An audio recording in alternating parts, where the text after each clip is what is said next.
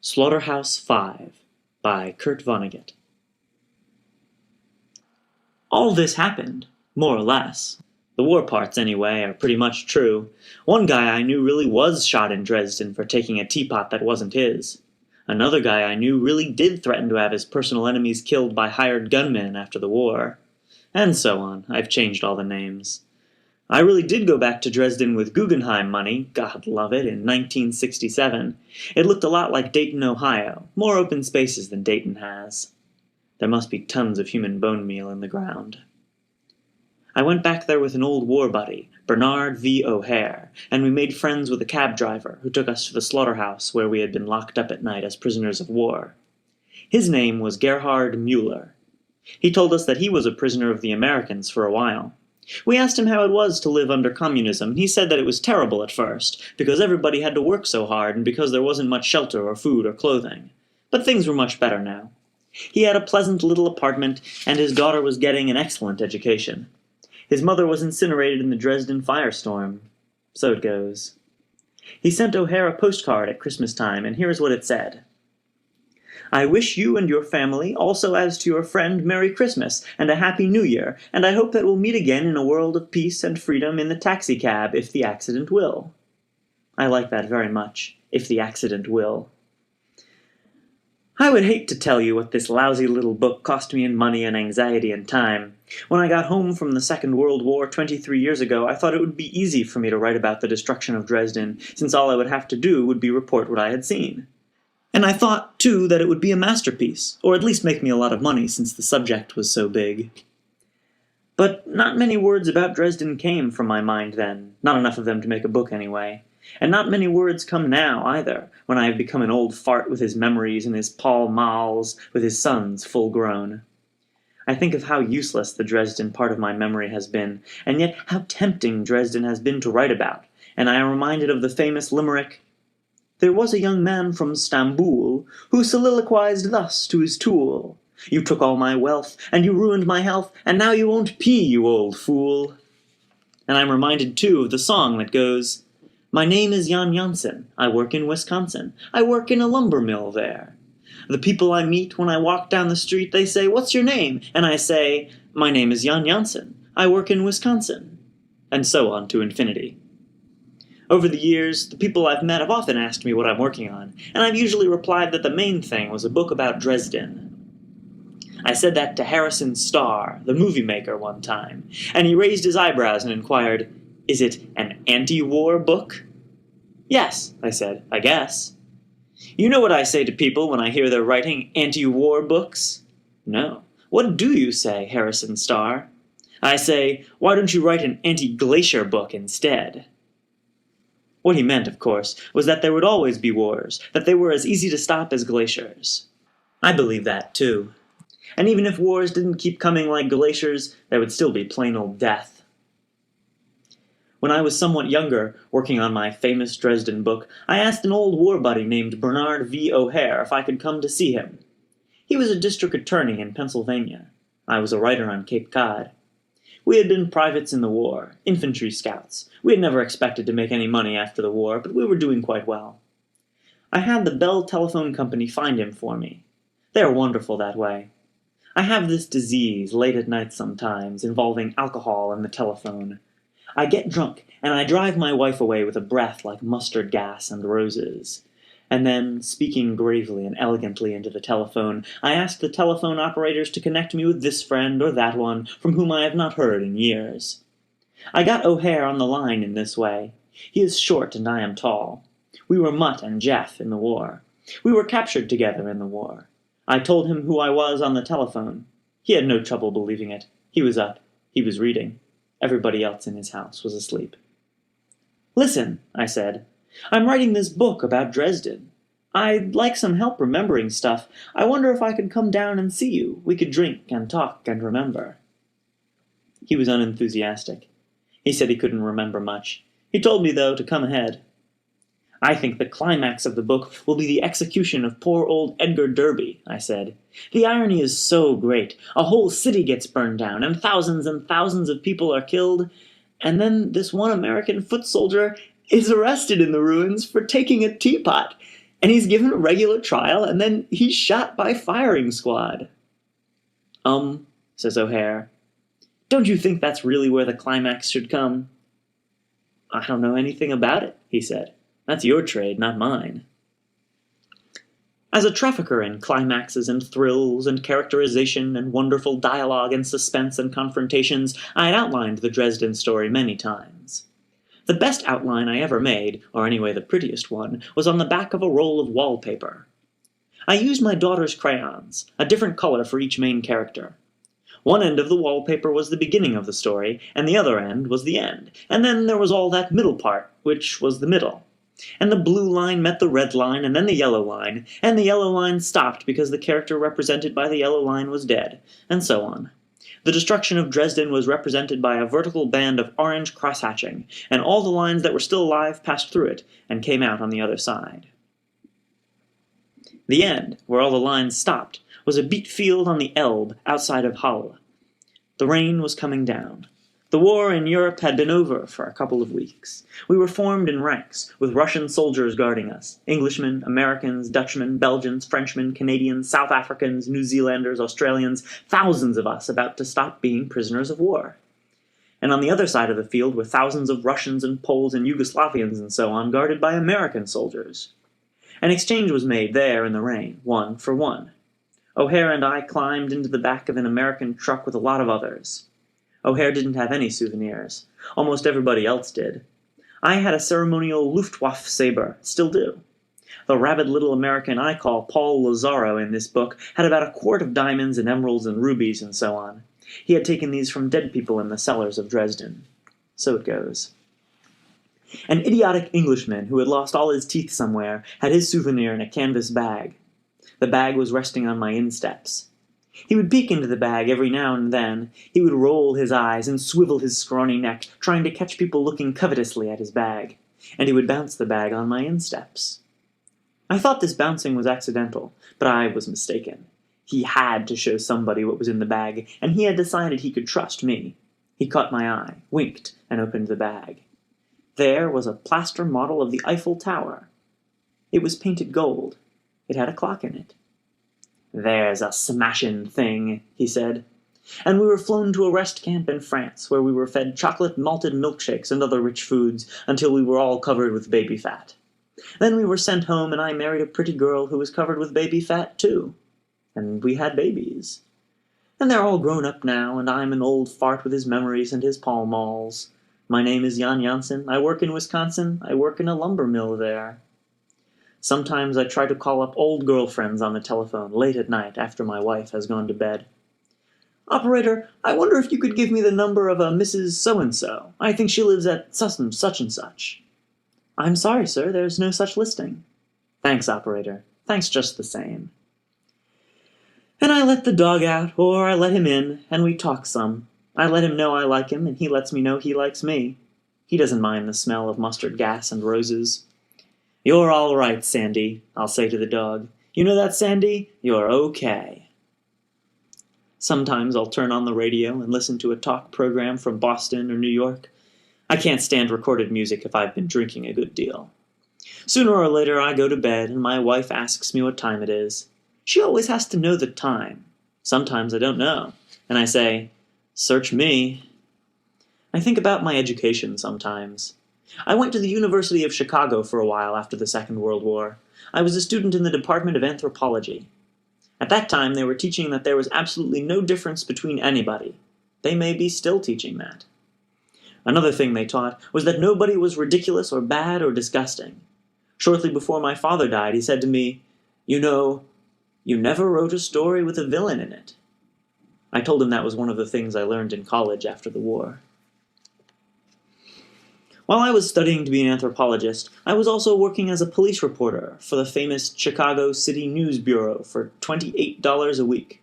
One time they switched me from the night shift to the day shift, so I worked 16 hours straight.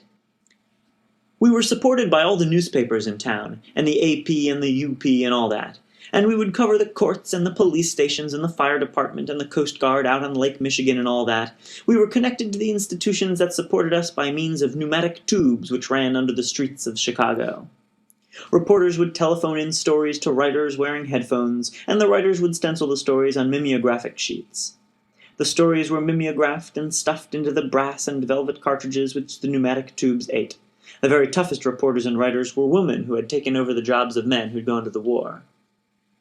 And the first story I covered I had to dictate over the telephone to one of those beastly girls. It was about a young veteran who had taken a job running an old-fashioned elevator in an office building. The elevator door on the first floor was ornamental iron lace. Iron ivy snaked in and out of the holes. There was an iron twig with 2 iron lovebirds perched upon it. This veteran decided to take his car into the basement, and he closed the door and started down, but his wedding ring was caught in all the ornaments. So he was hoisted into the air, and the floor of the car went down, dropped out from under him, and the top of the car squashed him. So it goes. So I phoned this in, and the woman who was going to cut the stencil asked me, "What does his wife say?" "Well, she doesn't know yet," I said. "It just happened." "Call her up and get a statement." "What?" "Tell her you're Captain Finn of the police department. Say you have some sad news. Give her the news, and see what she says." So I did. She said about what you'd expect her to say. There was a baby, and so on. When I got back to the office, the woman writer asked me, just for her own information, what the squashed guy had looked like when he was squashed. I told her. "Did it bother you?" she said. She was eating a Three Musketeers candy bar. "Heck no, Nancy," I said. "I've seen lots worse than that in the war." Even then I was supposedly writing a book about Dresden. It wasn't a famous air raid back then in America. Not many Americans knew how much worse it had been than Hiroshima, for instance. I didn't know that either. There hadn't been much publicity. I happened to tell a University of Chicago professor at a cocktail party about the raid as I had seen it, about the book I would write. He was a member of a thing called the Committee on Social Thought, and he told me about the concentration camps, and about how the Germans had made soap and candles out of the fat of dead Jews, and so on. All I could say was, I know. World War II had certainly made everybody very tough. And I became a public relations man for General Electric in Schenectady, New York, and a volunteer fireman in the village of Alplaus, where I bought my first home. My boss there was one of the toughest guys I ever hoped to meet. He had been a lieutenant colonel in public relations in Baltimore. While I was in Schenectady, he joined the Dutch Reformed Church, which is a very tough church indeed. He used to ask me, sneeringly sometimes, why I hadn't been an officer, as though I'd done something wrong. My wife and I had lost our baby fat. Those were our scrawny years. We had a lot of scrawny veterans and their scrawny wives for friends. The nicest veterans in Schenectady, I thought, the kindest and funniest ones, the ones who hated war the most, were the ones who'd really fought. I wrote the Air Force back then, asking for details about the raid on Dresden, who ordered it, how many planes did it, why they did it, what desirable results there had been, and so on. I was answered by a man who, like myself, was in public relations. He said that he was sorry, but that the information was top secret still. I read the letter out loud to my wife, and I said, "Secret? My God, from whom?" We were United World Federalists back then. I don't know what we are now. Telephoners, I guess. We telephone a lot. Or I do, anyway. Late at night. A couple of weeks after I telephoned my old war buddy, Bernard V. O'Hare, I really did go to see him. That must have been in 1964 or so, whatever the last year was for the New York World's Fair. Ehu forgakes lebuntorani. My name is Jan Jansen. There was a young man from Stamboul. I took 2 girls with me, my daughter, Nanny, and her best friend, Allison Mitchell. They had never been off Cape Cod before. When we saw a river, we had to stop so that they could stand by it and think about it for a while. They had never seen water in that long and narrow, unsalted form before. The river was the Hudson. There were carp in there, and we saw them. They were as big as atomic submarines. We saw waterfalls, too, streams jumping off cliffs into the valley of the Delaware. There were lots of things to stop and see, and then it was time to go, always time to go. The little girls were wearing white party dresses and black party shoes, so strangers would know at once how nice they were. Time to go, girls, I'd say, and we would go. And then the sun went down, and we had supper in an Italian place, and then I knocked on the front door of the beautiful stone house of Bernard V. O'Hare. I was carrying a bottle of Irish whiskey like a dinner bell. I met his nice wife, Mary, to whom I dedicate this book. I dedicate it to Gerhard Mueller, the Dresden taxi driver, too. Mary O'Hare is a trained nurse, which is a lovely thing for a woman to be. Mary admired the 2 little girls I'd brought, mixed them in with her own children, sent them all upstairs to play games and watch television. It was only after the children were gone that I sensed that Mary didn't like me, or didn't like something about the night. She was polite, but chilly. "It's a nice cozy house you have here," I said, and it really was. "I've fixed up a place where you can talk and not be bothered," she said. "Good," I said, and I imagined 2 leather chairs near a fire in a paneled room where 2 old soldiers could drink and talk. But she took us into the kitchen. She had put 2 straight-backed chairs at a kitchen table with a white porcelain top. That tabletop was screaming with reflected light from a 200-watt bulb overhead. Mary had prepared an operating room. She put only 1 glass on it, which was for me. She explained that O'Hare couldn't drink the hard stuff since the war. So we sat down. O'Hare was embarrassed, but he wouldn't tell me what was wrong. I couldn't imagine what it was about me that could burn up Mary so. I was a family man. I'd been married only once. I wasn't a drunk. I hadn't done her husband any dirt in the war. She fixed herself a Coca-Cola, made a lot of noise banging the ice cube tray in the stainless steel sink. Then she went into another part of the house. But she wouldn't sit still. She was moving all over the house, opening and shutting doors, even moving furniture around to work off anger. I asked O'Hare what I'd said or done to make her act that way. "It's all right," he said. "Don't worry about it. It doesn't have anything to do with you." That was kind of him. He was lying. It had everything to do with me. So we tried to ignore Mary and remember the war. I took a couple of belts of the booze I'd brought. We would chuckle or grin sometimes, as though war stories were coming back, but neither one of us could remember anything good. O'Hare remembered one guy who got into a lot of wine in Dresden before it was bombed, and we had to take him home in a wheelbarrow. It wasn't much to write a book about. I remembered 2 Russian soldiers who had looted a clock factory. They had a horse-drawn wagon full of clocks. They were happy and drunk. They were smoking huge cigarettes they had rolled in newspaper. That was about it for memories, and Mary was still making noise. She finally came out of the kitchen again for another Coke. She took another tray of ice cubes from the refrigerator, banged it in the sink, even though there was already plenty of ice out. Then she turned to me, let me see how angry she was, and that the anger was for me. She had been talking to herself, so what she said was a fragment of a much larger conversation. "You were just babies then," she said. "What?" I said. "You were just babies in the war, like the ones upstairs." I nodded that this was true. We had been foolish virgins in the war, right at the end of childhood. "But you're not going to write it that way, are you?" This wasn't a question. It was an accusation. I don't know," I said. "Well, I know," she said. "You'll pretend you were men instead of babies, and you'll be played in the movies by Frank Sinatra and John Wayne and some of those other glamorous, war-loving, dirty old men, and war will look just wonderful, so we'll have a lot more of them, and they'll be fought by babies, like the babies upstairs." So then I understood. It was war that made her so angry. She didn't want her babies or anybody else's babies killed in wars, and she thought wars were partially encouraged by books and movies. So I held up my right hand, and I made her a promise. "Mary," I said, "I don't think this book of mine is ever going to be finished. I must have written 5,000 pages by now and thrown them all away. If I ever do finish it, though, I give you my word of honor. There won't be a part for Frank Sinatra or John Wayne. I tell you what," I said, "I'll call it The Children's Crusade." She was my friend after that. O'Hare and I gave up on remembering. We went into the living room, talked about other things. We became curious about the real Children's Crusade, so O'Hare looked it up in a book he had. Extraordinary Popular Delusions and the Madness of Crowds, by Charles Mackay, LL.D. It was first published in London in 1841. Mackay had a low opinion of all crusades. The Children's Crusade struck him as only slightly more sordid than the 10 Crusades for grown-ups. O'Hare read this handsome passage out loud. "History in her solemn page informs us that the Crusaders were but ignorant and savage men, that their motives were those of bigotry unmitigated, and that their pathway was one of blood and tears." Romance, on the other hand, dilates upon their piety and heroism and portrays, in her most glowing and impassioned hues, their virtue and magnanimity, the imperishable honor they acquired for themselves, and the great services they rendered to Christianity. And then O'Hare read this. Now what was the grand result of all these struggles?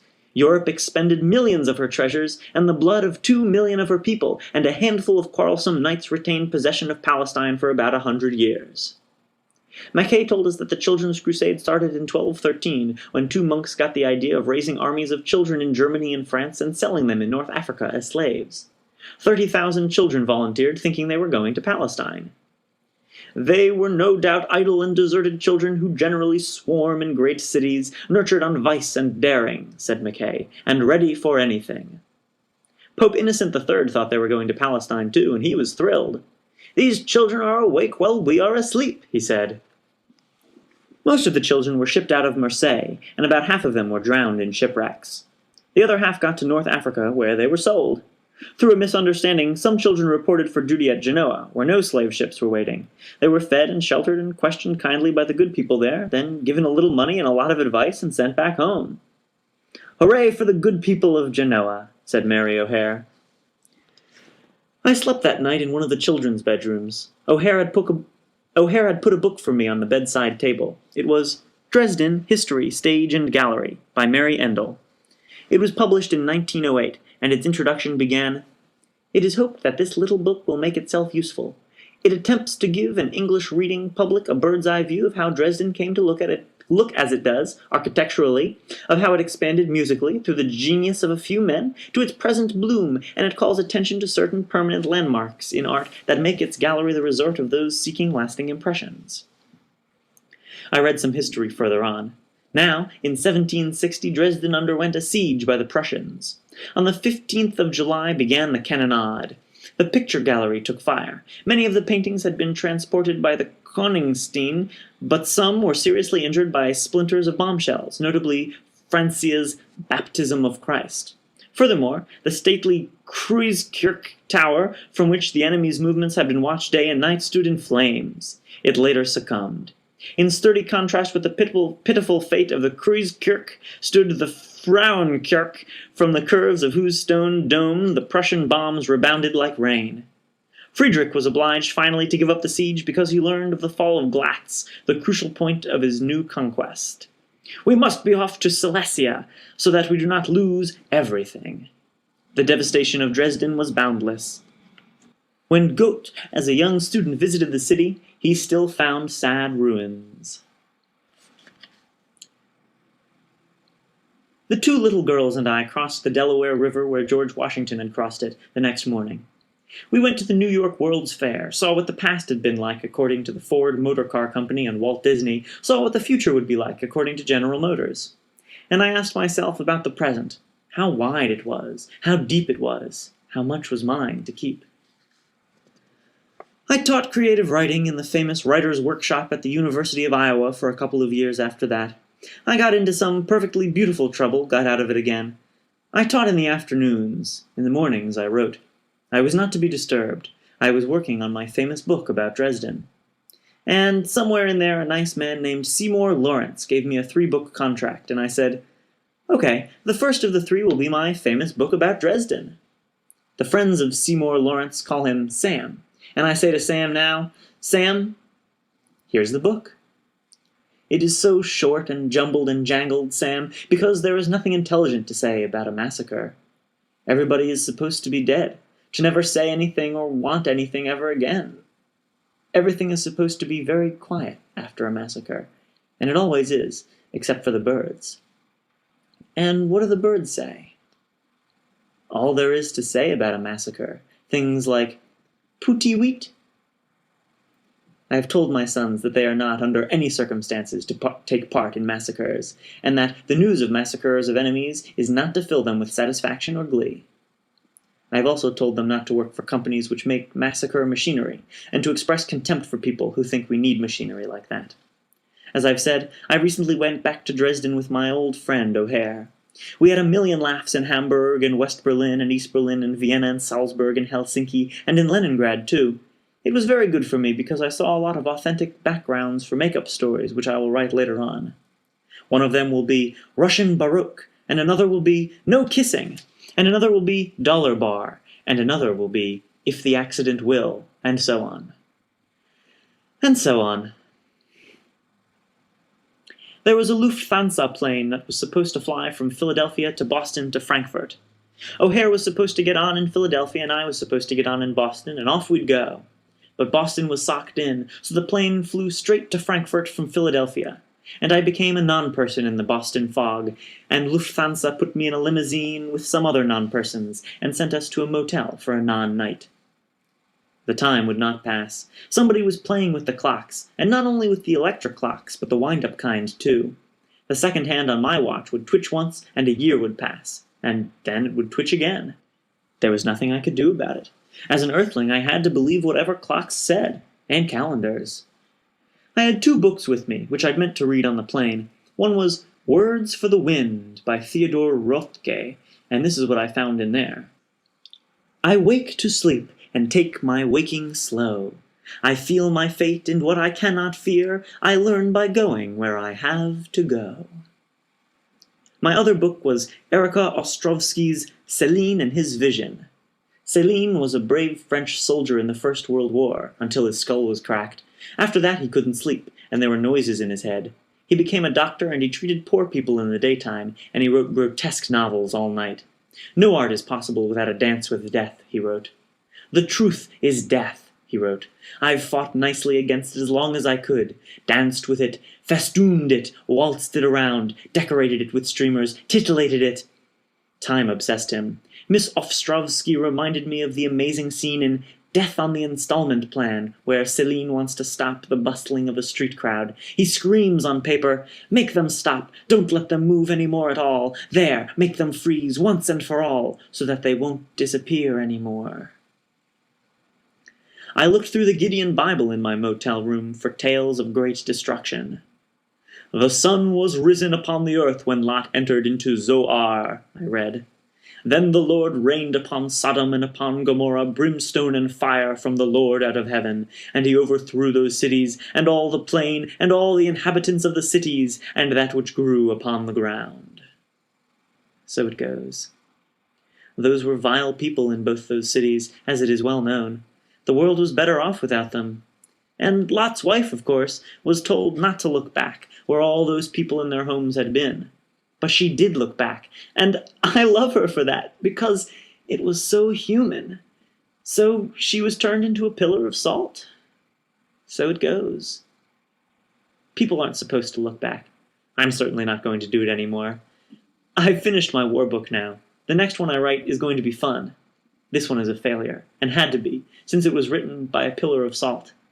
It begins like this. Listen, Billy Pilgrim has come unstuck in time. And it ends like this. Pooty wheat?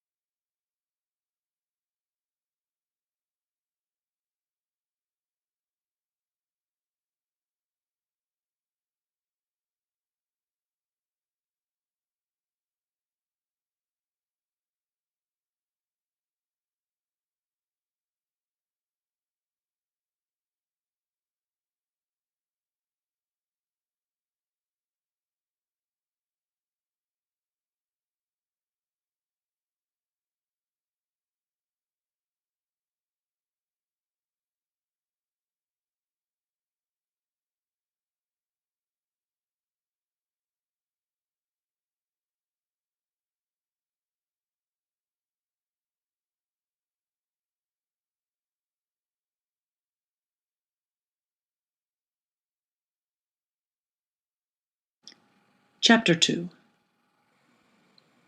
Listen. Billy Pilgrim has come unstuck in time. Billy has gone to sleep a senile widower and awakened on his wedding day. He has walked through a door in 1955 and come out another one in 1941.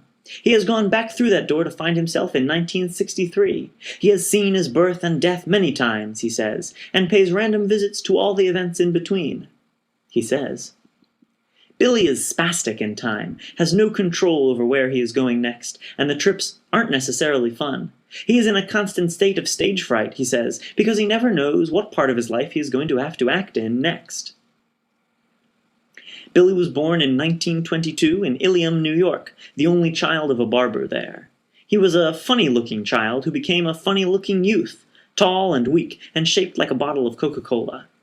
He graduated from Ilium High School in the upper third of his class, and attended night sessions at the Ilium School of Optometry for one semester before being drafted for military service in the Second World War. His father died in a hunting accident during the war. So it goes. Billy saw service with the infantry in Europe, and was taken prisoner by the Germans. After his honorable discharge from the army in 1945, Billy again enrolled in the Ilium School of Optometry. During his second year there, he became engaged to the daughter of the founder and owner of the school, and then suffered a mild nervous collapse. He was treated in a veterans' hospital near Lake Placid, and was given shock treatments and released. He married his fiancée, finished his education, and was set up in business in Ilium by his father-in-law. Ilium is a particularly good city for optometrists because the General Forge and Foundry Company is there. Every employee is required to own a pair of safety glasses and to wear them in areas where manufacturing is going on. GF&F has 68,000 employees in Ilium. That calls for a lot of lenses and a lot of frames. Frames are where the money is. Billy became rich. He had 2 children, Barbara and Robert. In time, his daughter Barbara married another optometrist, and Billy set him up in business. Billy's son Robert had a lot of trouble in high school, but then he joined the famous Green Berets. He straightened out, became a fine young man, and he fought in Vietnam. Early in 1968, a group of optometrists, with Billy among them, chartered an airplane to fly them from Ilium to an international convention of optometrists in Montreal. The plane crashed on top of Sugarbush Mountain in Vermont. Everybody was killed but Billy. So it goes. While Billy was recuperating in a hospital in Vermont, his wife died accidentally of carbon monoxide poisoning. So it goes. When Billy finally got home to Ilium after the airplane crash, he was quiet for a while. He had a terrible scar across the top of his skull. He didn't resume practice. He had a housekeeper. His daughter came over almost every day. And then, without any warning, Billy went to New York City and got on an all-night radio program devoted to talk. He told about having come unstuck in time. He said, too, that he had been kidnapped by a flying saucer in 1967. The saucer was from the planet Tralfamadore, he said. He was taken to Tralfamadore, where he was displayed naked in a zoo, he said. He was mated there with a former Earthling movie star named Montana Wildhack. Some night owls in Ilium heard Billy on the radio, and one of them had called Billy's daughter Barbara. Barbara was upset. She and her husband went down to New York and brought Billy home. Billy insisted mildly that everything he had said on the radio was true. He said he had been kidnapped by the Tralfamadorians on the night of his daughter's wedding. He hadn't been missed, he said, because the Tralfamadorians had taken him through a time warp so that he could be on Tralfamadore for years and still be away from Earth only for a microsecond. Another month went by without incident, and then Billy wrote a letter to the Ilium News Leader, which the paper published. It described the creatures from Tralfamadore. The letter said that they were 2 feet high and green, and shaped like plumbers' friends. Their suction cups were on the grounds, and their shafts, which were extremely flexible, usually pointed towards the sky. At the top of each shaft was a little hand with a green eye in its palm. The creatures were friendly, and they could see into 4 dimensions. They pitied Earthlings for being able to see only 3. They had many wonderful things to teach Earthlings, especially about time. Billy promised to tell what some of those wonderful things were in his next letter. Billy was working on this second letter when the first letter was published. The second letter started out like this. The most important thing I learned on Tralfamadore was that when a person dies, he only appears to die. He is still very much alive in the past, and so it is silly for people to cry at his funeral. All moments, past, present, and future, have always existed, always will exist. The Tralfamadorians can look at all the different moments just the way we can look at a stretch of the Rocky Mountains, for instance. They can see how permanent all the moments are, and they can look at any moment that interests them. It is just an illusion we have here on Earth that one moment follows another one, like beads on a string, and that once a moment is gone, it is gone forever. When a Tralfamadorian sees a corpse, all he thinks is that the dead person is in a bad condition in that particular moment, but that the same person is just fine in plenty of other moments. Now, when I myself hear that somebody's dead, I simply shrug and say what the Tralfamadorians say about dead people, which is, so it goes. And so on. Billy was working on this letter in the basement rumpus room of his empty house. It was his housekeeper's day off. There was an old typewriter in the rumpus room. It was a beast. It weighed as much as a storage battery. Billy couldn't carry it very far easily, which was why he was writing in the rumpus room instead of somewhere else. The oil burner had quit. A mouse had eaten through the insulation of a wire leading to the thermostat. The temperature of the house was down to 50 degrees, but Billy hadn't noticed. He wasn't warmly dressed, either. He was barefoot, and still in his pajamas and a bathrobe, though it was very late afternoon. His bare feet were blue and ivory. The cockles of Billy's heart, at any rate, were glowing coals. What made them so hot was Billy's belief that he was going to comfort so many people with the truth about time. His door chimes upstairs had been ringing and ringing. It was his daughter, Barbara, up there, wanting in. Now she let herself in with a key, crossed the floor over his head, calling, "Father? Daddy, where are you?" and so on. Billy didn't answer her, so she was nearly hysterical, expecting to find his corpse. And then she looked into the very last place there was to look, which was the rumpus room. "Why didn't you answer me when I called?" Barbara wanted to know, standing there in the door of the rumpus room. She had the afternoon paper with her, the one in which Billy described his friends from Tralfamador. "I didn't hear you," said Billy. The orchestration of the moment was this. Barbara was only 21 years old, but she thought her father was senile, even though he was only 46. Senile because of damage to his brain in the airplane crash. She also thought that she was the head of the family, since she had to manage her mother's funeral, since she had to get a housekeeper for Billy, and all that. Also, Barbara and her husband were having to look after Billy's business interests, which were considerable, since Billy didn't seem to give a damn for business anymore. All this responsibility at such an early age made her a bitchy flibberty-gibbet. And Billy, meanwhile, was trying to hang on to his dignity, to persuade Barbara and everybody else that he was far from senile, that, on the contrary, he was devoting himself to a calling much higher than mere business. He was doing nothing less now, he thought, than prescribing corrective lenses for earthling souls. So many of those souls were lost and wretched, Billy believed, but because they could not see as well as his little green friends on Tralfamador. "Don't you lie to me, Father," said Barbara. "I know perfectly well you heard me when I called." This was a fairly pretty girl, except that she had legs like an Edwardian grand piano. Now she raised hell with him about the letter in the paper. She said he was making a laughingstock of himself and everybody associated with him. "Father, father, father," said Barbara. "What are we going to do with you? Are you going to force us to put you where your mother is?" Billy's mother was still alive. She was in bed in an old people's home called Pine Knoll on the very edge of Ilium. "What is it about my letter that makes you so mad?" Billy wanted to know. "It's all just crazy. None of it is true." "It's all true." Billy's anger was not going to rise with hers. He never got mad at anything. He was wonderful that way.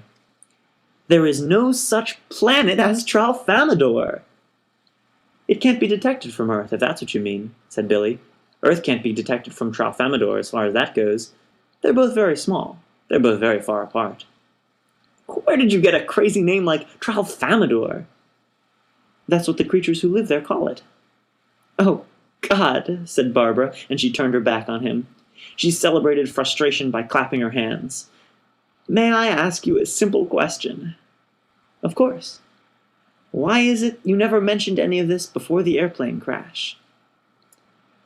"I didn't think the time was ripe." And so on.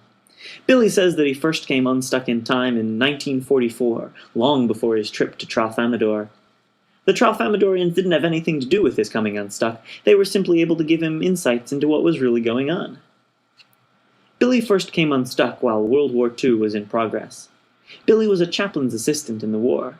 A chaplain's assistant is customarily a figure of fun in the American Army. Billy was no exception.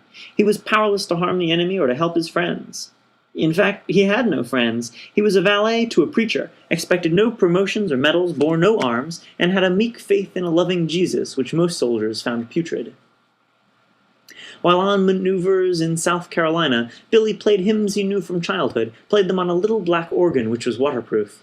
It had 39 keys and 2 stops, Vox Humana and Vox Celeste. Billy also had a charge of a portable altar, an olive-drab attaché case with telescoping legs. It was lined with crimson plush, and nestled in that passionate plush were an anodized aluminum cross and a Bible. The altar and the organ were made by a vacuum cleaner company in Camden, New Jersey, and said so. One time on maneuvers, Billy was playing "A Mighty Fortress is Our God," with music by Johann Sebastian Bach and words by Martin Luther. It was Sunday morning. Billy and his chaplain had gathered a congregation of about 50 soldiers on a Carolina hillside. An umpire appeared. There were umpires everywhere, men who said who was winning or losing in a theoretical battle, who was alive and who was dead. The umpire had comical news. The congregation had been theoretically spotted from the air by a theoretical enemy. They were all theoretically dead now. The theoretical corpses laughed and ate a hearty noontime meal. Remembering this incident years later, Billy was struck by what a Tralfamadorian adventure with death that had been, to be dead and eat at the same time. Toward the end of maneuvers, Billy was given an emergency furlough home because his father, a barber in Ilium, New York, was shot dead by a friend while they were out hunting deer. So it goes. When Billy got back from his furlough, there were orders from him to go overseas. He was needed in the headquarters company of an infantry regiment fighting in Luxembourg. The regimental chaplain's assistant had been killed in action. So it goes. When Billy joined the regiment, it was in the process of being destroyed by the Germans in the famous Battle of the Bulge. Billy never even got to meet the chaplain he was supposed to assist, was never even issued a steel helmet and combat boots. This was in December of 1944, during the last mighty German attack of the war. Billy survived, but he was a dazed wanderer far behind the new German lines. 3 other wanderers, not quite so dazed, allowed Billy to tag along. 2 of them were scouts, and 1 was an anti-tank gunner. They were without food or maps. Avoiding Germans, they were delivering themselves into rural silences ever more profound. They ate snow. They went Indian file. First came the scouts, clever, graceful, quiet. They had rifles. Next came the anti-tank gunner, clumsy and dense, warning Germans away with a Colt 45 automatic in one hand and a trench knife in the other. Last came Billy Pilgrim, empty-handed, bleakly ready for death. Billy was preposterous, 6 feet and 3 inches tall with a chest and shoulders like a box of kitchen matches. He had no helmet, no overcoat, no weapon, and no boots. On his feet were cheap, low-cut civilian shoes which he had bought for his father's funeral. Billy had lost a heel, which made him bob up and down, up and down. The involuntary dancing, up and down, made his hip joints sore. Billy was wearing a thin field jacket, a shirt and trousers of scratchy wool, and long underwear that was soaked with sweat. He was the only one of the 4 who had a beard. It was a random, bristly beard, and some of the bristles were white, even though Billy was only 21 years old. He was also going bald. Wind and cold and violent exercise had turned his face crimson. He didn't look like a soldier at all. He looked like a filthy flamingo. And on the 3rd day of wandering, somebody shot at the 4 from far away, shot 4 times as they crossed a narrow brick road. 1 shot was for the scouts. The next one was for the anti-tank gunner, whose name was Roland Weary. The 3rd bullet was for the filthy flamingo, who stopped dead center on the road when the lethal bee buzzed past his ear. Billy stood there politely, giving the marksman another chance. It was his addled understanding of the rules of warfare that the marksman should be given another chance. The next shot missed Billy's kneecap by inches, going end on end from the sound of it. Roland Weary and the scouts were safe in a ditch, and Weary growled at Billy. "Get out of the road, you dumb motherfucker!" The last word was still a novelty in the speech of white people in 1944. It was fresh and astonishing to Billy, who had never fucked anybody, and it did its job. It woke him up and got him off the road. "Saved your life again, you dumb bastard," Weary said to Billy in the ditch. He had been saving Billy's life for days, cursing him, kicking him, slapping him, making him move. It was absolutely necessary that cruelty be used, because Billy wouldn't do anything to save himself. Billy wanted to quit. He was cold, hungry, embarrassed, incompetent. He could scarcely distinguish between sleep and wakefulness now. On the 3rd day, found no important differences either between walking and standing still. He wished everybody would leave him alone. "You guys go on without me," he said again and again. Weary was as new to war as Billy. He was a replacement too. As part of a gun crew, he had helped to fire 1 shot in anger from a 57mm anti-tank gun. The gun made a ripping sound like the opening of a zipper on the fly of God Almighty. The gun lapped up snow and vegetation with a blowtorch 30 feet long. The flame left a black arrow on the ground, showing the Germans exactly where the gun was hidden. The shot was a miss. What had been missed was a Tiger tank. It swiveled its 88mm snout around sniffingly, saw the arrow on the ground. It fired. It killed everybody on the gun crew but Weary. So it goes. Roland Weary was only 18, was at the end of an unhappy childhood spent mostly in Pittsburgh, Pennsylvania. He had been unpopular in Pittsburgh. He had been unpopular because he was stupid and fat and mean, and smelled like bacon no matter how much he washed. He was always being ditched in Pittsburgh by people who did not want him with them. It made Weary sick to be ditched. When Weary was ditched, he would find somebody who was even more unpopular than himself, and he would horse around with that person for a while, pretending to be friendly. And then he would find some pretext for beating the shit out of him. It was a pattern. It was a crazy, sexy, murderous relationship Weary entered into with people he eventually beat up. He told them about his father's collection of guns and swords and torture instruments and leg irons and so on. Weary's father, who was a plumber, actually did collect such things, and his collection was insured for $4,000. He wasn't alone. He belonged to a big club composed of people who collected things like that. Weary's father once gave Weary's mother a Spanish thumbscrew in working condition, for a kitchen paperweight. Another time he gave her a table lamp, whose base was a model 1 foot high of the famous Iron Maiden of Nuremberg. The real Iron Maiden was a medieval torture instrument, a sort of boiler which was shaped like a woman on the outside and lined with spikes. The front of the woman was composed of 2 hinged doors. The idea was to put a criminal inside and then close the doors slowly. There were 2 special spikes where his eyes would be. There was a drain in the bottom to let out all the blood. So it goes. Weary had told Billy Pilgrim about the Iron Maiden, about the drain in her bottom and what it was for. He had talked to Billy about dum-dums. He told him about his father's Derringer pistol, which could be carried in a vest pocket, which yet was capable of making a hole in a man which a bull bat could fly through without touching either wing. Weary scornfully bet Billy one time that he didn't even know what a blood gutter was. Billy guessed that it was the drain in the bottom of the Iron Maiden, but that was wrong. A blood gutter, Billy learned, was the shallow groove in the side of the blade of a sword or bayonet. Weary told Billy about neat tortures he'd read about, or seen in the movies, or heard on the radio, about other neat tortures he himself had invented. One of the inventions was sticking a dentist's drill into a guy's ear. He asked Billy what he thought the worst form of execution was. Billy had no opinion.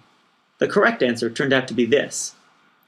You stake a guy out on an anthill in the desert, see? He's facing upward, and you put honey all over his balls and pecker, and you cut off his eyelids so that he has to stare at the sun till he dies.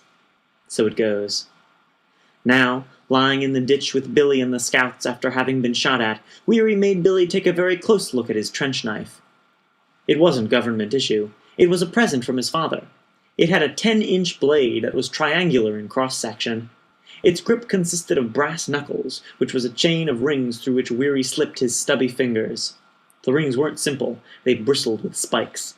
Weary laid the spikes along Billy's cheek, roweled the cheek with savagely affectionate restraint.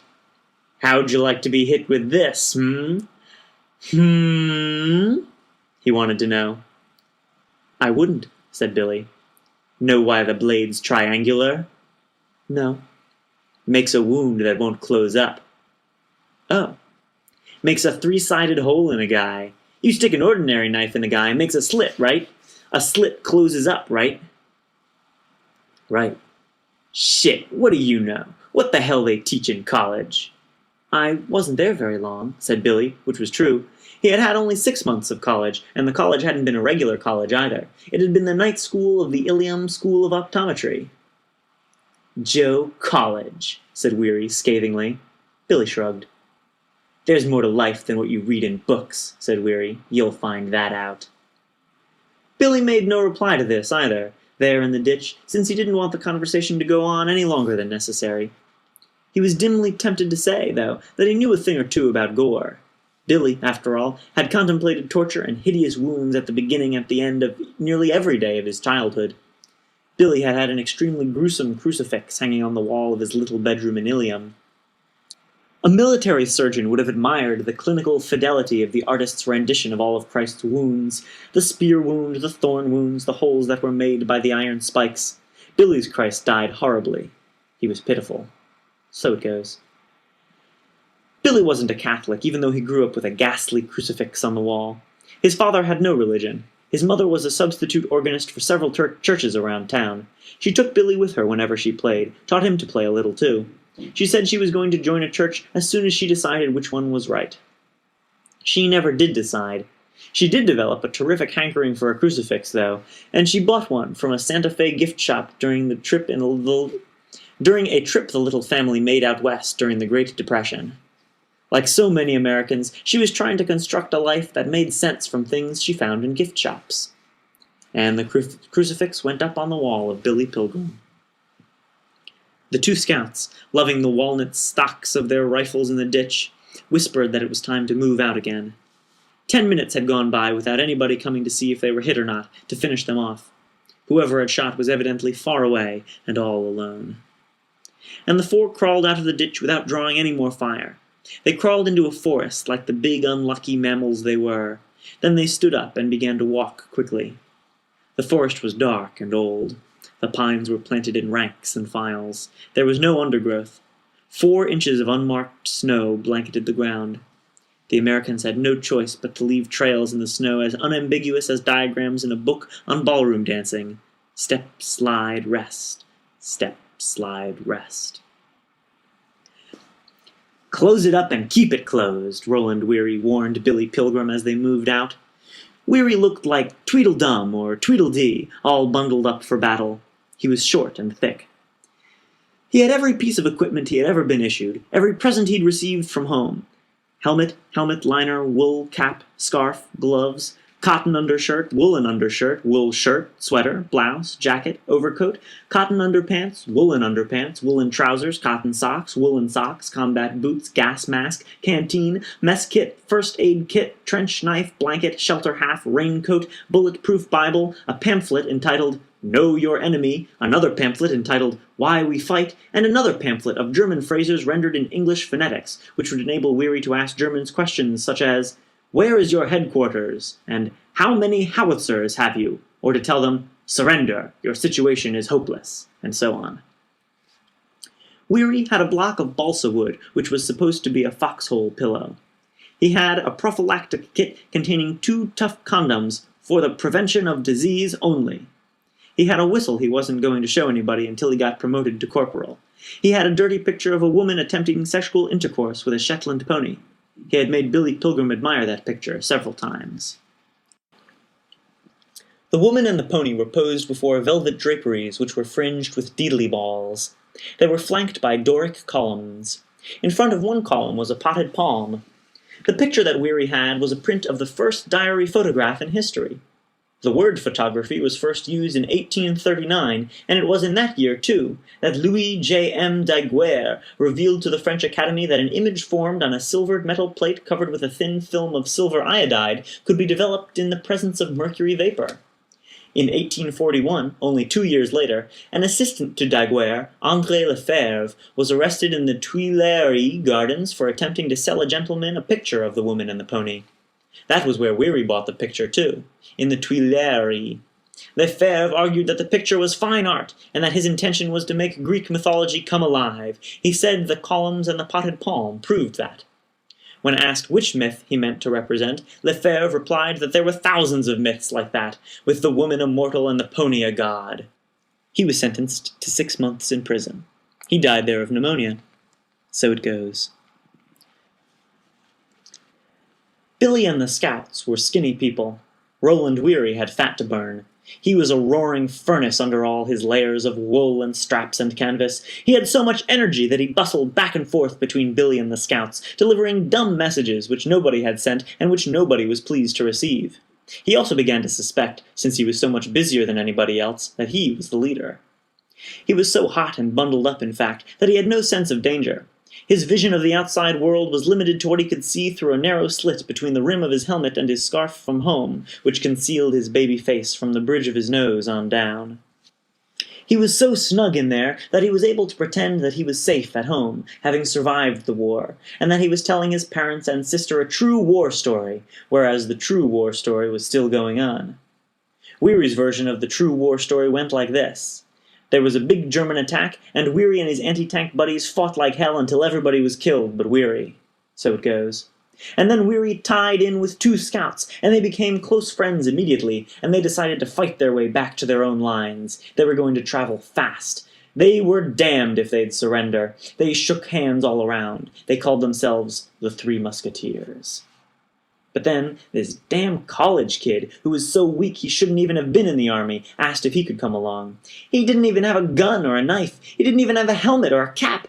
He couldn't even walk right, kept bobbing up and down, driving everybody crazy, giving their position away. He was pitiful. The Three Musketeers pushed and carried and dragged the college kid all the way back to their own lines, Weary's war story went. They saved his goddamned hide for him. In real life, Weary was retracing his steps, trying to find out what had happened to Billy. He had told the scouts to wait while he went back for the college bastard. He passed under a low branch now. It hit the top of his helmet with a clunk. Weary didn't hear it. Somewhere, a big dog was barking. Weary didn't hear that either. His war story was at a very exciting point. An officer was congratulating the Three Musketeers, telling them that he was going to put them in for bronze stars. "Anything else I can do for you boys?" said the officer. "Yes, sir," said one of the scouts. "We'd like to stick together for the rest of the war, sir. Is there some way you can fix it so that nobody will ever break up the Three Musketeers?" Billy Pilgrim had stopped in the forest. He was leaning against a tree with his eyes closed. His head was tilted back and his nostrils were flaring. He was like a poet in the Parthenon. This was when Billy first came unstuck in time. His attention began to swing grandly through the full arc of his life, passing into death, which was violet light. There wasn't anybody else there, or anything. There was just violet light, and a hum. And then Billy swung into life again, going backwards until he was in pre-birth, which was red light and bubbling sounds. And then he swung into life again and stopped. He was a little boy taking a shower with his hairy father at Ilium YMCA. He smelled chlorine from the swimming pool next to him, heard the springboard boom.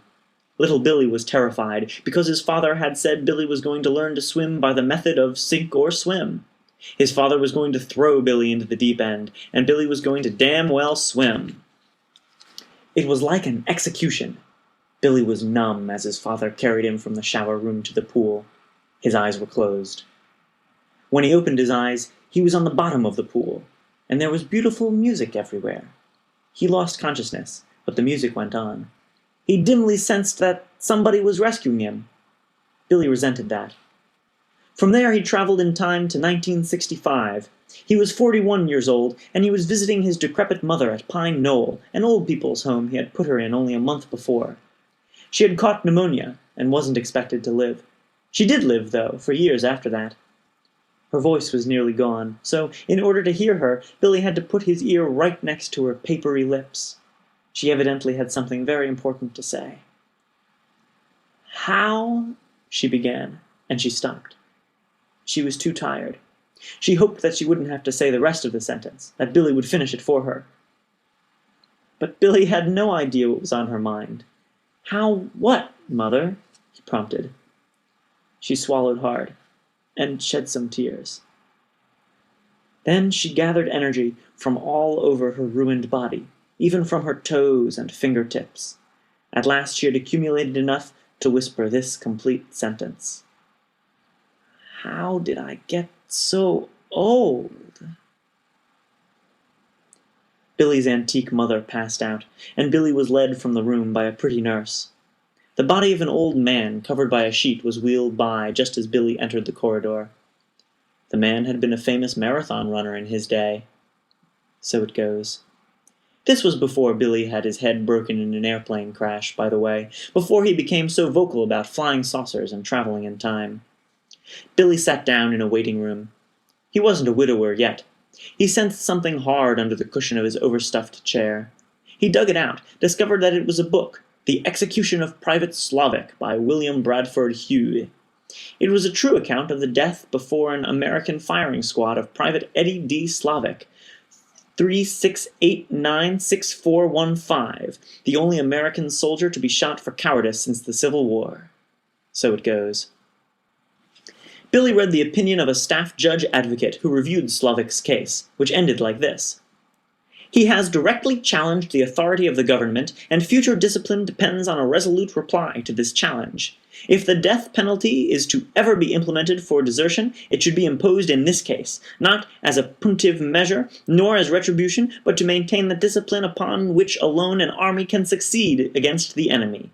There was no recommendation for clemency in the case, and none is here recommended.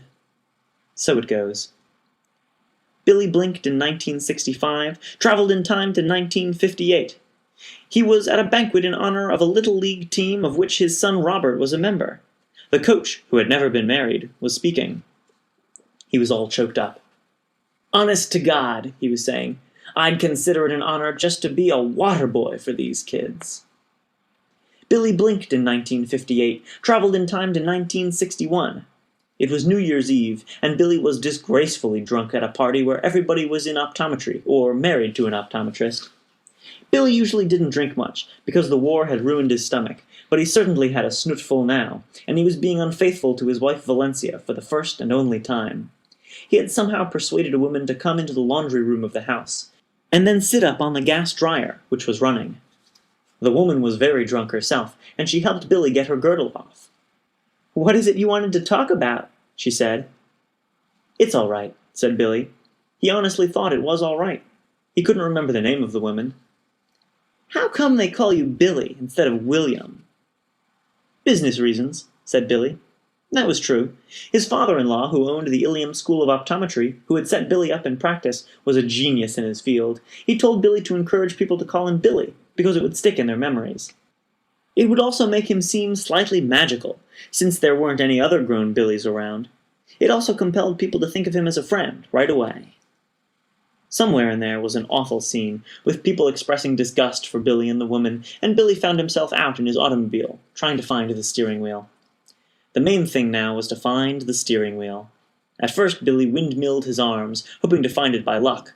When that didn't work, he became methodical, working in such a way that the wheel could not possibly escape him. He placed himself hard against the left-hand door, searching every square inch of the area before him. When he failed to find the wheel, he moved over 6 inches and searched again. Amazingly, he was eventually hard against the right-hand door without ever having found the wheel. He concluded that somebody had stolen it. This angered him as he passed out. He was in the back seat of his car, which was why he couldn't find the steering wheel. Now somebody was shaking Billy awake. Billy still felt drunk, was still angered by the stolen steering wheel. He was back in World War II again, behind the German lines. The person who was shaking him was Roland Weary. Weary had gathered the front of Billy's field jacket into his hands. He banged Billy against the tree, and pulled him away from it, flung him in the direction he was supposed to take under his own power. Billy stopped, shook his head. "You go on," he said. "What?" "You guys go on without me. I'm all right." "You're what?"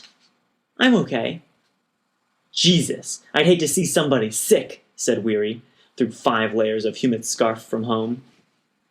Billy had never seen Weary's face. He had tried to imagine it one time, had imagined a toad in a fishbowl.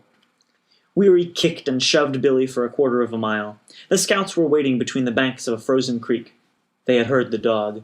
They had heard men calling back and forth, too, calling like hunters who had a pretty good idea of where their quarry was. The banks of the creek were high enough to allow the scouts to stand without being seen. Billy staggered down the bank ridiculously. After him came Weary, clanking and clinking and tinkling and hot. "Here he is, boys," said Weary. "He don't want to live, but he's gonna live anyway. When he gets out of this, by God, he's gonna owe his life to the 3 Musketeers." This was the first the scouts had heard that Weary thought of himself and them as the 3 Musketeers. Billy Pilgrim, there in the creek bed, thought he, Billy Pilgrim, was turning to steam, painlessly. If everybody would leave him alone for just a little while, he thought, he wouldn't cause anybody any more trouble. He would turn to steam and float up amongst the treetops. Somewhere the big dog barked again. With the help of fear and echoes and winter silences, that dog had a voice like a big bronze gong.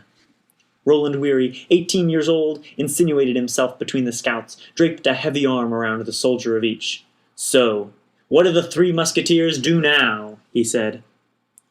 Billy Pilgrim was having a delightful hallucination. He was wearing dry, warm, white sweat socks, and he was skating on a ballroom floor. Thousands cheered. This wasn't time travel. It had never happened, never would happen. It was the craziness of a dying young man with his shoes full of snow. One scout hung his head, let spit fall from his lips. The other did the same. They studied the infinitesimal effects of spit on snow and history. They were small, graceful people. They had been behind German lines before many times, living like woods creatures, living from moment to moment in useful terror, thinking brainlessly with their spinal cords. Now, they twisted out from under Weary's loving arms. They told Weary that he and Billy had better find somebody to surrender to. The scouts weren't going to wait for them anymore. And they ditched Weary and Billy in the creek bed.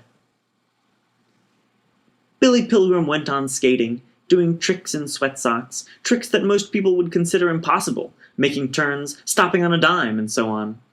The cheering went on, but its tone was altered as the hallucination gave way to time travel. Billy stopped skating, found himself at a lectern in a Chinese restaurant in Ilium, New York, on an early afternoon in the autumn of 1957. He was receiving a standing ovation from the Lions Club. He had just been elected president, and it was necessary that he speak. He was scared stiff, thought a ghastly mistake had been made. All those preposterous, solid men out there would discover now that they had elected a ludicrous waif. They would hear his reedy voice, the one he'd had in the war. He swallowed, and knew that all he had for a voice box was a little whistle cut from a willow switch. Worse, he had nothing to say. The crowd quieted down. Everybody was pink and beaming. Billy opened his mouth, and out came a deep, resonant tone. His voice was a gorgeous instrument. It told jokes which brought down the house. It grew serious, told jokes again, and ended on a note of humility. The explanation of the miracle was this: Billy had taken a course in public speaking. And then he was back in the bed of the frozen creek again. Roland Weary was about to beat the living shit out of him. Weary was filled with a tragic wrath. He had been ditched again. He stuffed his pistol into its holster. He slipped his knife into its scabbard, its triangular blade and blood gutters on all three faces, and then he shook Billy hard, rattled his skeleton, slammed him against a bank. Weary barked and whimpered through the layers of scarf from home. He spoke unintelligibly of the sacrifices he had made on Billy's behalf. He dilated upon the piety and heroism of the Three Musketeers, portrayed in the most glowing and impassioned hues their virtue and magnanimity, the imperishable honor they acquired for themselves, and the great services they rendered to Christianity. It was entirely Billy's fault that this fighting organization no longer existed, Weary felt, and Billy was going to pay. Weary socked Billy a good one on the side of his jaw, knocked Billy away from the bank and onto the snow-covered ice of the creek. Billy was down on all fours on the ice, and Weary kicked him in the ribs, rolled him over on his side. Billy tried to form himself into a ball. "You shouldn't even be in the army," said Weary. Billy was involuntarily making convulsive sounds that were a lot like laughter. "You think it's funny, huh?" Weary inquired. He walked around to Billy's back. Billy's jacket and shirt and undershirt had been hauled up around his shoulders by the violence, so his back was naked. There, inches from the tips of Weary's combat boots, were the pitiful buttons of Billy's spine. Weary drew back his right boot, aimed a kick at the spine, at the tube which had so many of Billy's important wires in it. Weary was going to break that tube. But then, Weary saw that he had an audience. 5 German soldiers and a police dog on a leash were looking down into the bed of the creek. The soldiers' blue eyes were filled with a bleary civilian curiosity as to why one American would try to murder another one so far from home, and why the victim should laugh.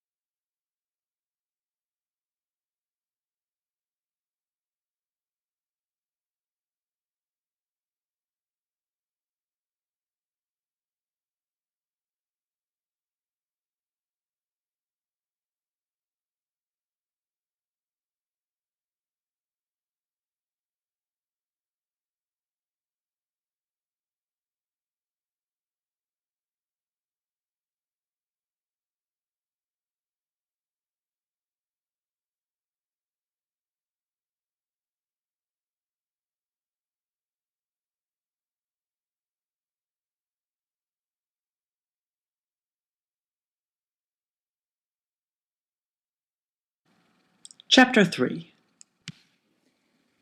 The Germans and the dog were engaged in a military operation which had an amusingly self-explanatory name, a human enterprise which is seldom described in detail, whose name alone, when reported as news or history, gives many war enthusiasts a sort of post-coital satisfaction. It is, in the imagination of combat's fans, the divinely listless love play that follows the orgasm of victory. It is called mopping up. The dog, who had sounded so ferocious in the winter distances, was a female German shepherd. She was shivering. Her tail was between her legs. She had been borrowed that morning from a farmer. She had never been to war before. She had no idea what game was being played. Her name was Princess. 2 of the Germans were boys in their early teens. 2 were ramshackle old men, droolers as toothless as carp. They were irregulars, armed and clothed fragmentarily with junk taken from real soldiers who were newly dead. So it goes. They were farmers from just across the German border, not far away.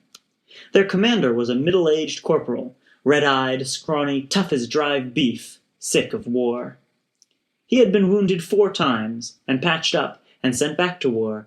He was a very good soldier, about to quit, about to find somebody to surrender to.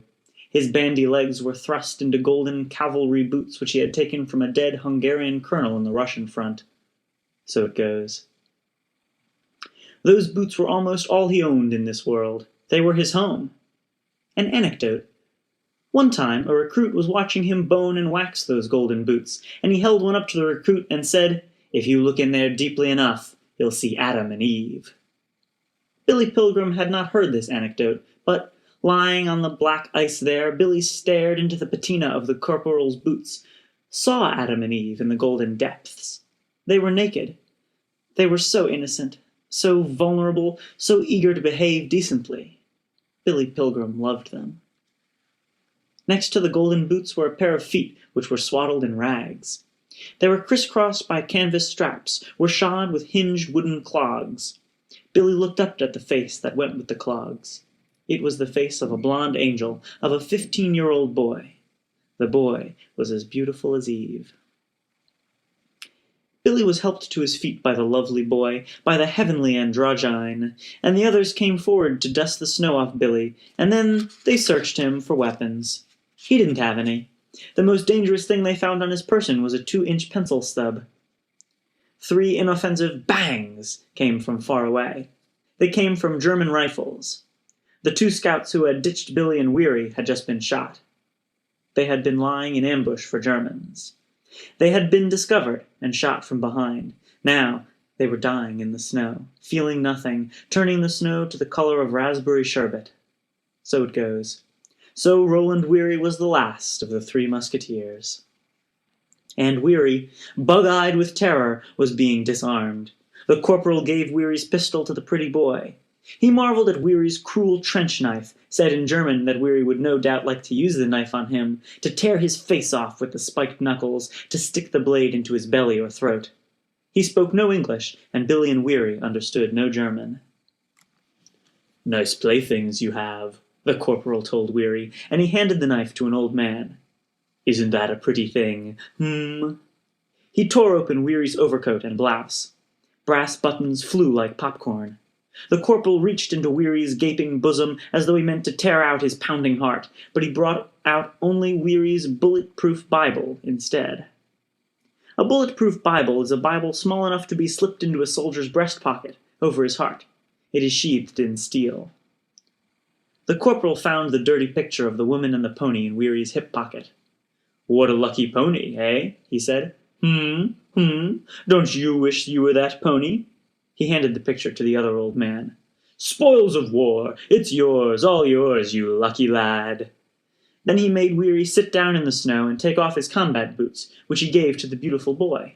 He gave Weary the boy's clogs. So Weary and Billy were both without decent military footwear now, and they had to walk for miles and miles with Weary's clogs clacking, with Billy bobbing up and down, crashing into Weary from time to time. "Excuse me," Billy would say, or, "I beg your pardon." They were brought at last to a stone cottage at a fork in the road. It was a collecting point for prisoners of war. Billy and Weary were taken inside, where it was warm and smoky. There was a fire sizzling and popping in the fireplace. The fuel was furniture. There were about 20 other Americans in there, sitting on the floor with their backs to the wall, staring into the flames, thinking whatever there was to think, which was zero. Nobody talked. Nobody had any good war stories to tell. Billy and Weary found places for themselves, and Billy went to sleep with his head on the shoulder of an unprotesting captain. The captain was a chaplain. He was a rabbi. He had been shot through the hand. Billy traveled in time, opened his eyes, found himself staring into the glass eyes of a jade-green mechanical owl. The owl was hanging upside down from a rod of stainless steel. The owl was Billy's optometer in his office in Ilium. An optometer is an instrument for measuring refractive errors in eyes, in order that corrective lenses may be prescribed. Billy had fallen asleep while examining a female patient who was in a chair on the other side of the owl. He had fallen asleep at work before. It had been funny at first. Now Billy was starting to get worried about his mind in general. He tried to remember how old he was. Couldn't. He tried to remember what year it was. He couldn't remember that either. "Doctor," said the patient tentatively. He said. "You're so quiet." "Sorry." "You were talking away there, and then you got so quiet." You see something terrible?" "Terrible?" "Some disease in my eyes." No, said Billy, wanting to doze again. "Your eyes are fine. You just need glasses for reading." He told her to go across the corridor to see the wide selection of frames there. When she was gone, Billy opened the drapes and was no wiser as to what was outside. The view was still blocked by a Venetian blind, which he hoisted, clatteringly. Bright sunlight came crashing in. There were thousands of parked automobiles down there, twinkling on a vast lake of blacktop. Billy's office was part of a suburban shopping center. Right outside the window was Billy's own Cadillac Eldorado Coupe de Ville. He read the stickers on the bumper. "Visit Au Sable Chasm," said one. "Support your local police department," said another. There was a third. "Impeach Earl Warren," it said. The stickers about the police and Earl Warren were gifts from Billy's father-in-law, a member of the John Birch Society. The date on the license plate was 1967, which would make Billy Pilgrim 44 years old. He asked himself this. Where have all the years gone? Billy turned his attention to his desk. There was an open copy of The Review of Optometry there. It was opened to an editorial, which Billy now read, his lips moving slightly. "What happens in 1968 will rule the fate of European optometrists for at least 50 years, Billy read. With this warning, Jean Thiriart, Secretary of the National Union of Belgium Opticians, is pressing for formation of a European Optometry Society. The alternatives, he says, will be the obtaining of a professional status, or, by 1971, reduction to the role of spectacle sellers." Billy tried hard to care. A siren went off, scared the hell out of him. He was expecting World War III at any time. The siren was simply announcing high noon. It was housed in a cupola shop, atop a firehouse across the street from Billy's office. Billy closed his eyes. When he opened them, he was back in World War II again. His head was on the wounded rabbi's shoulder. A German was kicking his feet, telling him to wake up, that it was time to move on. The Americans, with Billy among them, formed a fool's parade on the road outside. There was a photographer present, a German war correspondent with a Leica. He took pictures of Billy's and Roland Weary's feet. The picture was widely published 2 days later as heartening evidence of how miserably equipped the American army often was, despite its reputation for being rich. The photographer wanted something more lively, though, a picture of an actual capture. So the guards staged one for him. They threw Billy into shrubbery. When Billy came out of the shrubbery, his face wreathed in goofy goodwill, they menaced him with their machine pistols, as though they were capturing him then. Billy's smile as he came out of the shrubbery was at least as peculiar as Mona Lisa's, for he was simultaneously on foot in Germany in 1944 and riding his Cadillac in 1967. Germany dropped away, and 1967 became bright and clear, free of interference from any other time. Billy was on his way to a Lions Club luncheon meeting. It was a hot August, but Billy's car was air-conditioned. He stopped by a signal in the middle of Ilium's black ghetto. The people who lived here hated it so much that they had burned down a lot of it a month before. It was all they had, and they'd wrecked it. The neighborhood reminded Billy of some of the towns he had seen in the war. The curbs and sidewalks were crushed in many places, showing where the National Guard tanks and half-tracks had been. "Blood Brother," said a message written in pink paint on the side of a shattered grocery store. There was a tap on Billy's car window. A black man was out there. He wanted to talk about something. The light had changed. Billy did the simplest thing. He drove on. Billy drove through a scene of even greater desolation. It looked like Dresden after it was firebombed, like the surface of the moon. The house where Billy had grown up used to be somewhere in what was so empty now. This was urban renewal. A new Ilium government center and a pavilion of the arts and a peace lagoon and high-rise apartment buildings were going up here soon. That was all right with Billy Pilgrim. The speaker at the Lions Club meeting was a major in the Marines. He said that Americans had no choice but to keep fighting in Vietnam until they achieved victory, or until communists realized that they could not force their way of life on weak countries. The major had been there on 2 separate tours of duty. He told of many terrible and many wonderful things he had seen. He was in favor of increased bombings, of bombing North Vietnam back into the Stone Age if it refused to see reason. Billy was not moved to protest the bombing of North Vietnam, did not shudder about the hideous things he himself had seen bombing do. He was simply having lunch with the Lions Club, of which he was past president now. Billy had a framed prayer on his office wall which expressed his method for keeping going, even though he was unenthusiastic about living. A lot of patients who saw the prayer on Billy's wall told him that it helped them to keep going too. It went like this: God grant me the serenity to accept the things I cannot change, courage to change the things I can, and wisdom always to tell the difference. Among the things Billy Pilgrim could not change were the past, the present, and the future. Now he was being introduced to the Marine Major. The person who was performing the introduction was telling the Major that Billy was a veteran, and that Billy had a son who was a sergeant in the Green Berets in Vietnam. The Major told Billy that the Green Berets were doing a great job, and that he should be proud of his son. "I am. I certainly am," said Billy Pilgrim. He went home for a nap after lunch. He was under doctor's orders to take a nap every day.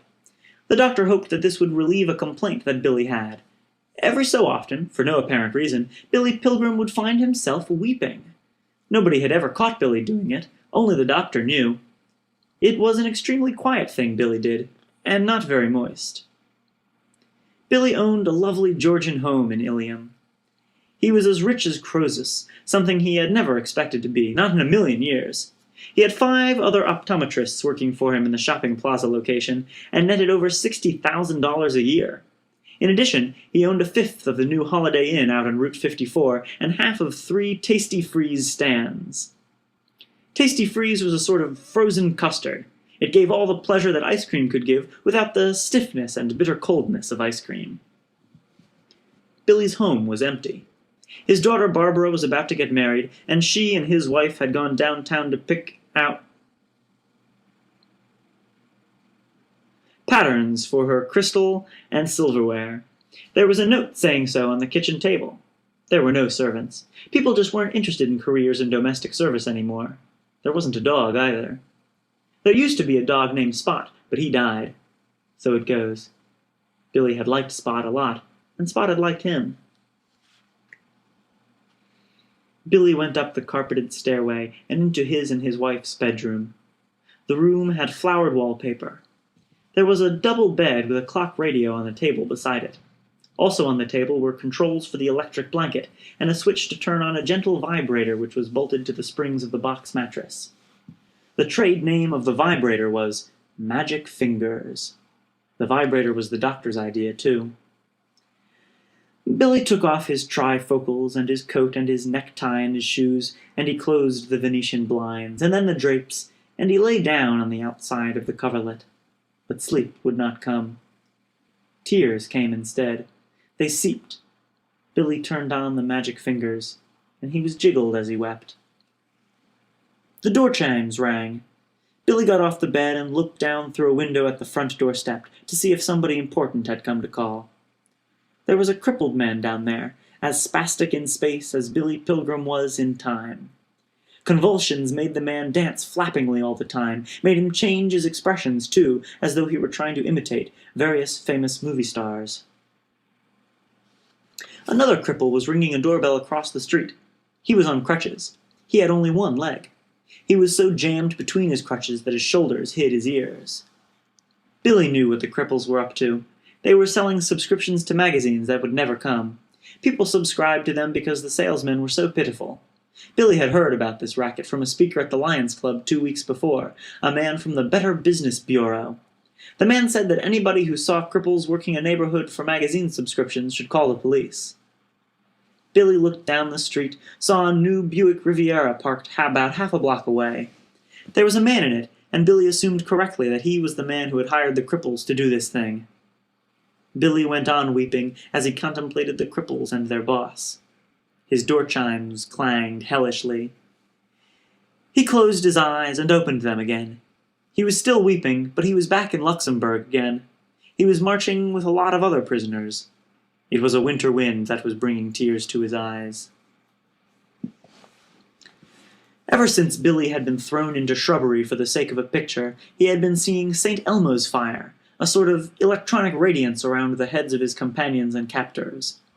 It was in treetops and on rooftops of Luxembourg, too. It was beautiful.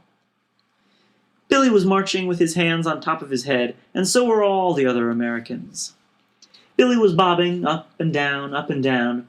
Now he crashed into Roland Weary accidentally. "I beg your pardon," he said. Weary's eyes were tearful also. Weary was crying because of horrible pains in his feet. The hinged clogs were transforming his feet into blood puddings. At each road intersection, Billy's group was joined by more Americans with their hands on top of their haloed heads. Billy had smiles for them all.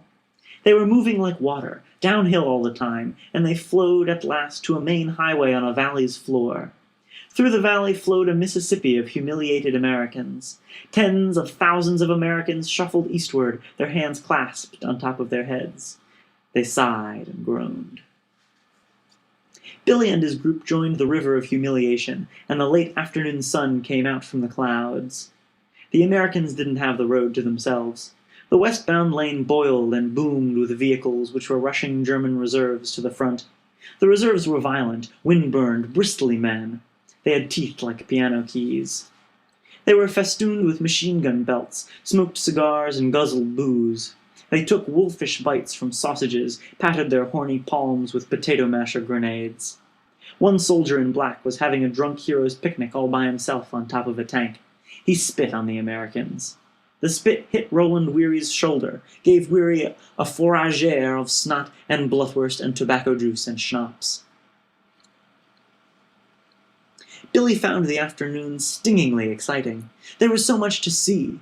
Dragons' teeth, killing machines, corpses with bare feet that were blue and ivory. So it goes. Bobbing up and down, Billy beamed lovingly at a bright lavender farmhouse that had been spattered with machine-gun bullets. Standing in its cockeyed doorway was a German colonel. With him was his unpainted whore. Billy crashed into Weary's shoulder, and Weary cried out sobbingly, "Walk right! Walk right!" They were climbing a gentle rise now. When they reached the top, they weren't in Luxembourg anymore. They were in Germany. A motion picture camera was set up at the border to record the fabulous victory. 2 civilians in bearskin coats were leaning on the camera when Billy and Weary came by. They had run out of film hours ago. One of them singled out Billy's face for a moment, then focused at infinity again. There was a tiny plume of smoke at infinity. There was a battle there. People were dying there. So it goes. And the sun went down, and Billy found himself bobbing in place in a railroad yard. There were rows and rows of boxcars waiting. They had brought reserves to the front. Now they were going to take prisoners into Germany's interior. Flashlight beams danced crazily. The Germans sorted out the prisoners according to rank. They put sergeants with sergeants, majors with majors, and so on. A squad of full colonels was halted near Billy. One of them had double pneumonia. He had a high fever and vertigo. As the railroad yard dipped and swooned around the colonel, he tried to hold himself steady by staring into Billy's eyes. The colonel coughed, and then he said to Billy, "You one of my boys?" This was a man who had lost an entire regiment, about 4,500 men, a lot of them children, actually. Billy didn't reply. The question made no sense. "What was your outfit?" said the colonel.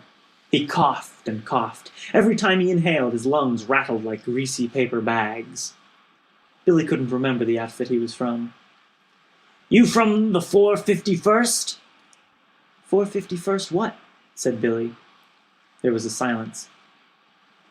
"Infantry regiment," said the colonel at last. "Oh," said Billy Pilgrim.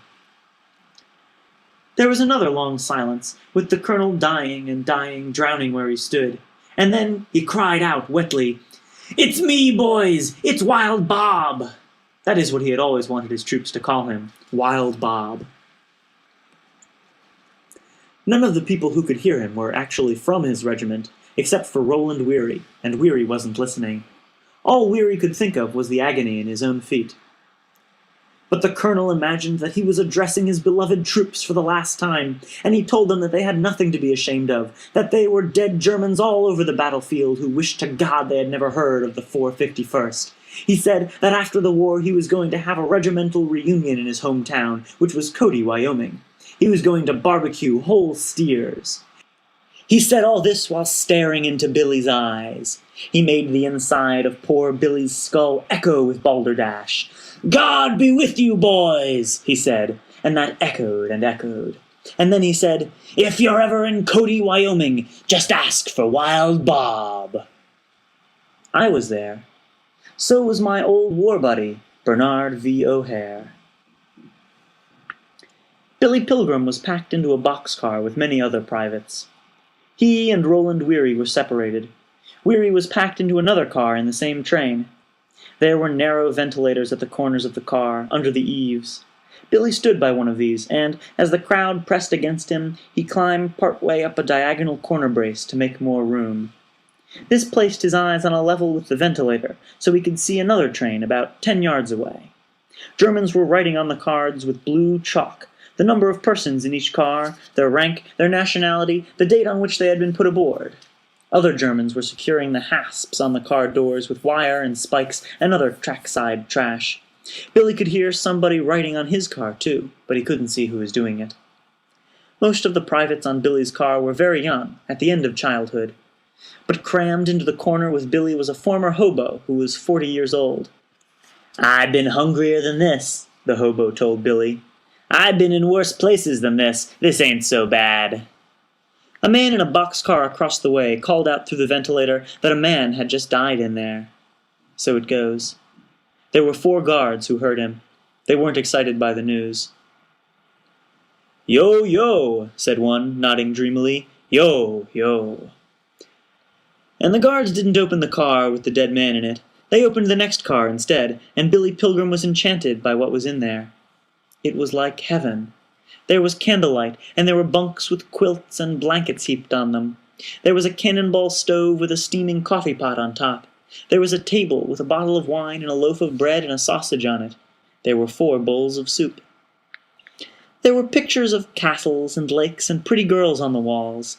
This was the rolling home of the railroad guards, men whose business it was to be forever guarding freight rolling from here to there. The 4 guards went inside and closed the door. A little while later they came out smoking cigars, talking contentedly in the mellow lower register of the German language. One of them saw Billy's face at the ventilator. He wagged a finger at him in an affectionate warning, telling him to be a good boy.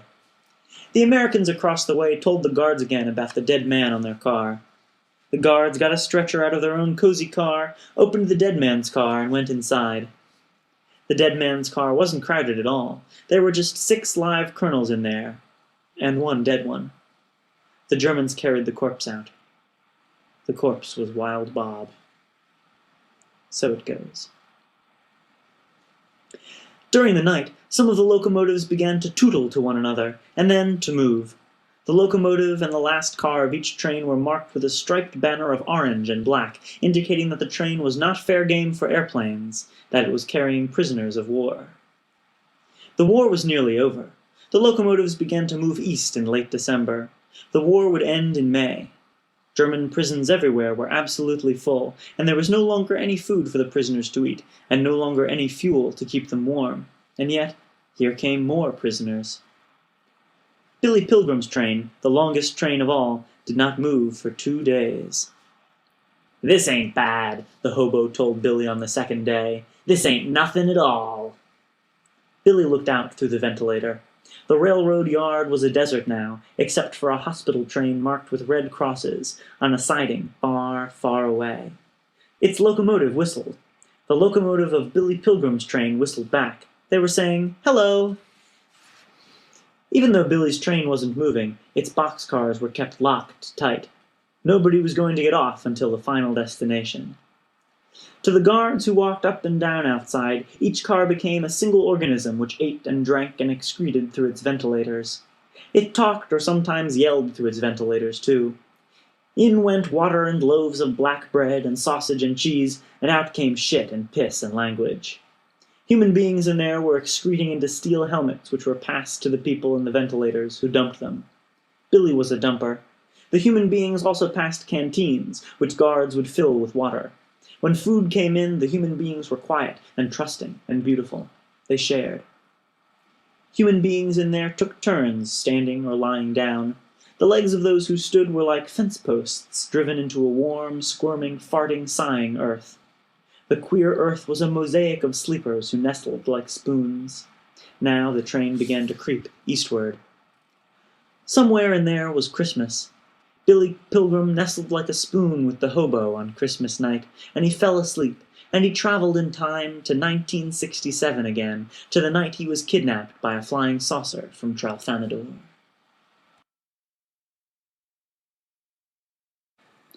Chapter 4. Billy Pilgrim could not sleep on his daughter's wedding night. He was 44. The wedding had taken place that afternoon in a gaily striped tent in Billy's backyard. The stripes were orange and black. Billy and his wife, Valencia, nestled like spoons in their big double bed. They were jiggled by magic fingers. Valencia didn't need to be jiggled to sleep. Valencia was snoring like a bandsaw. The poor woman didn't have ovaries or a uterus anymore. They had been removed by a surgeon, by one of Billy's partners in the new Holiday Inn. There was a full moon. Billy got out of bed in the moonlight. He felt spooky and luminous, felt as though he were wrapped in wool fur that was full of static electricity. He looked down at his bare feet. They were ivory and blue. Billy now shuffled down his upstairs hallway, knowing he was about to be kidnapped by a flying saucer. The hallway was zebra-striped with darkness and moonlight. The moonlight came into the hallway through doorways of the empty rooms of Billy's 2 children, children no more. They were gone forever. Billy was guided by dread and the lack of dread. Dread told him when to stop. Lack of it told him when to move again. He stopped. He went into his daughter's room. Her drawers were dumped. Her closet was empty. Heaped in the middle of her room were all the possessions she could not take on a honeymoon. She had a princess telephone extension all her own on her windowsill. Its tiny nightlight stared at Billy. And then it rang. Billy answered. There was a drunk on the other end. Billy could almost smell his breath. Mustard gas and roses. It was a wrong number. Billy hung up. There was a soft drink bottle on the windowsill. Its label boasted that it contained no nourishment whatsoever. Billy Pilgrim padded downstairs on his blue and ivory feet. He went into the kitchen, where the moonlight called his attention to a half bottle of champagne on the kitchen table, all that was left from the reception in the tent. Somebody had stoppered it again. "Drink me," it seemed to say. So Billy uncorked it with his thumbs. It didn't make a pop. The champagne was dead. So it goes. Billy looked at the clock on the gas stove. He had an hour to kill before the saucer came. He went into the living room, swinging the bottle like a dinner bell, turned on the television. He came slightly unstuck in time, saw the late movie backwards, and then forwards again. It was a movie about American bombers in the Second World War and the gallant men who flew them. Seen backwards by Billy, the story went like this. American planes, full of holes and wounded men and corpses, took off backwards from an airfield in England.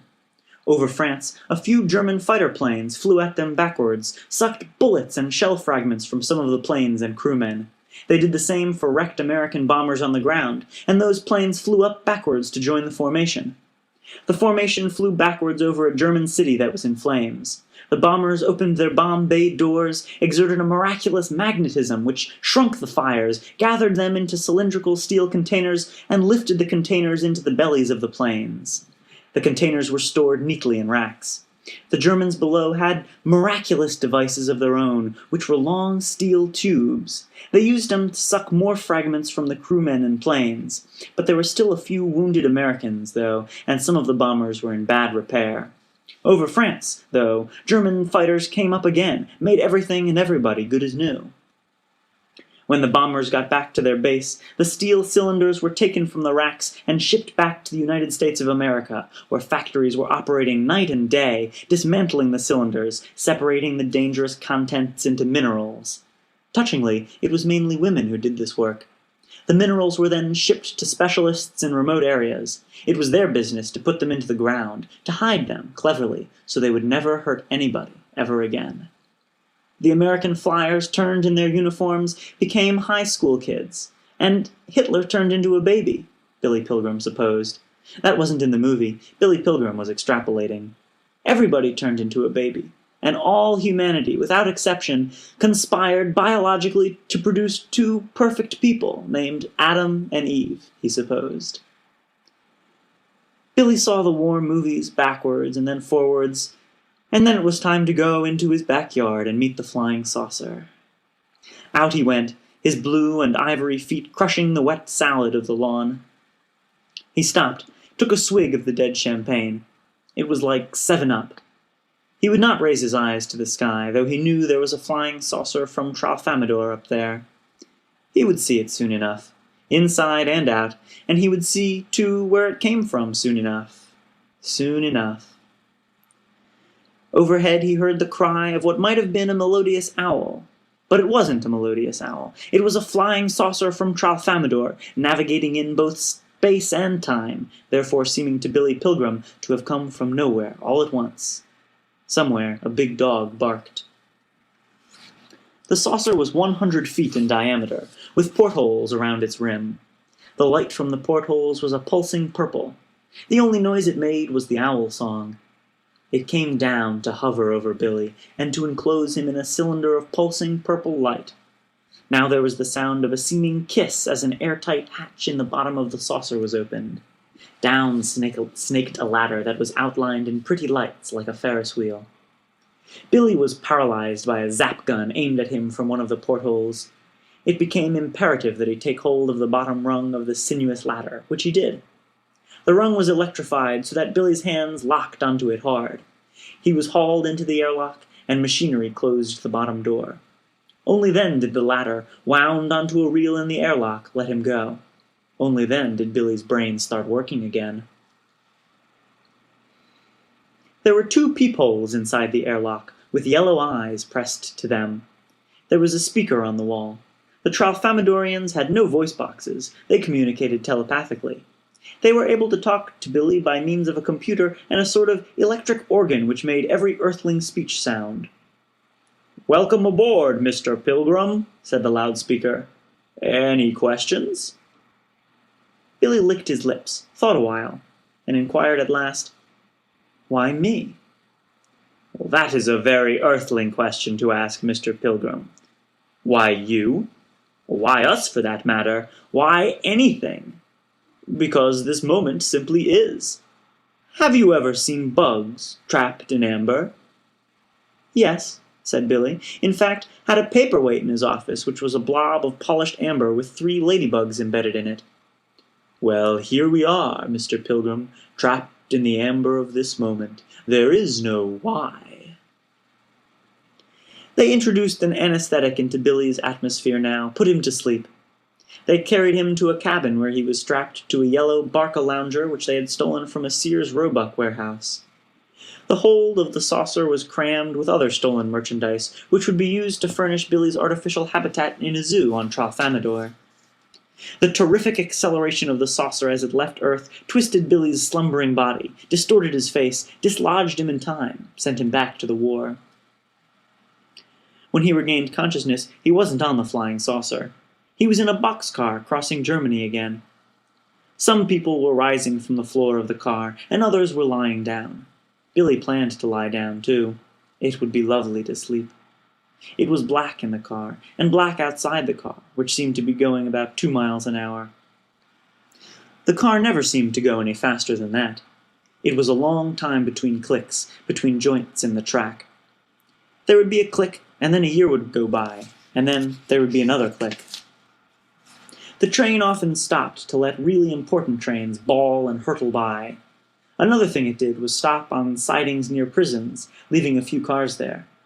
It was creeping across all of Germany, growing shorter all the time. And Billy let himself down, oh so gradually now, hanging on to the diagonal cross-brace in the corner in order to make himself seem nearly weightless to those he was joining on the floor. He knew it was important that he make himself nearly ghost-like when lying down. He had forgotten why, but a reminder soon came. "Pilgrim," said a person he was about to nestle with. "Is that you?"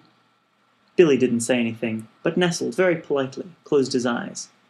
"God damn it," said the person. "That is you, isn't it?" He sat up and explored Billy rudely with his hands. "It's you all right. Get the hell out of here." Now Billy sat up, too, wretched, close to tears. "Get out of here. I want to sleep." "Shut up," said somebody else.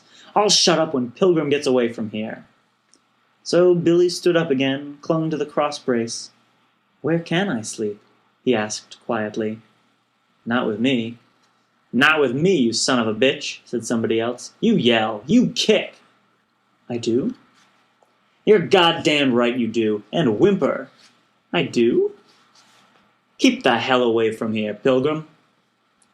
And now there was an acrimonious madrigal, with parts sung in all quarters of the car. Nearly everybody, seemingly, had an atrocity story of something Billy Pilgrim had done in his sleep. Everybody told Billy Pilgrim to keep the hell away. So Billy Pilgrim had to sleep standing up, or not sleep at all. And food had stopped coming in through the ventilators, and the days and nights were colder all the time. On the 8th day, the 40-year-old hobo said to Billy, "This ain't bad. I can be comfortable anywhere." "You can?" said Billy. On the 9th day, the hobo died. So it goes. His last words were, "You think this is bad? This ain't bad." There was something about death and the 9th day. There was a death on the 9th day in the car ahead of Billy's, too. Roland Weary died, of gangrene that had started in his mangled feet. So it goes. Weary, in his nearly continuous delirium, told again and again of the 3 Musketeers, acknowledged that he was dying, gave many messages to be delivered to his family in Pittsburgh. Above all, he wanted to be avenged, so he said again and again the name of the person who had killed him. Everyone on the car learned the lesson well. "Who killed me?" he would ask, and everybody knew the answer, which was this: Billy Pilgrim. Listen. On the 10th night, the peg was pulled out of the hasp on Billy's boxcar door, and the door was opened. Billy Pilgrim was lying at an angle on the corner brace, self-crucified, holding himself there with a blue and ivory claw hooked over the sill of the ventilator. Billy coughed when the door was opened, and when he coughed, he shit thin gruel. This was in accordance with the 3rd law of motion according to Sir Isaac Newton. This law tells us that for every action there is a reaction which is equal and opposite in direction. This can be useful in rocketry.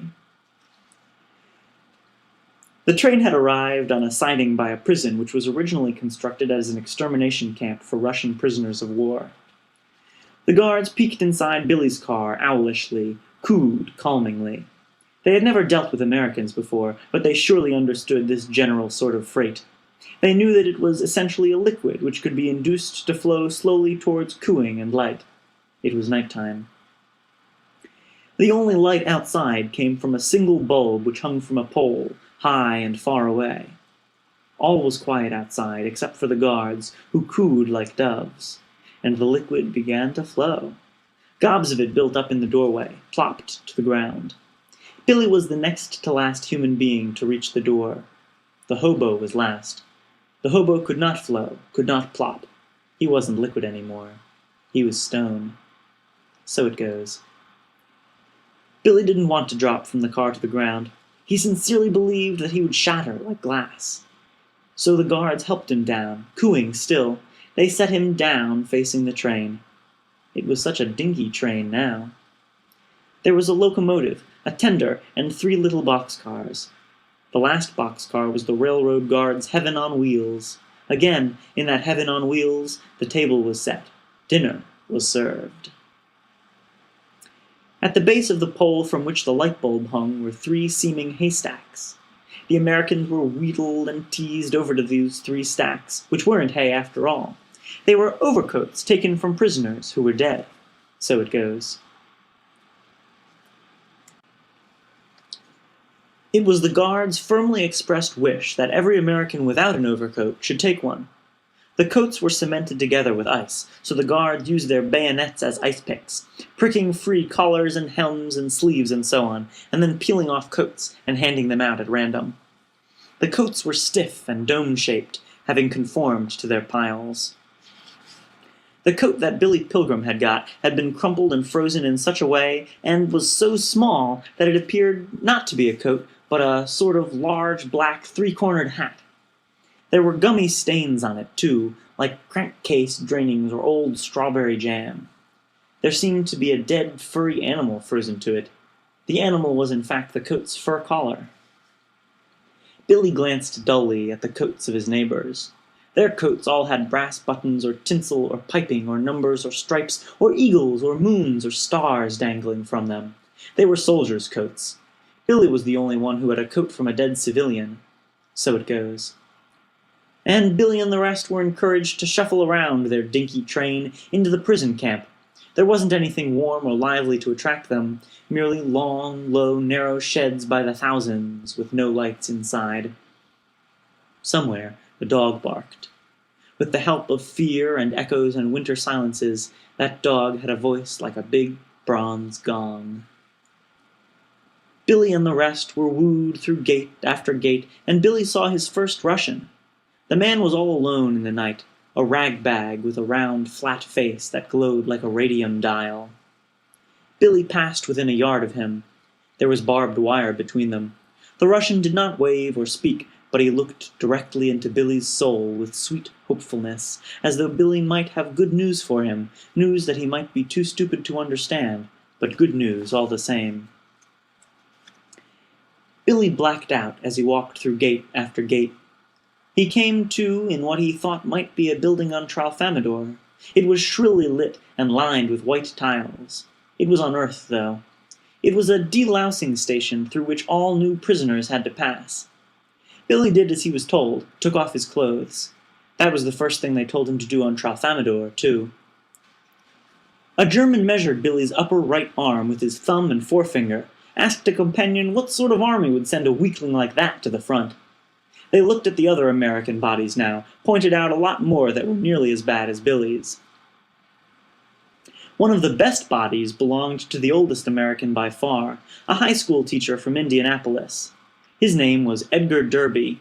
He hadn't been in Billy's boxcar. He'd been in Roland Weary's car, had cradled Weary's head while he died. So it goes. Derby was 44 years old. He was so old he had a son who was a Marine in the Pacific theater of war. Derby had pulled political wires to get into the army at his age. The subject he had taught in Indianapolis was Contemporary Problems in Western Civilization. He also coached the tennis team and took very good care of his body. Derby's son would survive the war. Derby wouldn't. That good body of his would be filled with holes by a firing squad in Dresden in 68 days. So it goes.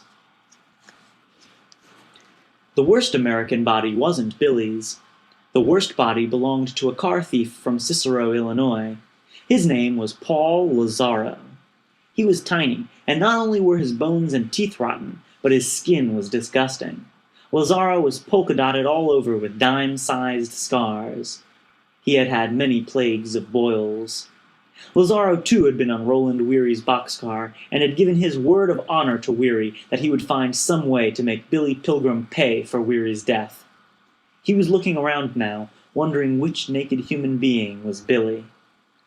The naked Americans took their places under many showerheads along a white-tiled wall. There were no faucets that they could control. They could only wait for whatever was coming. Their penises were shriveled and their balls were retracted. Reproduction was not the main business of the evening. An unseen hand turned on a master valve. Out of the showerheads gushed scalding rain. The rain was a blowtorch that did not warm. It jazzed and jangled Billy's skin without thawing the ice in the marrow of his long bones. The Americans' clothes were meanwhile passing through poison gas. Body lice and bacteria and fleas were dying by the billions. So it goes.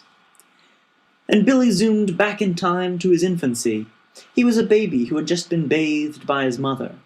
Now his mother wrapped him in a towel, carried him to a rosy room that was filled with sunshine. She unwrapped him, laid him on the tickling towel, powdered him between his legs, joked with him, and patted his little jelly belly. Her palm on his little jelly belly made potching sounds. Billy gurgled and cooed. And then Billy was a middle-aged optometrist again, playing hackers golf this time, on a blazing summer Sunday morning. Billy never went to church anymore. He was hacking with 3 other optometrists. Billy was on the green in 7 strokes, and it was his turn to putt. It was an 8-foot putt, and he made it. He bent over to take the ball out of the cup, and the sun went behind a cloud. Billy was momentarily dizzy. When he recovered, he wasn't on the golf course anymore. He was strapped to a yellow contour chair in a white chamber aboard a flying saucer, which was bound for Tralfamadore. "Where am I?" said Billy Pilgrim. "Trapped in another blob of amber, Mr. Pilgrim. We are where we have to be just now, 300 million miles from Earth, bound for a time warp which will get us to Tralfamadore in hours, rather than centuries." How did I get here?" "It would take another Earthling to explain it to you.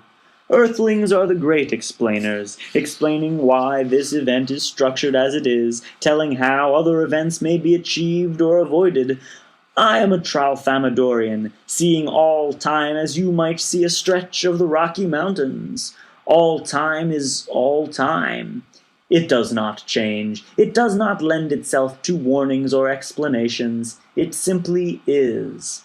Take it, moment by moment, and you will find that we are all, as I've said before, bugs in amber." "You sound to me as though you don't believe in free will," said Billy Pilgrim. "If I hadn't spent so much time studying Earthlings," said the Tralfamadorian, "I wouldn't have any idea what was meant by free will. I've visited 31 inhabited planets in the universe, and I have studied reports on 100 more. Only on Earth is there any talk of free will."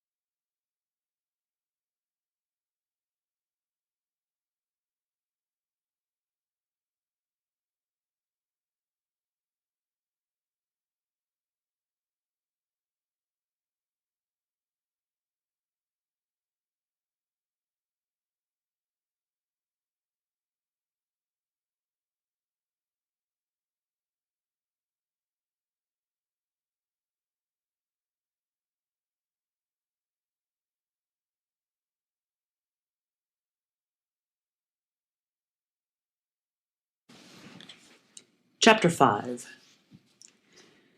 Billy Pilgrim says that the universe does not look like a lot of bright little dots to the creatures from Tralfamadore. The creatures can see where each star has been and where it is going, so that the heavens are filled with rarefied, luminous spaghetti. And Tralfamadorians don't see human beings as two-legged creatures, either. They see them as great millipedes, with babies' legs at one end and old people's legs at the other, says Billy Pilgrim. Billy asked for something to read on the trip to Tralfamadore. His captors had 5 million Earthling books on microfilm, but no way to project them in Billy's cabin. They had only one actual book in English, which would be placed in a Tralfamadorian museum. It was Valley of the Dolls by Jacqueline Suzanne. Billy read it, thought it was pretty good in spots. The people in it certainly had their ups and downs, but Billy didn't want to read about the same ups and downs all over again. He asked if there wasn't, please, some other reading matter around. "Only Tralfamadorian novels, which I'm afraid you couldn't begin to understand," said the speaker on the wall. "Let me see one anyway." So they sent him in several. They were little things. A dozen of them might have had the bulk of Valley of the Dolls, with all its ups and downs. Billy couldn't read Tralfamadorian, of course, but he could at least see how the books were laid out, in brief clumps of symbols separated by stars. Billy commented that the clumps might be telegrams. "Exactly," said the voice. "They are telegrams?" "There are no telegrams on Tralfamadore, but you're right. Each clump of symbols is a brief, urgent message, describing a situation, a scene. We Tralfamadorians read them all at once, not one after the other. There isn't any particular relationship between all the messages, except that the author has chosen them carefully, so that, when seen all at once, they produce an image of life that is beautiful and surprising and deep. There is no beginning, no middle, no end, no suspense, no moral, no causes, and no effects. What we love in our books are the depths of many marvelous moments, seen all at one time." Moments after that, the saucer entered a time warp, and Billy was flung back into his childhood. He was 12 years old, quaking as he stood with his mother and father on Bright Angel Point at the rim of the Grand Canyon. The little human family was staring at the floor of the canyon, 1 mile straight down. "Well," said Billy's father, manfully kicking a pebble into space, "there it is." They had come to this famous place by automobile. They had had 7 blowouts on the way. "It was worth the trip," said Billy's mother raptly. "Oh God, was it ever worth it?" Billy hated the canyon. He was sure that he was going to fall in. His mother touched him, and he wet his pants. There were other tourists looking down into the canyon, too, and a ranger was there to answer questions. A Frenchman who had come all the way from France asked the ranger in broken English if many people committed suicide by jumping in. "Yes, sir," said the ranger, "about 3 folks a year." So it goes. And Billy took a very short trip through time, made a pee-wee jump of only 10 days, so he was still 12, still touring the West with his family. Now they were down in Carlsbad Caverns, and Billy was praying to God to get him out of there before the ceiling fell in. A ranger was explaining that the caverns had been discovered by a cowboy who saw a huge cloud of bats come out of a hole in the ground. And then he said that he was going to turn out all the lights, and that it would probably be the first time in the lives of most people there that they had ever been in darkness that was total. Out went the lights. Billy didn't even know whether he was still alive or not. And then something ghostly floated in the air to his left. It had numbers on it. His father had taken out his pocket watch. The watch had a radium dial. Billy went from total dark to total light, found himself back in the war, back in the delousing station again. The shower was over. An unseen hand had turned the water off. When Billy got his clothes back, they weren't any cleaner, but all the little animals that had been living in them were dead. So it goes. And his new overcoat was thawed out and limp now. It was much too small for Billy. It had a fur collar and a lining of crimson silk, and had apparently been made for an impresario about as big as an organ grinder's monkey. It was full of bullet holes. Billy Pilgrim dressed himself. He put on the little overcoat, too. It split up the back, and at the shoulders the sleeves came entirely free. So the coat became a fur-collared vest. It was meant to flare at its owner's waist, but the flaring took place at Billy's armpits. The Germans found him to be one of the most screamingly funny things they had seen in all of World War II. They laughed and laughed. And the Germans told everybody else to form in ranks of 5, with Billy as their pivot. Then, out of the doors went the parade, and through gate after gate again. There were more starving Russians with faces like radium dials. The Americans were livelier than before. The jazzing with hot water had cheered them up. And they came to a shed where a corporal with only one arm and one eye wrote the name and serial number of each prisoner in a big red ledger. Everybody was legally alive now. Before they got their names and numbers in that book, they were missing in action and probably dead. So it goes. As the Americans were waiting to move on, an altercation broke out in their rearmost rank. An American had muttered something which a guard did not like. The guard knew English, and he hauled the American out of the ranks, knocked him down. The American was astonished. He stood up shakily, spitting blood. He'd had 2 teeth knocked out. He had meant no harm by what he'd said, evidently, had no idea that the guard would hear and understand. "Why me?" he asked the guard. The guard shoved him back into the ranks. "Why you? Why anybody?" he said. When Billy Pilgrim's name was inscribed in the ledger of the prison camp, he was given a number, too, and an iron dog tag in which that number was stamped. A slave laborer from Poland had done the stamping. He was dead now. So it goes. Billy was told to hang the tag around his neck along with his American dog tags, which he did. The tag was like a salt cracker, perforated down its middle so that a strong man could snap it in 2 with his bare hands. In case Billy died, which he didn't, half of the tag would mark his body and half would mark his grave. After poor Edgar Derby, the high school teacher, was shot in Dresden later on, a doctor pronounced him dead and snapped his dog tag in 2. So it goes. Properly enrolled and tagged, the Americans were led through gate after gate again. In 2 days' time now, their families would learn from the International Red Cross that they were still alive. Next to Billy was little Paul Lazaro, who had promised to avenge Roland Weary. Lazaro wasn't thinking about vengeance. He was thinking about his terrible bellyache. His stomach had shrunk to the size of a walnut. That dry, shriveled pouch was as sore as a boil. Next to Lazaro was poor, doomed old Edgar Derby, with his American and German dogs displayed like a necklace on the outside of his clothes. He had expected to become a captain, a company commander, because of his wisdom and age. Now here he was on the Czechoslovakian border at midnight. "Halt," said a guard. The Americans halted. They stood there quietly in the cold. The sheds they were among were outwardly like thousands of other sheds they had passed. There was this difference, though. The sheds had tin chimneys, and out of the chimneys whirled constellations of sparks. A guard knocked on the door. The door was flung open from inside. Light leaped out through the door, escaped from prison at 186,000 miles per second. Out marched 50 middle-aged Englishmen. They were singing, "Hail, hail, the gang's all here," from the Pirates of Penzance. These lusty, ruddy vocalists were among the first English-speaking prisoners to be taken in the Second World War. Now they were singing to nearly the last. They had not seen a woman or a child for 4 years or more. They hadn't seen any birds, either. Not even sparrows would come into the camp. The Englishmen were officers. Each of them had attempted to escape from another prison at least once.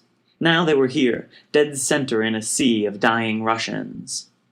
They could tunnel all they pleased. They would inevitably surface within a rectangle of barbed wire, would find themselves greeted listlessly by dying Russians who spoke no English, who had no food or useful information or escape plans of their own.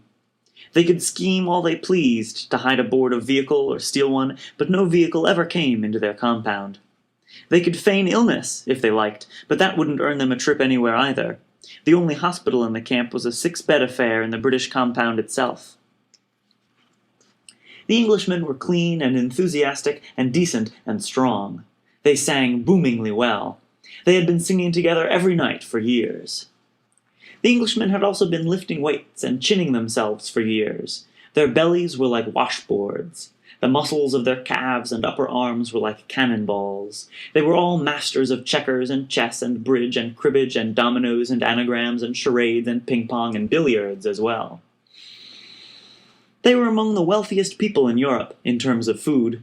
A clerical error early in the war, when food was still getting through to prisoners, had caused the Red Cross to ship them 500 parcels every month instead of 50.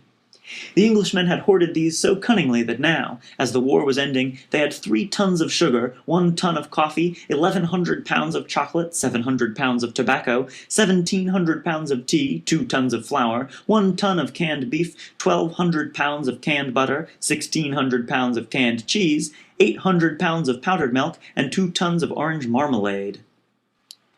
They kept all this in a room without windows. They had rat-proofed it by lining it with flattened tin cans. They were adored by the Germans, who thought they were exactly what Englishmen ought to be. They made war look stylish and reasonable, and fun. So the Germans let them have 4 sheds, though 1 shed would have held them all. And, in exchange for coffee or chocolate or tobacco, the Germans gave them paint and lumber and nails and cloth for fixing things up. The Englishmen had known for 12 hours that American guests were on their way. They had never had guests before, and they went to work like darling elves, sweeping, mopping, cooking, baking, making mattresses of straw and burlap bags, setting tables, putting party favors at each place. Now they were singing their welcome to the guests in the winter night. Their clothes were aromatic with the feast they had been preparing. They were dressed half for battle, half for tennis or croquet. They were so elated by their own hospitality and by all the goodies waiting inside that they did not take a good look at their guests while they sang. And they imagined that they were singing to fellow officers fresh from the fray. They wrestled the Americans toward the shed door affectionately, filling the night with manly blather and brotherly rhodomontades. They called them Yank, told them good show, and promised them that Jerry was on the run, and so on. Billy Pilgrim wondered dimly who Jerry was. Now he was indoors, next to an iron cook-stove that was glowing cherry red. Dozens of teapots were boiling there, some of them had whistles. And there was a witch's cauldron full of golden soup. The soup was thick. Primeval bubbles surfaced it with lethargical majesty as Billy Pilgrim stared. There were long tables set for a banquet. At each place was a bowl made from a can that had once contained powdered milk. A smaller can was a cup. A taller, more slender can was a tumbler. Each tumbler was filled with warm milk. At each place was a safety razor, a washcloth, a package of razor blades, a chocolate bar, 2 cigars, a bar of soap, 10 cigarettes, a book of matches, a pencil, and a candle. Only the candles and the soap were of German origin. They had a ghostly, opalescent similarity. The British had no way of knowing it, but the candles and the soap were made from the fat of rendered Jews and gypsies and fairies and communists and other enemies of the state. So it goes. The banquet hall was illuminated by candlelight.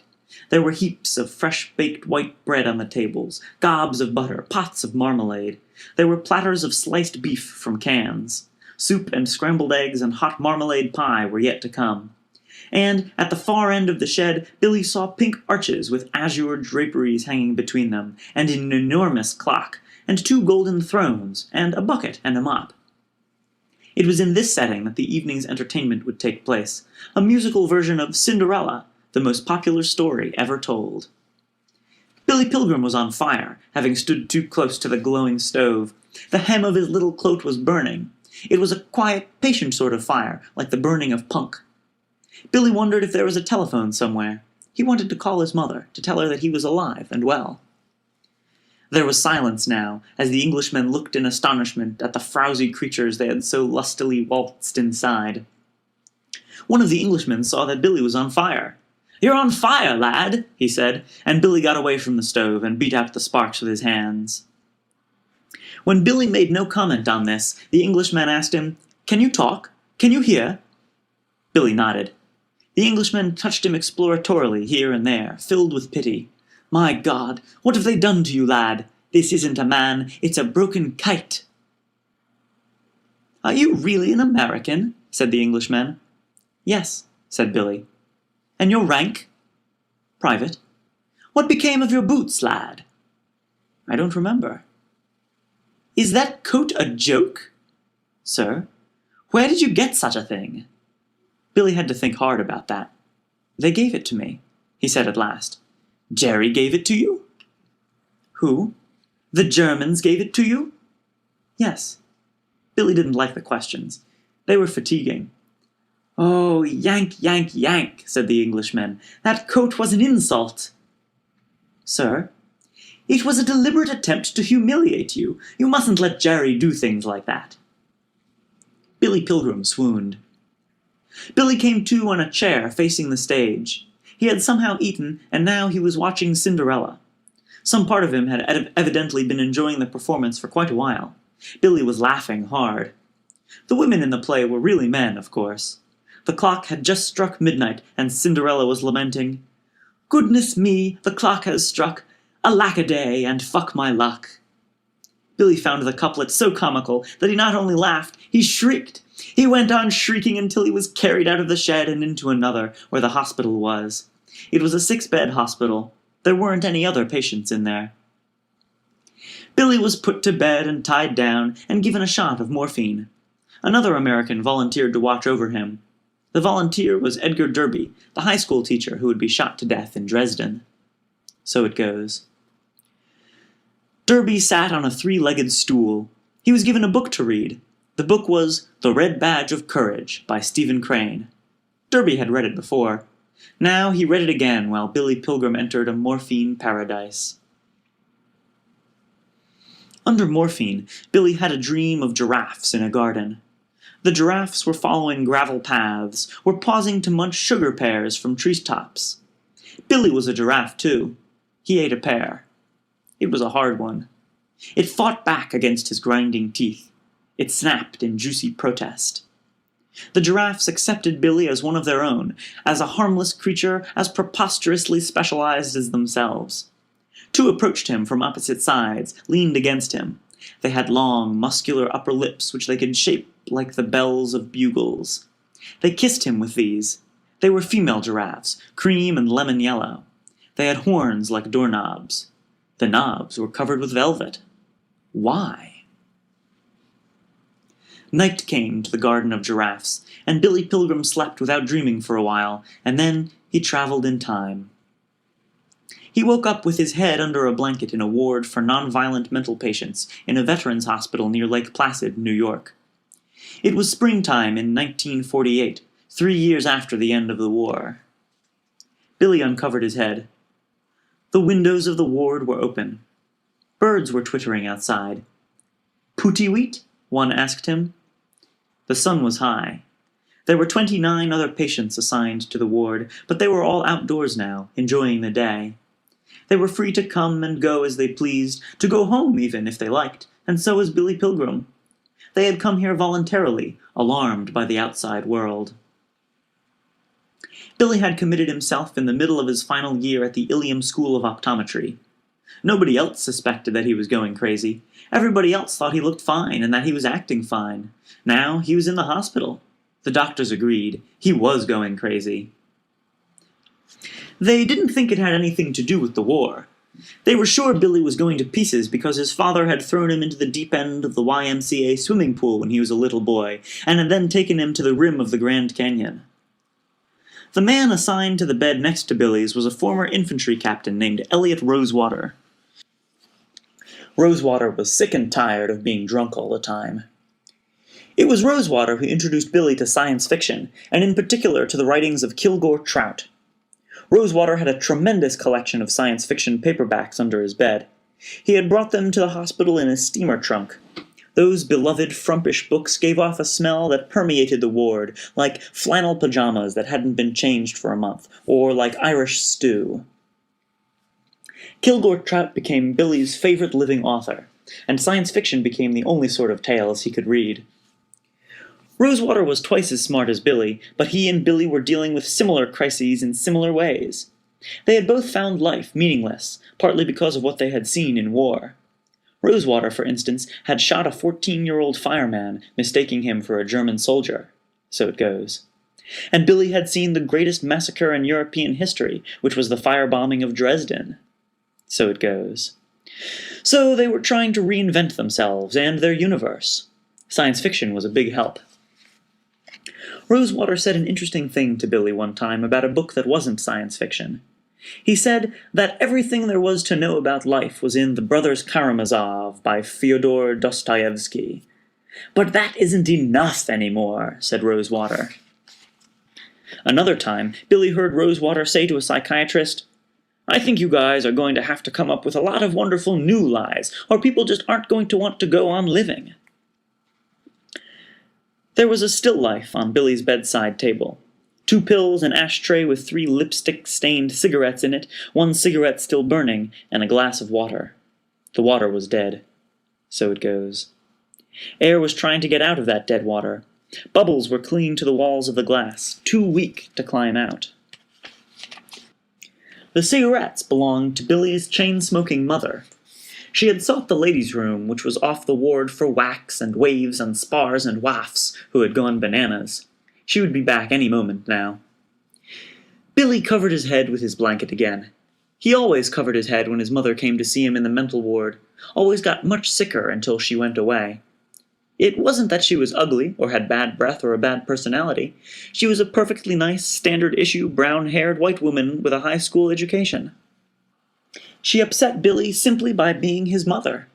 She made him feel embarrassed and ungrateful and weak, because she had gone to so much trouble to give him life and to keep that life going, and Billy really didn't like life at all. Billy heard Elliot Rosewater come in and lie down. Rosewater's bed springs talked a lot about that. Rosewater was a big man, but not very powerful. He looked as though he might be made out of nose putty. And then Billy's mother came back from the ladies' room, sat down on a chair between Billy's and Rosewater's bed. Rosewater greeted her with melodious warmth, asked her how she was today. He seemed delighted to hear that she was fine. He was experimenting with being ardently sympathetic with everybody he met. He thought that might make the world a slightly more pleasant place to live in. He called Billy's mother dear. He was experimenting with calling everybody dear. "Someday," she promised Rosewater, "I'm going to come in here, and Billy is going to uncover his head. And do you know what he's going to say?" "What's he going to say, dear?" "He's going to say, 'Hello, Mom,' and he's going to smile. He's going to say, 'Gee, it's good to see you, Mom. How have you been?' Today could be the day." "Every night I pray." "That's a good thing to do." "People would be surprised if they knew how much in this world was due to prayers."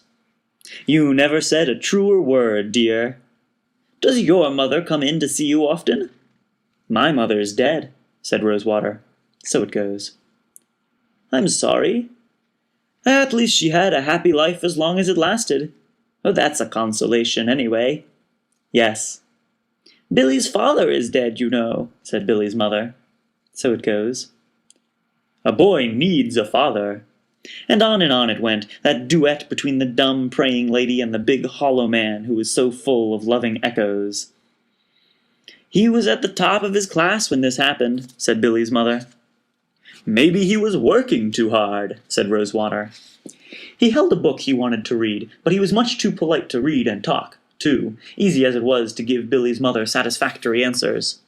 The book was Maniacs in the Fourth Dimension by Kilgore Trout. It was about people whose mental diseases couldn't be treated because the causes of the diseases were all in the fourth dimension, and three-dimensional Earthling doctors couldn't see those causes at all, or even imagine them. One thing Trout said that Rosewater liked very much was that there really were vampires and werewolves and goblins and angels and so on, but that they were in the fourth dimension. So was William Blake, Rosewater's favorite poet, according to Trout. So were heaven and hell. "He's engaged to a very rich girl," said Billy's mother. "That's good," said Rosewater. "Money can be a great comfort sometimes." "It really can." "Of course it can." "It isn't much fun if you have to pinch every penny till it screams." "It's nice having a little breathing room." "Her father owns the optometry school where Billy was going. He also owns 6 offices around our part of the state. He flies his own plane and has a summer place up on Lake George." "That's a beautiful lake." Billy fell asleep under his blanket. When he woke up again, he was tied to the bed in the hospital back in prison. He opened one eye, saw poor old Edgar Derby reading The Red Badge of Courage by candlelight. Billy closed that one eye, saw in his memory of the future poor old Edgar Derby in front of a firing squad in the ruins of Dresden. There were only 4 men in that squad. Billy had heard that one man in each firing squad was customarily given a rifle loaded with blank cartridge. Billy didn't think that there would be a blank cartridge issued in a squad that small, in a war that old. Now the head Englishman came into the hospital to check on Billy. He was an infantry school colonel captured at Dunkirk. It was he who had given Billy morphine. There wasn't a real doctor in the compound, so the doctoring was up to him. "How's the patient?" he asked Derby. "Dead to the world." "But not actually dead?" "No." "How nice, to feel nothing and still get full credit for being alive." Derby now came to lugubrious attention. No, please, as you were. With only 2 men for each officer, and all the men sick, I think we can do without the usual pageantry between officers and men." Derby remained standing. "You seem older than the rest," said the colonel. Derby told him he was 45, which was 2 years older than the colonel. The colonel said that the other Americans had all shaved now, that Billy and Derby were the only 2 still with beards. And he said, "You know, we've had to imagine the war here, and we have imagined that it was being fought by aging men like ourselves. We had forgotten that wars were fought by babies.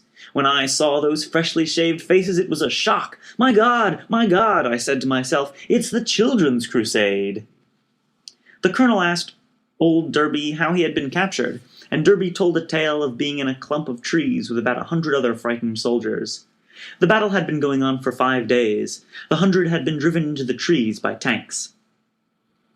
Derby described the incredible artificial weather that Earthlings sometimes create for other Earthlings when they don't want those other Earthlings to inhabit Earth anymore. Shells were bursting in the treetops with terrific bangs, he said, showering down knives and needles and razor blades. Little lumps of lead in copper jackets were crisscrossing the woods under the shell bursts, zipping along much faster than sound. A lot of people were being wounded or killed. So it goes. Then the shelling stopped, and a hidden German with a loudspeaker told the Americans to put their weapons down and come out of the woods with their hands on the top of their heads, or the shelling would start again. It wouldn't stop until everybody in there was dead. So the Americans put their weapons down, and they came out of the woods with their hands on top of their heads because they wanted to go on living, if they possibly could. Billy traveled in time back to the Veterans Hospital again. The blanket was over his head. It was quiet outside the blanket. "Is my mother gone?" said Billy. "Yes." Billy peeked out from under his blanket. His fiancée was out there now, sitting on the visitor's chair. Her name was Valencia Merble. Valencia was the daughter of the owner of the Ilium School of Optometry. She was rich. She was as big as a house because she couldn't stop eating. She was eating now. She was eating a Three Musketeers candy bar. She was wearing trifocal lenses in harlequin frames, and the frames were trimmed with rhinestones. The glitter of the rhinestones was answered by the glitter of the diamond in her engagement ring. The diamond was insured for $1,800. Billy had found that diamond in Germany. It was booty of war. Billy didn't want to marry ugly Valencia. She was one of the symptoms of his disease. He knew he was going crazy when he heard himself proposing marriage to her, when he begged her to take the diamond ring and be his companion for life. Billy said hello to her, and she asked him if he wanted some candy, and he said, "No thanks." She asked him how he was, and he said, "Much better, thanks." She said that everybody at the optometry school was sorry he was sick and hoped he would be well soon, and Billy said, "When you see him, tell him hello." She promised she would. She asked him if there was anything she could bring him from the outside, and he said, "No, I have just about everything I want." "What about books?" said Valencia. "I'm right next to one of the biggest private libraries in the world," said Billy, meaning Elliot Rosewater's collection of science fiction. Rosewater was on the next bed, reading, and Billy drew him into the conversation, asked him what he was reading this time. So Rosewater told him. It was The Gospel from Outer Space by Kilgore Trout. It was about a visitor from outer space, shaped very much like a Tralfamadorian, by the way. The visitor from outer space made a serious study of Christianity, to learn, if he could, why Christians found it so easy to be cruel. He concluded that at least part of the trouble was slipshod storytelling in the New Testament. He supposed that the intent of the Gospels was to teach people, among other things, to be merciful, even to the lowest of the low. But the Gospels actually taught this. Before you kill somebody, make absolutely sure he isn't well connected. So it goes. The flaw in the Christ stories, said the visitor from outer space, was that Christ, who didn't look like much, was actually the son of the most powerful being in the universe. Readers understood that, so when they came to the crucifixion they naturally thought, and Rosewater read out loud again, "Oh boy, they sure picked the wrong guy to lynch that time." And that thought had a brother. There are right people to lynch. Who? People not well connected. So it goes. The visitor from outer space made a gift to Earth of a new gospel. In it, Jesus really was a nobody, and a pain in the neck to a lot of people with better connections than he had. He still got to say all the lovely and puzzling things he said in the other gospels. So the people amused themselves one day by nailing him to a cross and planting the cross in the ground. There couldn't possibly be any repercussions, the lynchers thought. The reader would have to think that, too, since the new gospel hammered home again and again what a nobody Jesus was. And then, just before the nobody died, the heavens opened up, and there was thunder and lightning. The voice of God came crashing down. He told the people that he was adopting the bum as his son, giving him the full powers and privileges of the son of the creator of the universe throughout all eternity. God said this, "From this moment on, he will punish horribly anybody who torments a bum who has no connections." Billy's fiancée had finished her Three Musketeers candy bar. Now she was eating a Milky Way. "Forget books," said Rosewater, throwing that particular book under his bed. "The hell with them." "That sounded like an interesting one," said Valencia. "Jesus, if Kilgore Trout could only write!" Rosewater exclaimed. He had a point. Kilgore Trout's unpopularity was deserved. His prose was frightful. Only his ideas were good. "I don't think Trout has ever been out of the country," Rosewater went on. "My God, he writes about Earthlings all the time and they're all Americans. Practically nobody on Earth is an American." "Where does he live?" Valencia asked. "Nobody knows," Rosewater replied. "I'm the only person who's ever heard of him, as far as I can tell. No two books have the same publisher, and every time I write him in care of a publisher, the letter comes back because the publisher has failed." He changed the subject now, congratulated Valencia on her engagement ring. "Thank you," she said, and held it out so Rosewater could get a close look. "Billy got the diamond in the war." "That's the attractive thing about war," said Rosewater. "Absolutely everybody gets a little something." With regard to the whereabouts of Kilgore Trout, he actually lived in Ilium, Billy's hometown, friendless and despised. Billy would meet him by and by. "Billy," said Valencia Marble. You want to talk about our silver pattern?" "Sure." "Well, I've got it narrowed down pretty much to either Royal Danish or Rambler Rose." "Rambler Rose," said Billy. "It isn't something we should rush into," she said. "I mean, whatever we decide on, that's what we're going to have to live with for the rest of our lives." Billy studied the pictures. "Royal Danish," he said at last. "Colonial Midnight is nice too." "Yes, it is," said Billy Pilgrim. And Billy traveled in time to the zoo on Tralfamadore. He was 44 years old, on display under a geodesic dome. He was reclining on the lounge chair which had been his cradle during his trip through space. He was naked. The Tralfamadorians were interested in his body. All of it. There were thousands of them outside, holding up their little hands so that their eyes could see him. Billy had been on Tralfamadore for 6 Earthling months now. He was used to the crowd. Escape was out of the question. The atmosphere outside the dome was cyanide, and Earth was 446,120,000,000,000 miles away. Billy was displayed there in the zoo in a simulated Earthling habitat. Most of the furnishings had been stolen from the Sears Roebuck warehouse in Iowa City, Iowa. There was a color television set and a couch that could be converted into a bed. There were end tables with lamps and ashtrays on them by the couch. There was a home bar and 2 stools. There was a little pool table. There was wall-to-wall carpeting in federal gold, except in the kitchen and bathroom areas, and over the iron manhole cover in the center of the floor. There were magazines arranged in a fan on a coffee table in the front of the couch.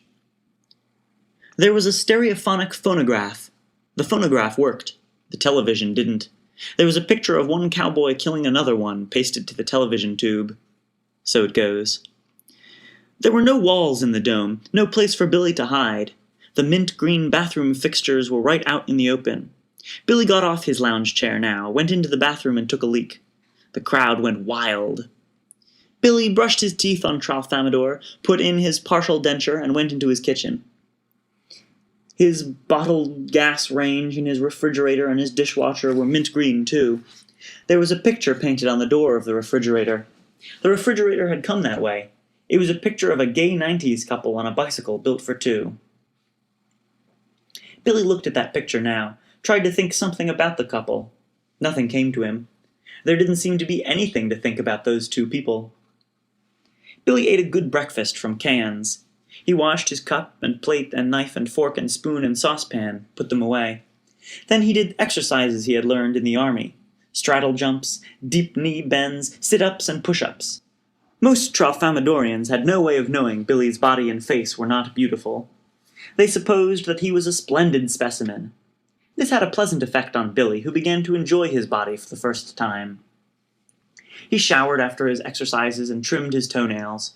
He shaved and sprayed deodorant under his arms, while a zoo guide on a raised platform outside explained what Billy was doing and why. The guide was lecturing telepathically, simply standing there, sending out thought waves to the crowd. On the platform with him was the little keyboard instrument with which he could relay questions to Billy from the crowd. Now the first question came, from the speaker on the television set. "Are you happy here?"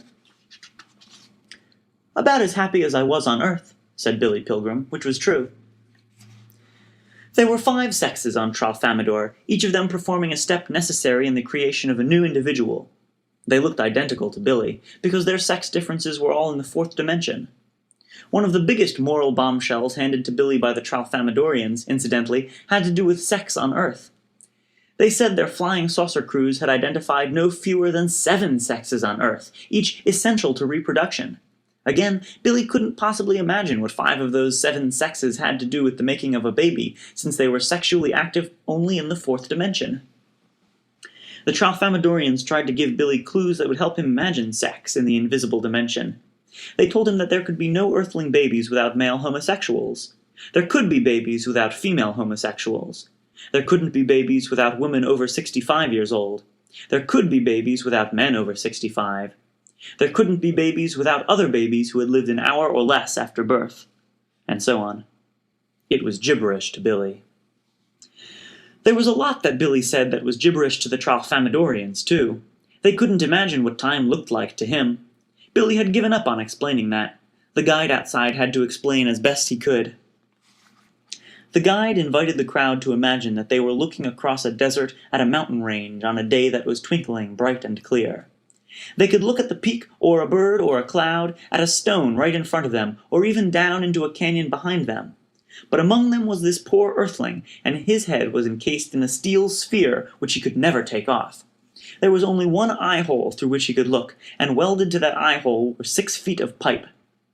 This was only the beginning of Billy's miseries in the metaphor. He was also strapped to a steel lattice, which was bolted to a flat car on rails, and there was no way he could turn his head or touch the pipe.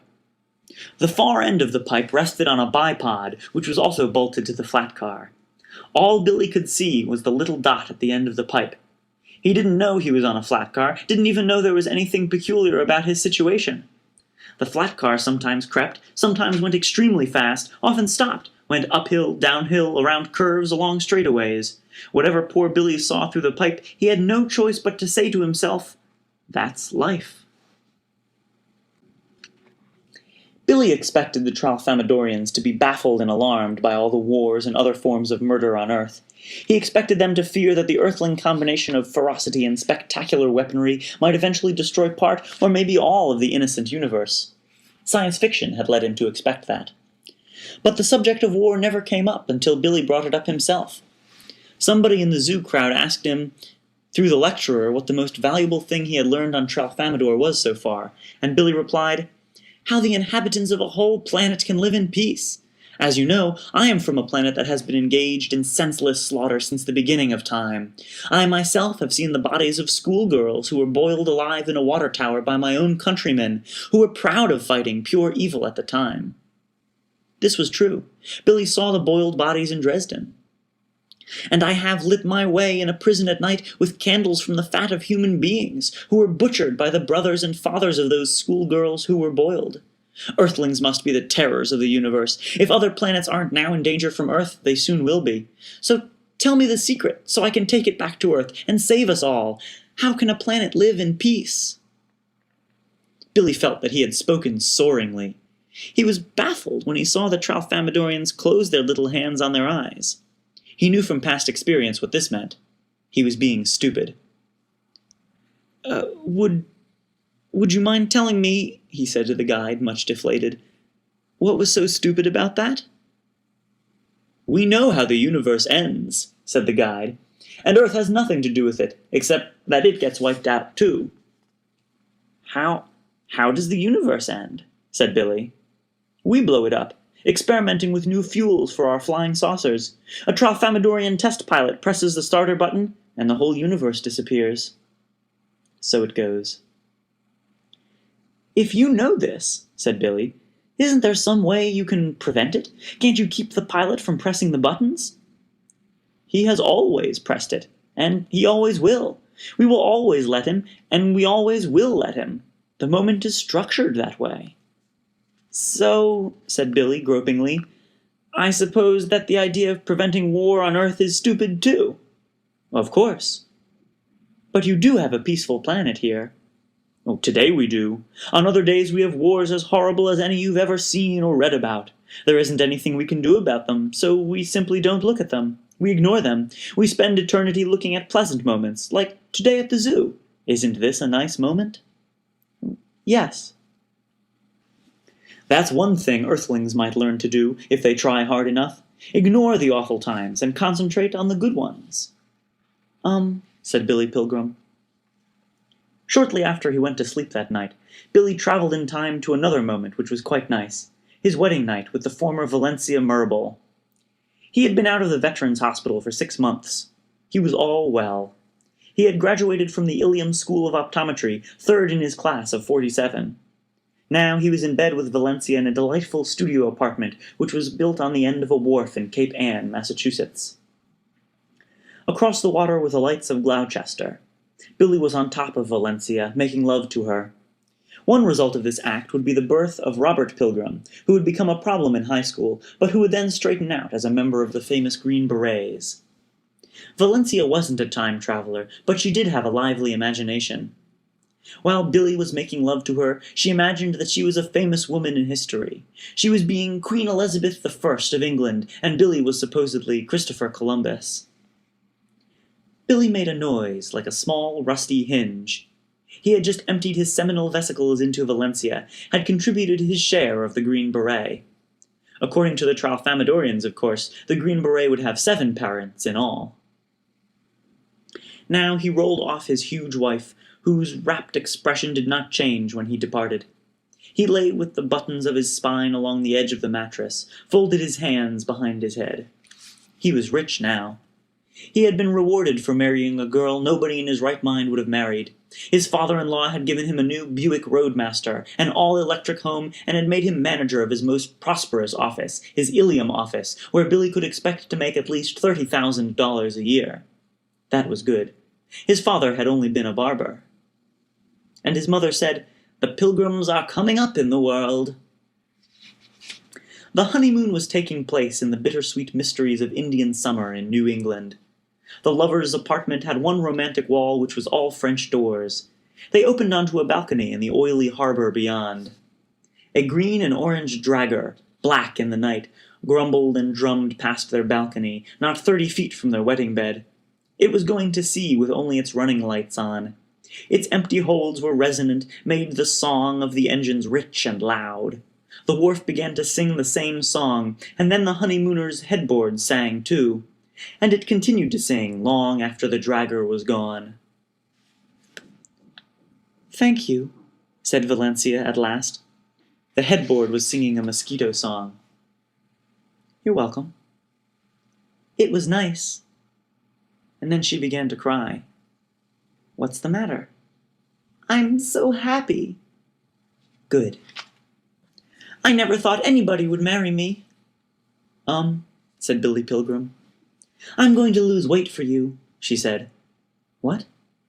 "I'm going to go on a diet. I'm going to become beautiful for you." I like you just the way you are." "Do you really?" "Really," said Billy Pilgrim.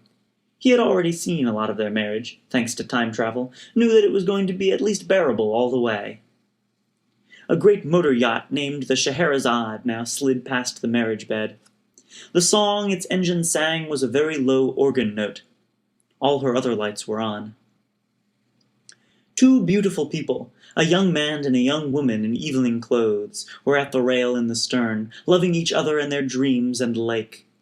They were honeymooning, too.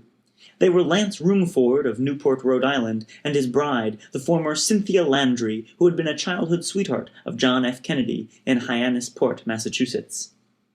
There was a slight coincidence here. Billy Pilgrim would later share a hospital room with Roomford's uncle, Professor Bertram Copeland Roomford of Harvard, official historian of the United States Air Force. When the beautiful people were past, Valencia questioned her funny-looking husband about war. It was a simple-minded thing for a female earthling to do, to associate sex and glamour with war. "Do you ever think about the war?" she said, laying a hand on his thigh. "Sometimes," said Billy Pilgrim. "I look at you sometimes," said Valencia, "and I get a funny feeling that you're just full of secrets." "I'm not," said Billy. This was a lie, of course. He hadn't told anybody about all the time-traveling he'd done, about Tralfamadore and so on. "You must have secrets about the war, or, not secrets, I guess, but things you don't want to talk about." "No." "I'm proud you were a soldier. Do you know that?" "Good." "Was it awful?" "Sometimes." A crazy thought now occurred to Billy. The truth of it startled him. It would make a good epitaph for Billy Pilgrim, and for me, too. "Would you talk about the war now, if I wanted you to?" said Valencia. In a tiny cavity in her great body, she was assembling the materials for a green beret. "It would sound like a dream," said Billy. "Other people's dreams aren't very interesting, usually." "I heard you tell Father one time about a German firing squad." She was referring to the execution of poor old Edgar Derby. Everything was beautiful, and nothing hurt." "You had to bury him?" "Yes." "Did he see you with your shovels before he was shot?" "Yes." "Did he say anything?" "No." "Was he scared?" "They had him doped up. He was sort of glassy-eyed." "And they pinned a target to him?" "A piece of paper," said Billy. He got out of bed, said, "Excuse me," went into the darkness of the bathroom to take a leak. He groped for the light, realized as he felt the rough walls that he had traveled back to 1944, to the prison hospital again. The candle in the hospital had gone out. Poor old Edgar Derby had fallen asleep on the cot next to Billy's. Billy was out of bed, groping along a wall, trying to find a way out because he had to take a leak so badly. He suddenly found a door, which opened, let him reel out into the prison night. Billy was loony with time travel and morphine. He delivered himself to a barbed wire fence, which snagged him in a dozen places. Billy tried to back away from it, but the barbs wouldn't let go. So Billy did a silly little dance with the fence, taking a step this way and then that, and then returning to the beginning again. A Russian, himself out in the night to take a leak, saw Billy dancing from the other side of the fence. He came over to the curious scarecrow, tried to talk with it gently, asked what country it was from. The scarecrow paid no attention, went on dancing. So the Russian undid the snags one by one, and then the scarecrow danced off into the night again without a word of thanks. The Russian waved to him and called after him in Russian, "Goodbye." Billy took his pecker out, there in the prison night, and peed on the ground. Then he put it away again, more or less, and contemplated a new problem. Where had he come from? And where should he go now? Somewhere in the night there were cries of grief. With nothing better to do, Billy shuffled in their direction. He wondered what tragedy so many had found to lament out of doors. Billy was approaching, without knowing it, the back of the latrine. It consisted of a one-rail fence with 12 buckets underneath it. The fence was sheltered on 3 sides by a screen of scrap lumber and flattened tin cans. The open side faced the black tar paper wall of the shed where the feast had taken place. Billy moved along the screen and reached a point where he could see a message freshly painted on the tar paper wall. The words were written with the same pink paint which had brightened the set for Cinderella. Billy's perceptions were so unreliable that he saw the words as hanging in air, painted on a transparent curtain, perhaps. And there were lovely silver dots on the curtain, too. These were really nail-heads holding the tar paper to the shed. Billy could not imagine how the curtain was supported in nothingness, and he supposed that the magic curtain and the theatrical grief were part of some religious ceremony he knew nothing about. Here is what the message said. "Please leave this latrine as tidy as you found it." Billy looked inside the latrine. The wailing was coming from in there. The place was crammed with Americans who had taken their pants down. The welcome feast had made them as sick as volcanoes. The buckets were full or had been kicked over. An American near Billy wailed that he had excreted everything but his brains. Moments later he said, "There they go! There they go!" He meant his brains. That was I. That was me. That was the author of this book. Billy reeled away from his vision of hell. He passed 3 Englishmen who were watching the excrement festival from a distance. They were catatonic with disgust. "Button your pants," said one as Billy went by. So Billy buttoned his pants. He came to the door of the little hospital by accident. He went through the door and found himself honeymooning again, going from the bathroom back to bed with his bride on Cape Ann. "I missed you," said Valencia. "I missed you," said Billy Pilgrim. Billy and Valencia went to sleep nestled like spoons, and Billy traveled in time back to the train ride he had taken in 1944, from maneuvers in South Carolina to his father's funeral in Ilium. He hadn't seen Europe or combat yet. This was still in the days of steam locomotives. Billy had to change trains a lot. All the trains were slow. The coaches stunk of coal smoke and rationed tobacco, and rationed booze, and the farts of people eating wartime food. The upholstery of the iron seats was bristly, and Billy couldn't sleep much. He got to sleep soundly when he was only 3 hours from Ilium, with his legs splayed toward the entrance of the bustling dinner car. The porter woke him up when the train reached Ilium. Billy staggered off with his duffel bag, and then he stood on the station platform next to the porter, trying to wake up. "Have a good nap, did you?" said the porter. "Yes," said Billy. "Man," said the porter, "you sure had a hard-on."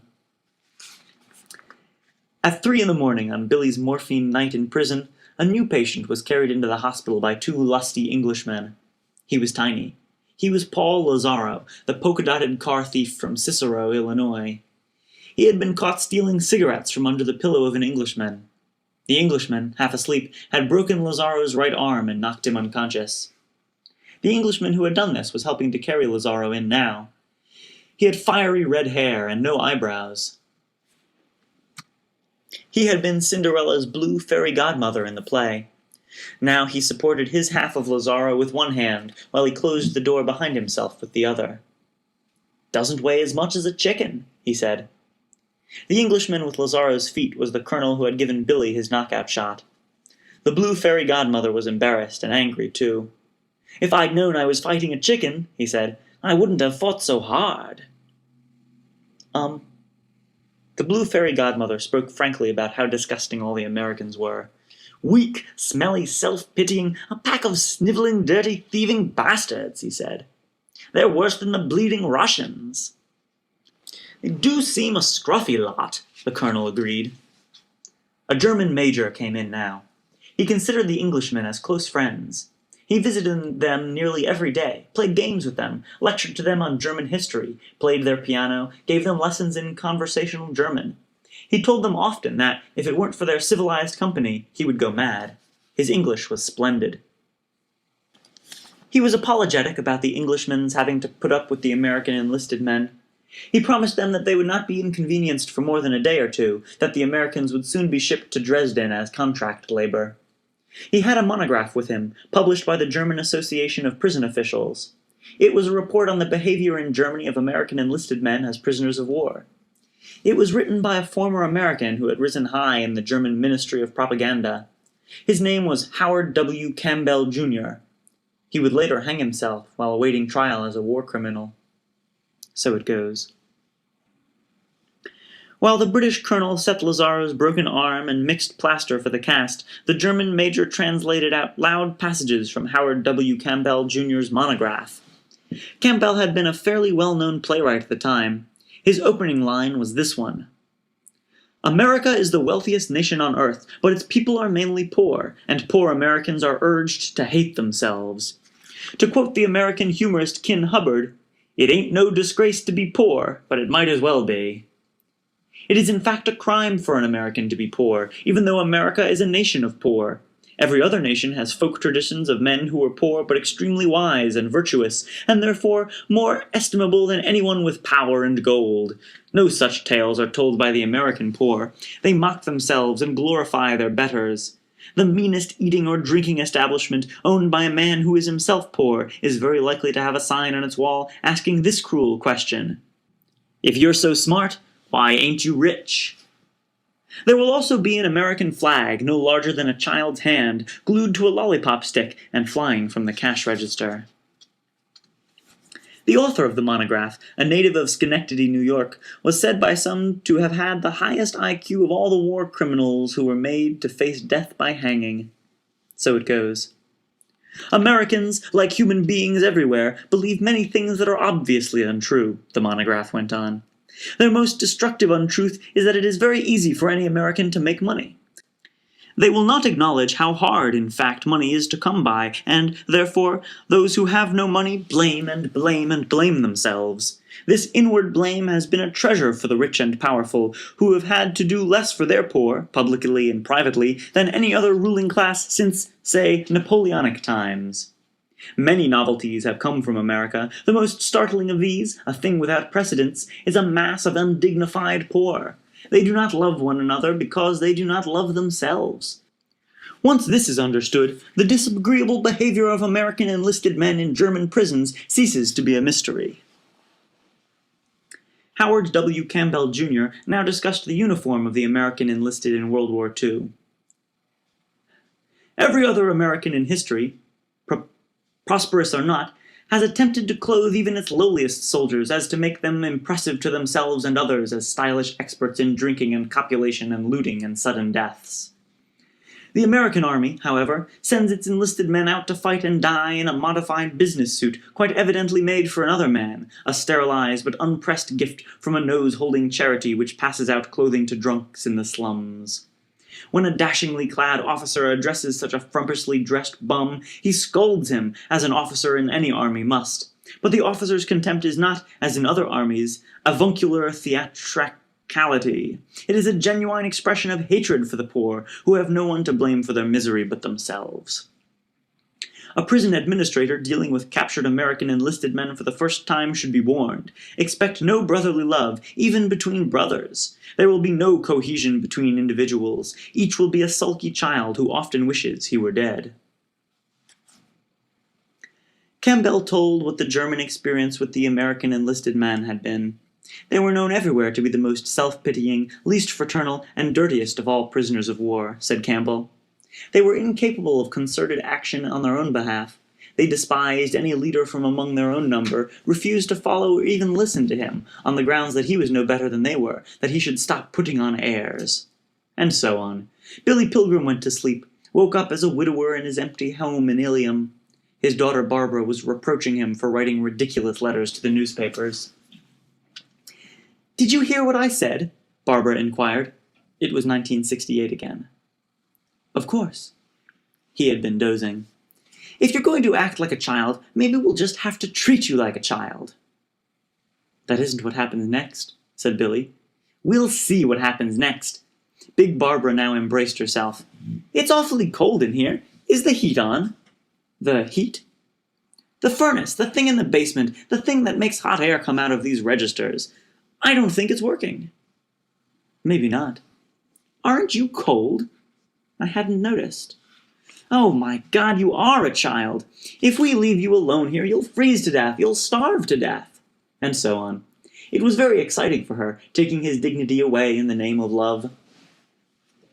Barbara called the oil burner man, and she made Billy go to bed, made him promise to stay under the electric blanket until the heat came on. She set control of the blanket at the highest notch, which soon made Billy's bed hot enough to bake bread in. When Barbara left, slamming the door behind her, Billy traveled in time to the zoo on Tralfamadore again. A mate had just been brought to him from Earth. She was Montana Wildhack, a motion picture star. Montana was under heavy sedation.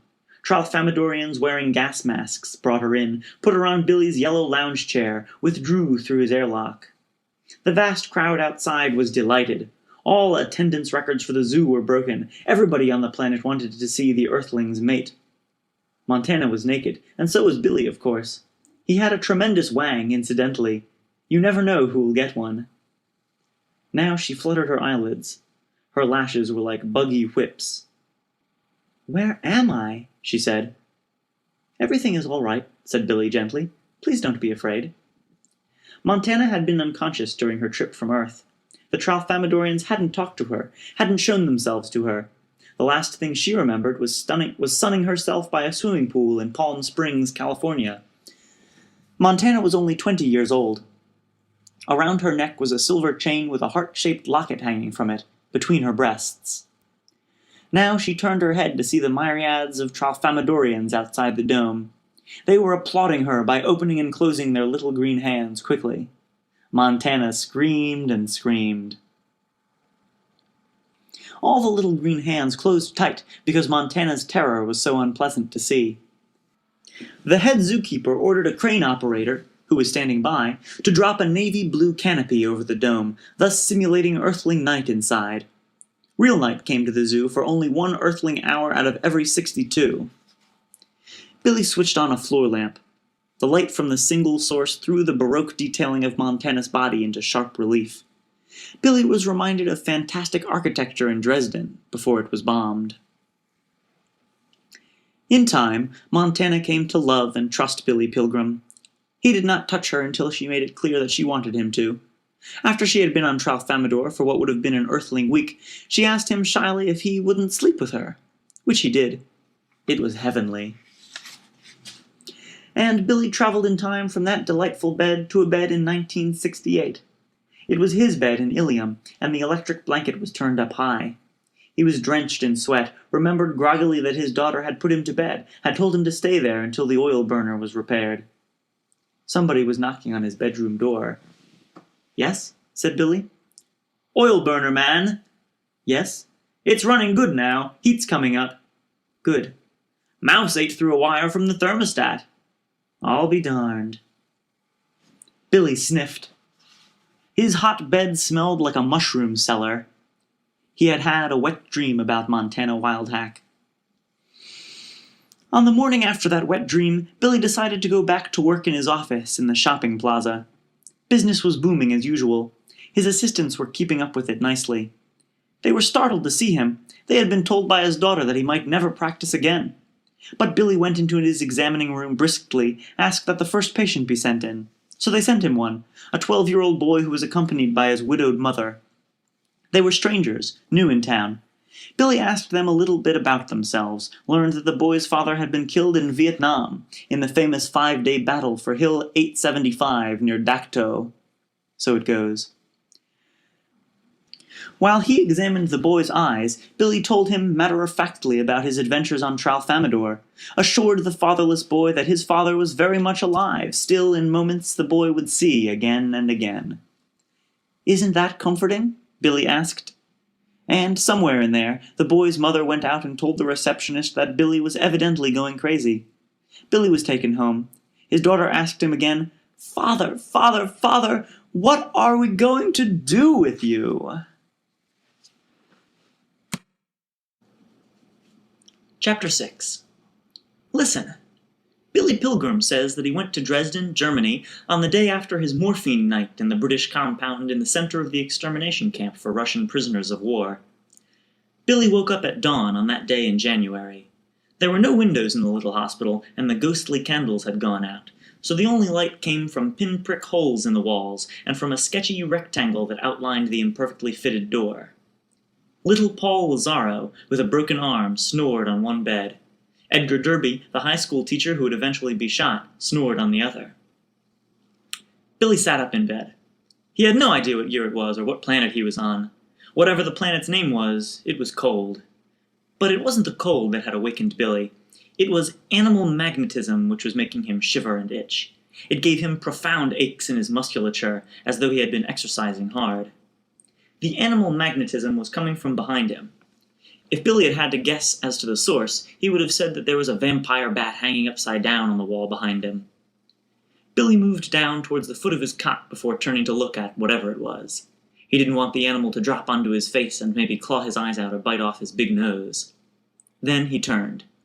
The source of the magnetism really did resemble a bat. It was Billy's impresario's coat with the fur collar. It was hanging from a nail. Billy now backed towards it again, looking at it over his shoulder, feeling the magnetism increase. Then he faced it, kneeling on his cot, dared to touch it, the here and there. He was seeking the exact source of the radiations. He found two small sources, two lumps an inch apart and hidden in the lining. One was shaped like a pea, the other was shaped like a tiny horseshoe. Billy received a message carried by the radiations. He was told not to find out what the lumps were. He was advised to be content with knowing that they could work miracles for him, provided he did not insist on learning their nature. That was all right with Billy Pilgrim. He was grateful. He was glad. Billy dozed, awakened in the prison hospital again. The sun was high. Outside were Golgotha sounds of strong men digging holes for upright timbers in hard, hard ground. Englishmen were building themselves a new latrine. They had abandoned their old latrine to the Americans, and their theater, the place where the feast had been held, too. 6 Englishmen staggered through a hospital with a pool table on which several mattresses were piled. They were transferring it to living quarters attached to the hospital. They were followed by an Englishman dragging his mattress and carrying a dartboard. The man with the dartboard was the blue fairy godmother who had injured the little Paul Lazaro. He stopped by Lazaro's bed, asked Lazaro how he was. Lazaro told him he was going to have him killed after the war. Oh? You made a big mistake, said Lazaro. Anybody touches me, he better kill me, or I'm going to have him killed. The blue fairy godmother knew something about killing. He gave Lazaro a careful smile. There is still time for me to kill you, he said, if you really persuade me that that's the sensible thing to do. Why don't you go fuck yourself? Don't think I haven't tried, said the blue fairy godmother. The blue fairy godmother left, amused and patronizing. When he was gone, Lazaro promised Billy and poor old Edgar Derby that he was going to have revenge, and that revenge was sweet. It's the sweetest thing there is, said Lazaro. People fuck with me, he said, and Jesus Christ are they ever fucking sorry. I laugh like hell. I don't care if it's a guy or a dame. If it's the President of the United States, if he fucked with me, I'd fix him good. You should have seen what I did to a dog one time. A dog? Said Billy. Son of a bitch bit me. So I got me some steak, and I got me the spring out of a clock. I cut that spring up into little pieces. I put points on the end of the pieces. They were as sharp as razor blades. I stuck 'em into the steak, way inside. And I went past the place where they had the dog tied up. He wanted to bite me again. I said to him, "Come on, doggy, let's be friends. Let's not be enemies anymore. I'm not mad." He believed me. He did? I threw him the steak. He swallowed it down in one big gulp. I waited around for 10 minutes. Now Paul Lazaro's eyes twinkled. Blood started coming out of his mouth. He started crying, and he rolled on the ground as though the knives were on the outside of him instead of on the inside. Then he tried to bite out his own insides. I laughed, and I said to him, "You got the right idea now. Tear your own guts out, boy. That's me in there with all those knives." So it goes. "Anybody ever asks you what the sweetest thing in life is," said Lazaro, "it's revenge." When Dresden was destroyed later on, incidentally, Lazaro did not exult. He didn't have anything against the Germans, he said. Also, he said he liked to take his enemies one at a time. He was proud of never having hurt an innocent bystander. "Nobody ever got it from Lazaro," he said, "who didn't have it coming." Poor old Edgar Derby, the high school teacher, got into the conversation now. He asked Lazaro if he planned to feed the blue fairy godmother clock springs and steak. "Shit," said Lazaro. "He's a pretty big man," said Derby, who of course was a pretty big man himself. "Size don't mean a thing." "You're going to shoot him?" "I'm gonna have him shot," said Lazaro. "He'll get home after the war. He'll be a big hero. The dames will be climbing all over him. He'll settle down. A couple of years will go by. And then one day there'll be a knock on his door. He'll answer, and there'll be a stranger out there. The stranger will ask him if he's so-and-so. When he says he is, the stranger will say, 'Paul Lazaro sent me.' And he'll pull out a gun and shoot his pecker off. The stranger will let him think a couple of seconds about who Paul Lazaro is and what life's going to be like without a pecker. Then he'll shoot him once in the guts and walk away." So it goes. Lazaro said that he could have anybody in the world killed for $1,000 plus traveling expenses. He had a list in his head, he said. Derby asked him who all was on the list, and Lazaro said, "Just make fucking sure you don't get on it. Just don't cross me, that's all." There was a silence, and then he added, "And don't cross my friends."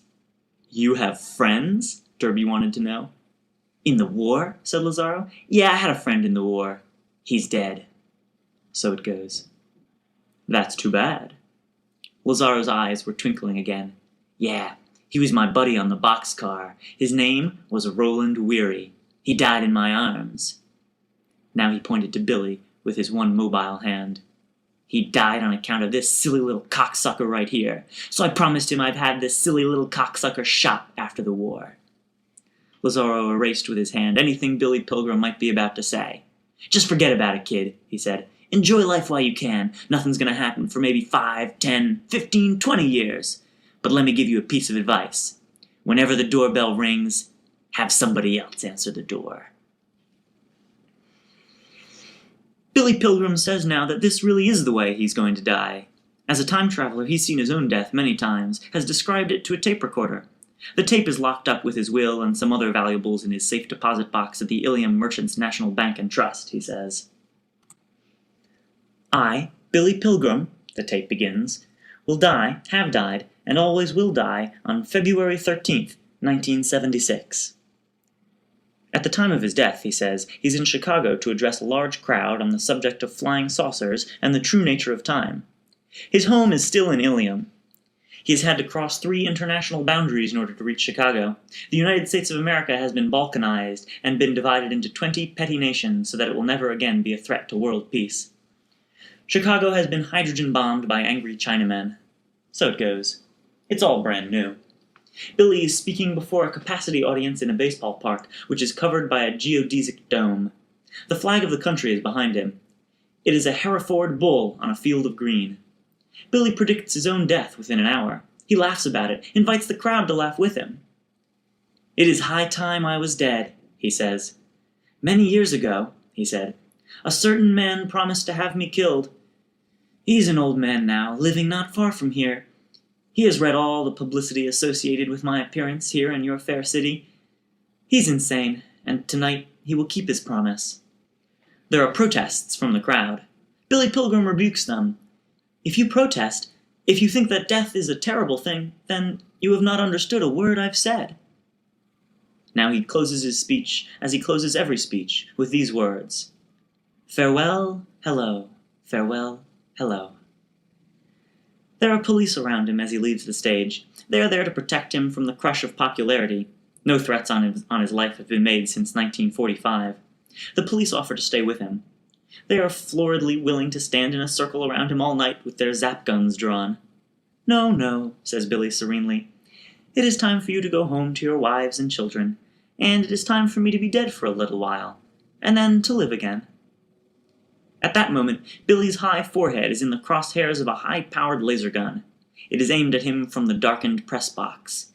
In the next moment, Billy Pilgrim is dead. So it goes. So Billy Pilgrim experiences death for a while. It is simply violet light and a hum. There isn't anybody else there. Not even Billy Pilgrim is there. And then he swings back into life again, all the way back to an hour after his life was threatened by Paul Lazaro in 1945. He has been told to get out of his hospital bed and dress, that he is well. He and Lazaro and poor old Edgar Derby are to join their fellows in the theater. There they will choose a leader for themselves by secret ballot in a free election. Billy and Lazaro and poor old Edgar Derby crossed the prison yard to the theater now. Billy was carrying his little coat as though it were a lady's muff. It was wrapped around and around his hands. He was the central clown in an unconscious travesty of that famous oil painting, The Spirit of '76.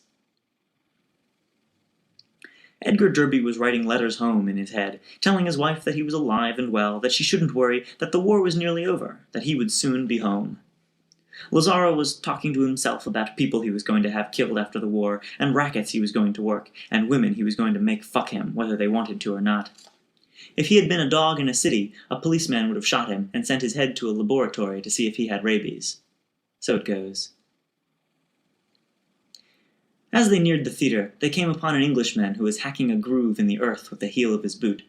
He was marking the boundary between the American and English sections of the compound. Billy and Lazaro and Derby didn't have to ask what the line meant. It was a familiar symbol from childhood. The theater was paved with American bodies that nestled like spoons. Most of the Americans were in stupors or asleep. Their guts were fluttering, dryly. "Close the fucking door," somebody said to Billy. "Were you born in a barn?" Billy closed it, took a hand from his muff, touched a stove. It was as cold as ice. The stage was still set for Cinderella. Azure curtains hung from arches which were shocking pink. There were golden thrones and the dummy clock, whose hands were set at midnight. Cinderella's slippers, which were airmen's boots painted silver, were capsized side by side under the golden throne. Billy and poor old Edgar Derby and Lazaro had been in the hospital when the British passed out blankets and mattresses, so they had none. They had to improvise. The only space open to them was up on the stage, and they went up there, pulled the azure curtains down, made nests. Billy, curled in his azure nest, found himself staring at Cinderella's silver boots under a throne. And then he remembered that his shoes were ruined, that he needed boots. He hated to get out of his nest, but he forced himself to do it. He crawled to the boots on all fours, sat, and tried them on. The boots fit perfectly. Billy Pilgrim was Cinderella, and Cinderella was Billy Pilgrim. Somewhere in there was a lecture on personal hygiene by the head Englishman, and then a free election. At least half of the Americans went on snoozing through it all. The Englishman got up on the stage, and he rapped on the arm of a throne with a swagger stick, called, "Lads, lads, lads, can I have your attention, please?" and so on.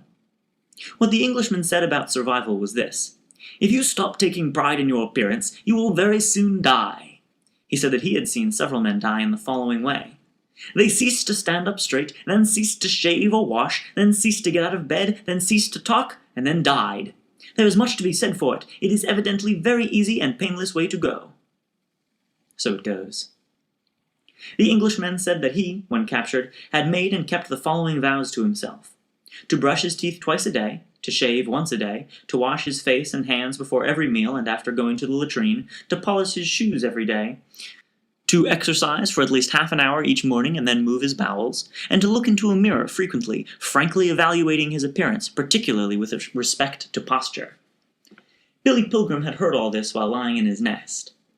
He looked not at the Englishman's face, but his ankles. "I envy you, lads," said the Englishman. Somebody laughed. Billy wondered what the joke was. "You lads are leaving this afternoon for Dresden. A beautiful city, I'm told. You won't be cooped up like us. You'll be out where the life is, and the food is certain to be more plentiful than here. If I may inject a personal note, it has been 5 years now since I have seen a tree or a flower or a woman or child, or a dog or a cat or a place of entertainment, or a human being doing useful work of any kind. You needn't worry about bombs, by the way. Dresden is an open city. It is undefended and contains no war industries or troop concentrations of any importance." Somewhere in there, old Edgar Derby was elected head American. The Englishman called for nominations from the floor, and there weren't any. So he nominated Derby, praising him for his maturity and long experience in dealing with people. There were no further nominations, so the nominations were closed. "All in favor?" 2 or 3 people said, "Aye." Then poor old Edgar Derby made a speech. He thanked the Englishman for his good advice, said that he meant to follow it exactly. He said that he was sure that all the other Americans would do the same. He said that his primary responsibility now was to make damn well sure that everybody got home safely. "Go take a flying fuck at a rolling donut," murmured Paul Lazaro in his azure nest. "Go take a flying fuck at the moon." The temperature climbed startlingly that day. The noontime was balmy. The Germans brought soup and bread in 2-wheeled carts which were pulled by Russians. The Englishmen sent over real coffee and sugar and marmalade and cigarettes and cigars, and the doors of the theater were left open so the warmth could get in. The Americans began to feel much better. They were able to hold their food. It was then time to go to Dresden. The Americans marched fairly stylishly out of the British compound. Billy Pilgrim again led the parade. He had silver boots now, and a muff, and a piece of azure curtain which he wore like a toga. Billy still had a beard. So did poor old Edgar Derby, who was beside him. Derby was imagining letters to home, his lips working tremulously. "Dear Margaret, we are leaving for Dresden today. Don't worry, it will never be bombed. It is an open city. There was an election at noon, and guess what?" And so on. They had come to the prison railroad yard again. They had arrived on only 2 cars. They would depart far more comfortably on 4. They saw the dead hobo again. He was frozen stiff in the weeds beside the track. He was in a fetal position, trying even in death to nestle like a spoon with others. There were no others now. He was nestling with thin air and cinders. Somebody had taken his boots. His bare feet were blue and ivory. It was all right, somehow, his being dead. So it goes. The trip to Dresden was a lark. It took only 2 hours. Shriveled little bellies were full. Sunlight and mild air came in through the ventilators. There were plenty of smokes from the Englishmen. The Americans arrived in Dresden at 5 in the afternoon. The boxcar doors were open, and the doorways framed the loveliest city that most of the Americans had ever seen. The skyline was intricate and voluptuous and enchanted and absurd. It looked like a Sunday school picture of heaven to Billy Pilgrim. Somebody behind him in the boxcar said, "Oz." That was I. That was me. The only other city I'd ever seen was Indianapolis, Indiana. Every other big city in Germany had been bombed and burned ferociously. Dresden had not suffered so much as a cracked window pane. Sirens went off every day, screamed like hell, and people went down into cellars and listened to radios there. The planes were always bound for someplace else. Leipzig, Chemnitz, Plauen, places like that. So it goes. Steam radiators still whistled cheerily in Dresden. Streetcars clanged, telephones rang and were answered. Lights went on and off when switches were clicked. There were theaters and restaurants. There was a zoo. The principal enterprises of the city were medicine and food processing and the making of cigarettes. People were going home from work now in the late afternoon. They were tired. 8 Dresdeners crossed the steel spaghetti of the railroad yard. They were wearing new uniforms. They had been sworn into the army the day before. They were boys and men past middle age, and 2 veterans who had been shot to pieces in Russia. Their assignment was to guard 100 American prisoners of war, who would work as contract labor. A grandfather and his grandson were in the squad. The grandfather was an architect. The 8 were grim as they approached the boxcars containing their wards. They knew what sick and foolish soldiers they themselves appeared to be. One of them actually had an artificial leg, and carried not only a loaded rifle, but a cane. Still, they were expected to earn obedience and respect from tall, cocky, murderous American infantrymen who had just come from all the killing at the front. And then they saw bearded Billy Pilgrim, in his blue toga and silver shoes, with his hands in a muff. He looked at least 60 years old. Next to Billy was little Paul Lazaro with a broken arm. He was fizzing with rabies. Next to Lazaro was the poor old high school teacher, Edgar Derby, mournfully pregnant with patriotism and middle age and imaginary wisdom, and so on. The 8 ridiculous Dresdeners ascertained that these 100 ridiculous creatures really were American fighting men fresh from the front. They smiled, and then they laughed. Their terror evaporated. There was nothing to be afraid of. Here were more crippled human beings, more fools like themselves. Here was light opera. So out of the gate of the railroad yard and into the streets of Dresden marched the light opera. Billy Pilgrim was the star. He led the parade. Thousands of people were on the sidewalks, going home from work. They were watery and putty-colored, having eaten mostly potatoes during the past 2 years. They had expected no blessings beyond the mildness of the day. Suddenly, here was fun. Billy did not meet many of the eyes that found him so entertaining. He was enchanted by the architecture of the city. Merry amoretti wove garlands above windows. Roguish fawns and naked nymphs peeked down at Billy from festooned cornices. Stone monkeys frisked among scrolls and seashells and bamboo. Billy, with his memories of the future, knew that the city would be smashed to smithereens and then burned, in about 30 more days. He knew, too, that most of the people watching him would soon be dead. So it goes. And Billy worked his hands in his muff as he marched. His fingertips, working there in the hot darkness of the muff, wanted to know what the two lumps in the lining of the little impresario's coat were. The fingertips got inside the lining. They palpated the lumps, the pea-shaped thing and the horseshoe-shaped thing. The parade had to halt by a busy corner. The traffic light was red. There, at the corner, in the front rank of pedestrians, was a surgeon who had been operating all day. He was a civilian, but his posture was military. He had served in 2 world wars. The sight of Billy offended him, especially after he learned from the guards that Billy was an American. It seemed to him that Billy was in abominable taste. Suppose that Billy had gone to a lot of silly trouble to costume himself just so. The surgeon spoke English, and he said to Billy, "I take it you find war a very comical thing." Billy looked at him vaguely. Billy had lost track momentarily of where he was or how he had gotten there. He had no idea that people thought he was clowning. It was fate, of course, which had costumed him, fate and a feeble will to survive. "Did you expect us to laugh?"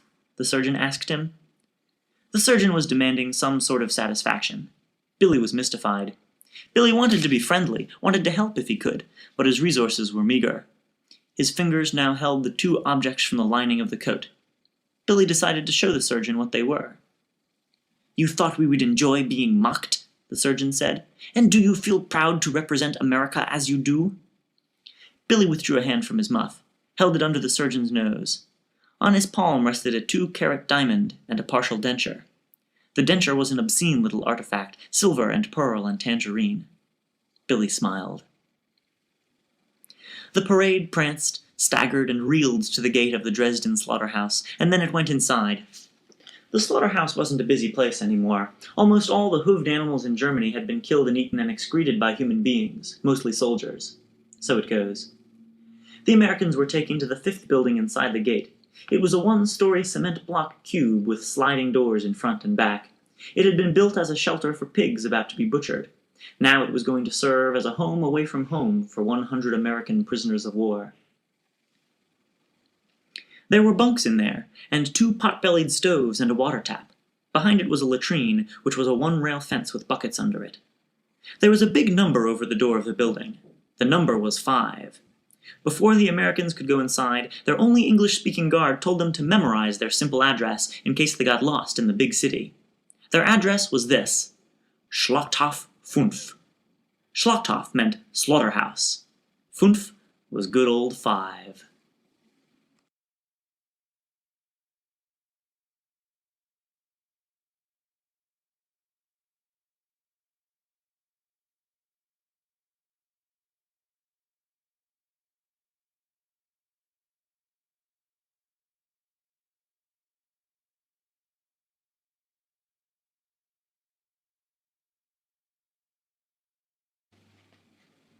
Chapter 7.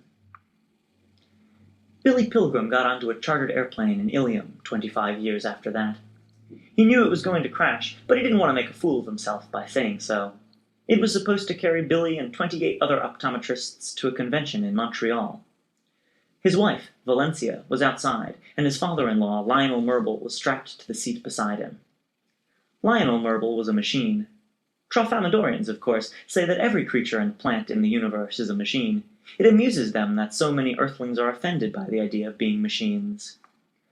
Outside the plane, the machine named Valencia Merble Pilgrim was eating a Peter Paul Mound Bar and waving bye-bye. The plane took off without incident. The moment was structured that way. There was a barbershop quartet on board. They were optometrists, too. They called themselves the Febs, which was an acronym for Four-Eyed Bastards.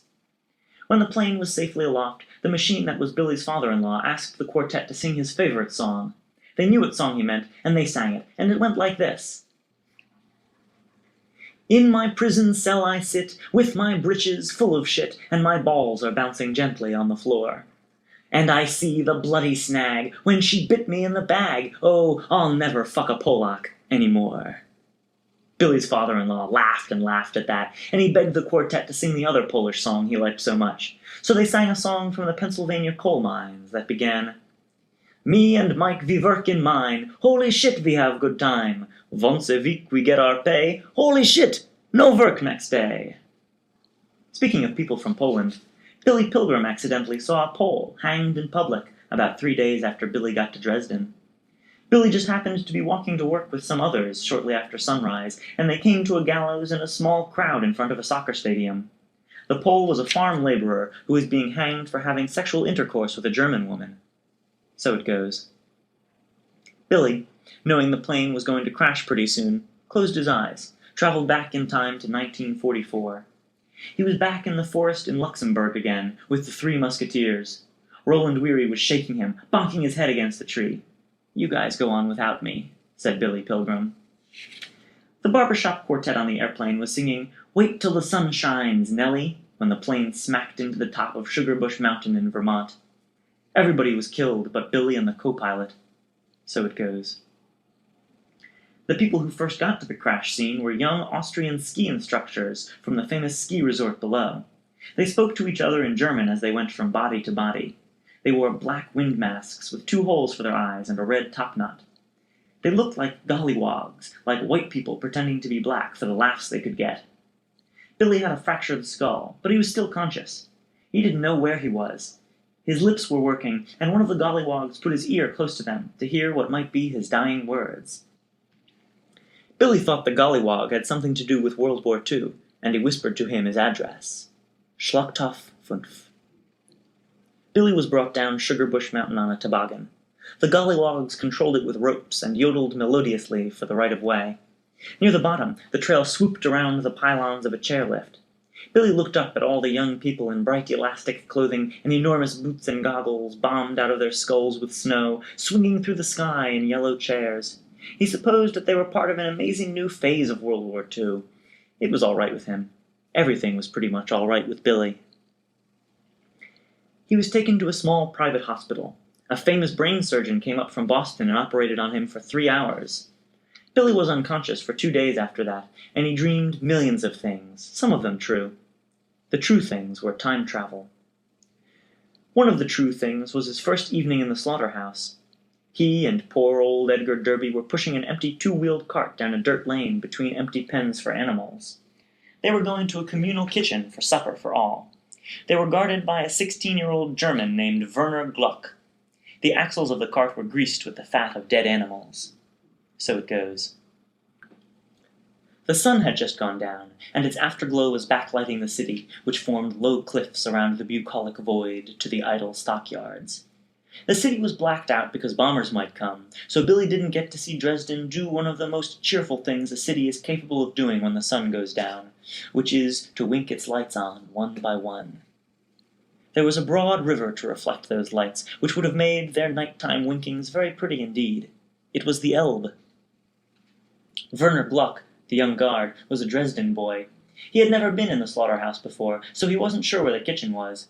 He was tall and weak like Billy, might have been a younger brother of his. They were, in fact, distant cousins, something they never found out. Gluck was armed with an incredibly heavy musket, a single-shot museum piece with an octagonal barrel and smooth bore. He had fixed his bayonet. It was like a long knitting needle. It had no blood gutters. Gluck led the way to a building that he thought might contain the kitchen, and he opened the sliding door in its side. There wasn't a kitchen in there, though. There was a dressing room adjacent to a communal shower, and there was lots of steam. In the steam were about 30 teenage girls with no clothes on. They were German refugees from Breslau, which had been tremendously bombed. They had just arrived in Dresden, too.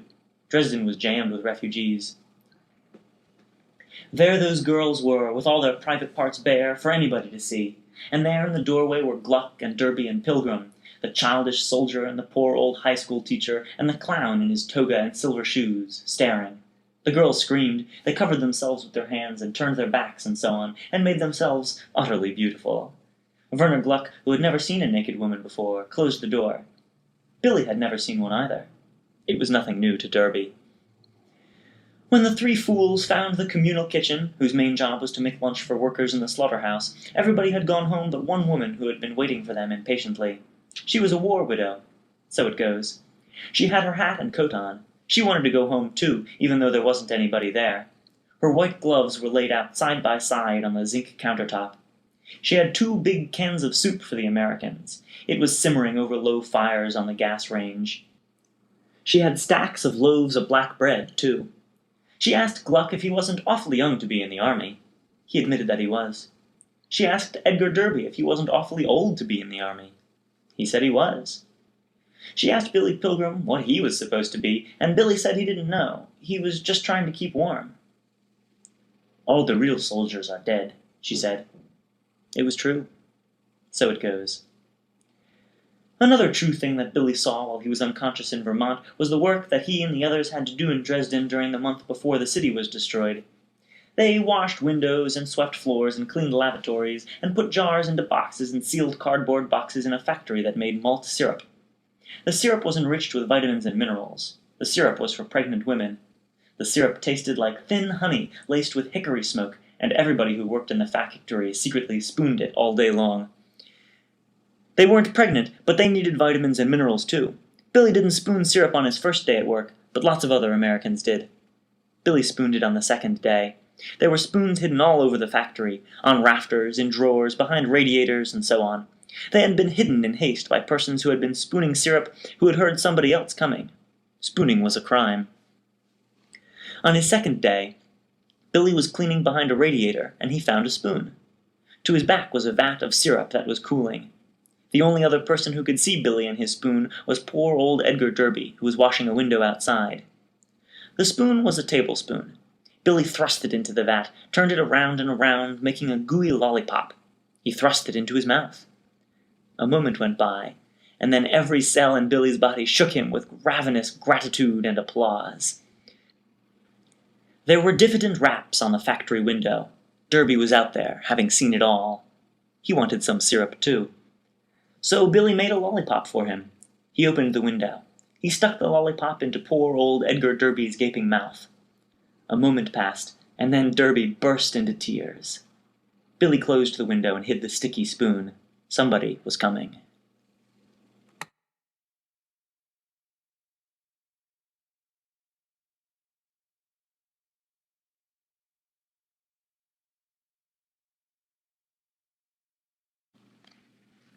Chapter 8.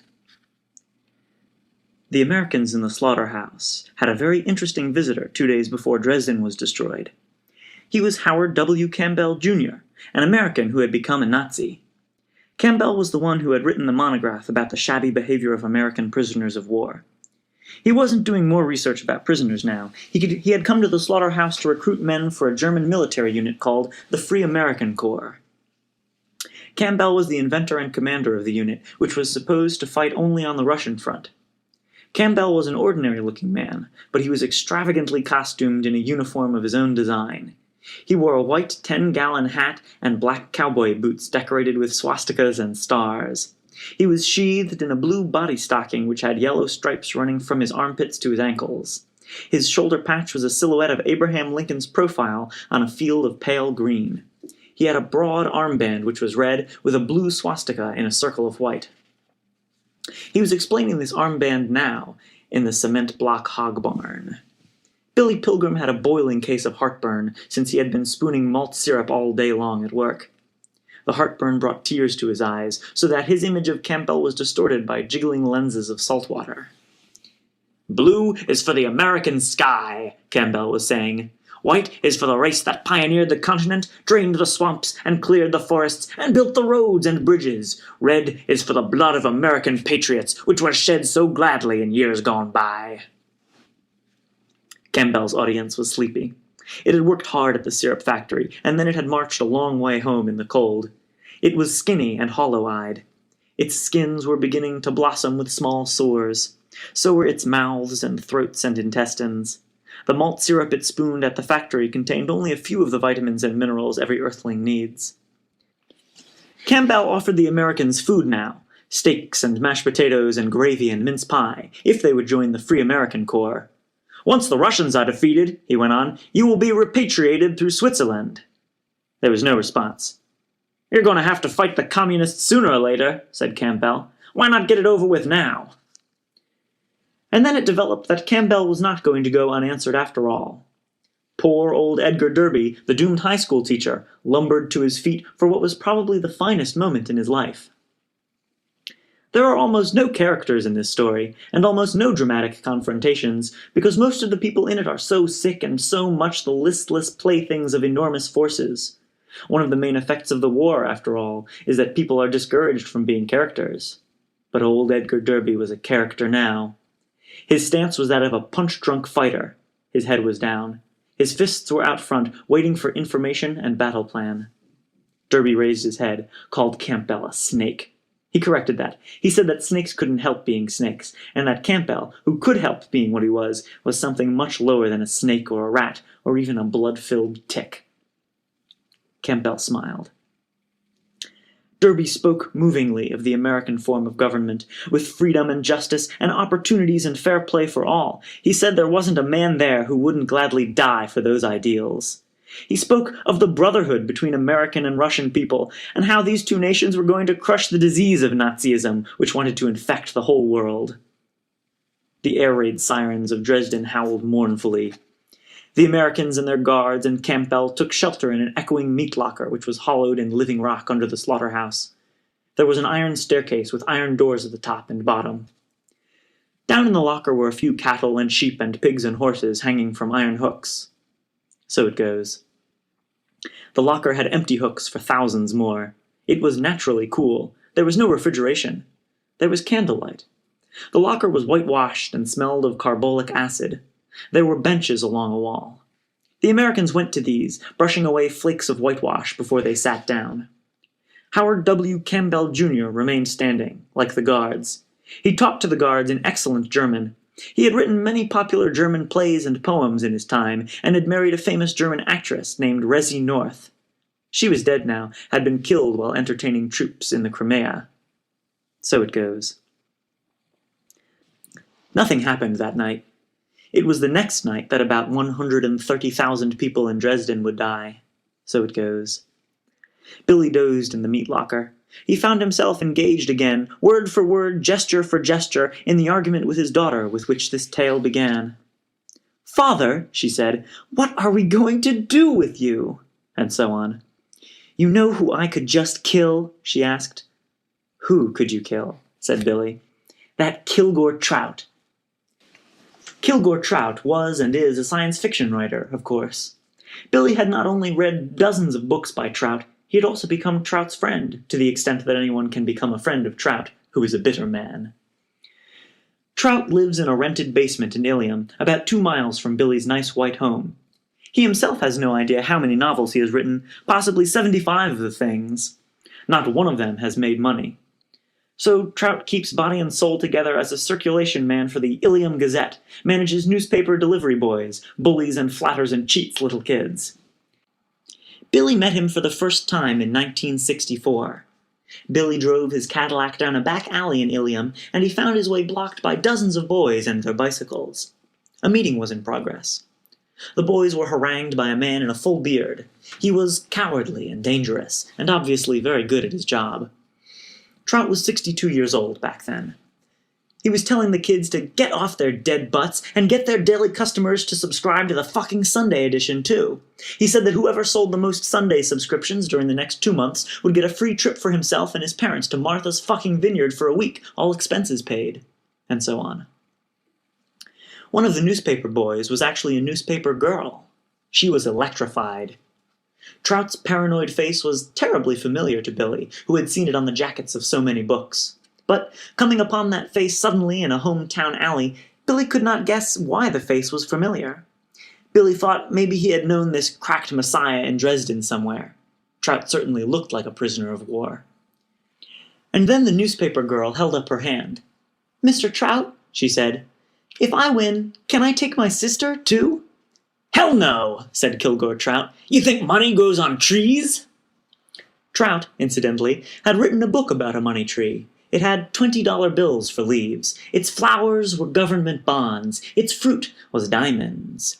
It attracted human beings who killed each other around the roots and made very good fertilizer.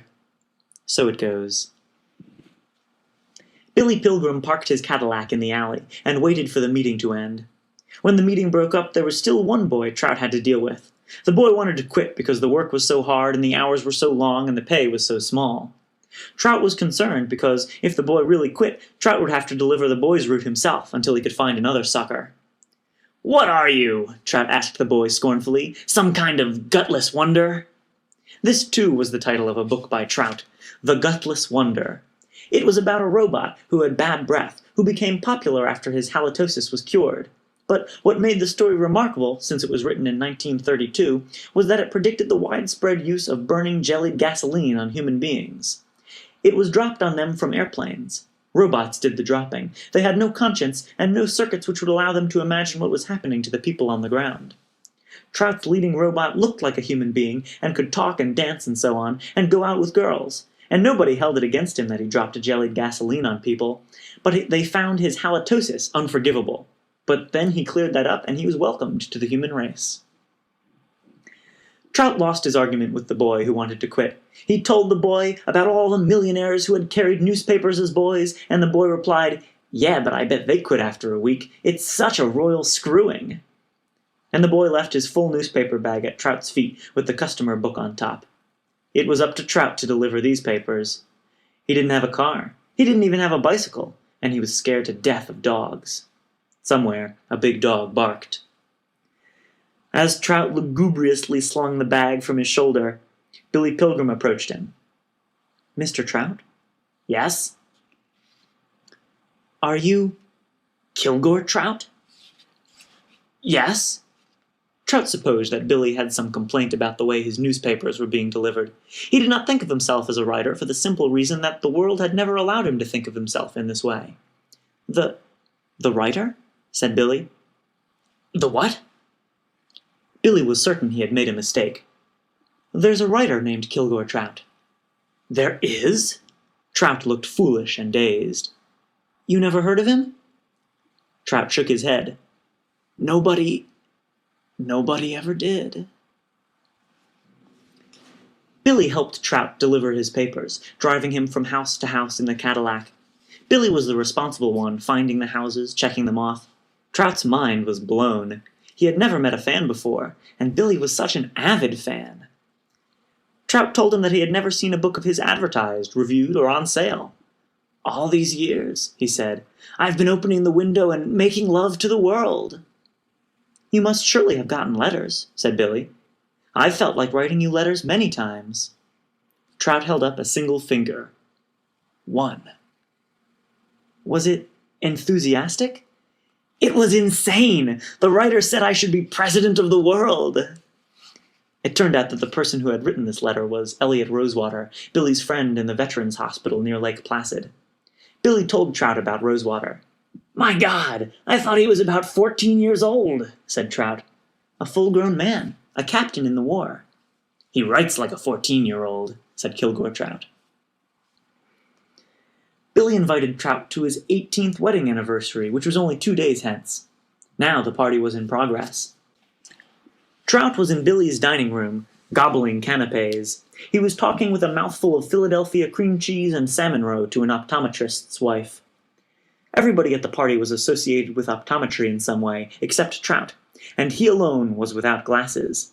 He was making a great hit. Everybody was thrilled to have a real author at the party, even though they had never read his books. Trout was talking to a Maggie White, who had given up being a dental assistant to become a homemaker for an optometrist. She was very pretty. The last book she had read was Ivanhoe. Billy Pilgrim stood nearby, listening.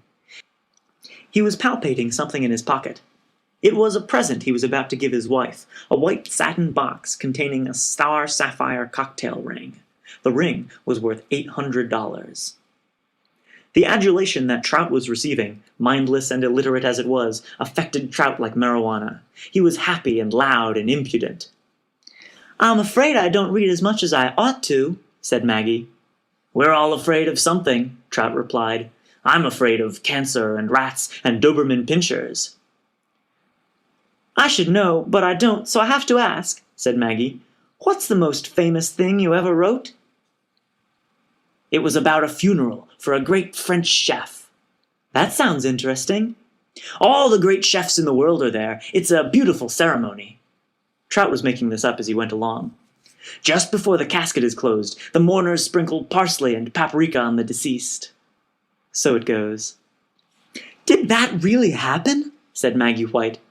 She was a dull person, but a sensational invitation to make babies. Men looked at her and wanted to fill her up with babies right away. She hadn't had even one baby yet. She used birth control.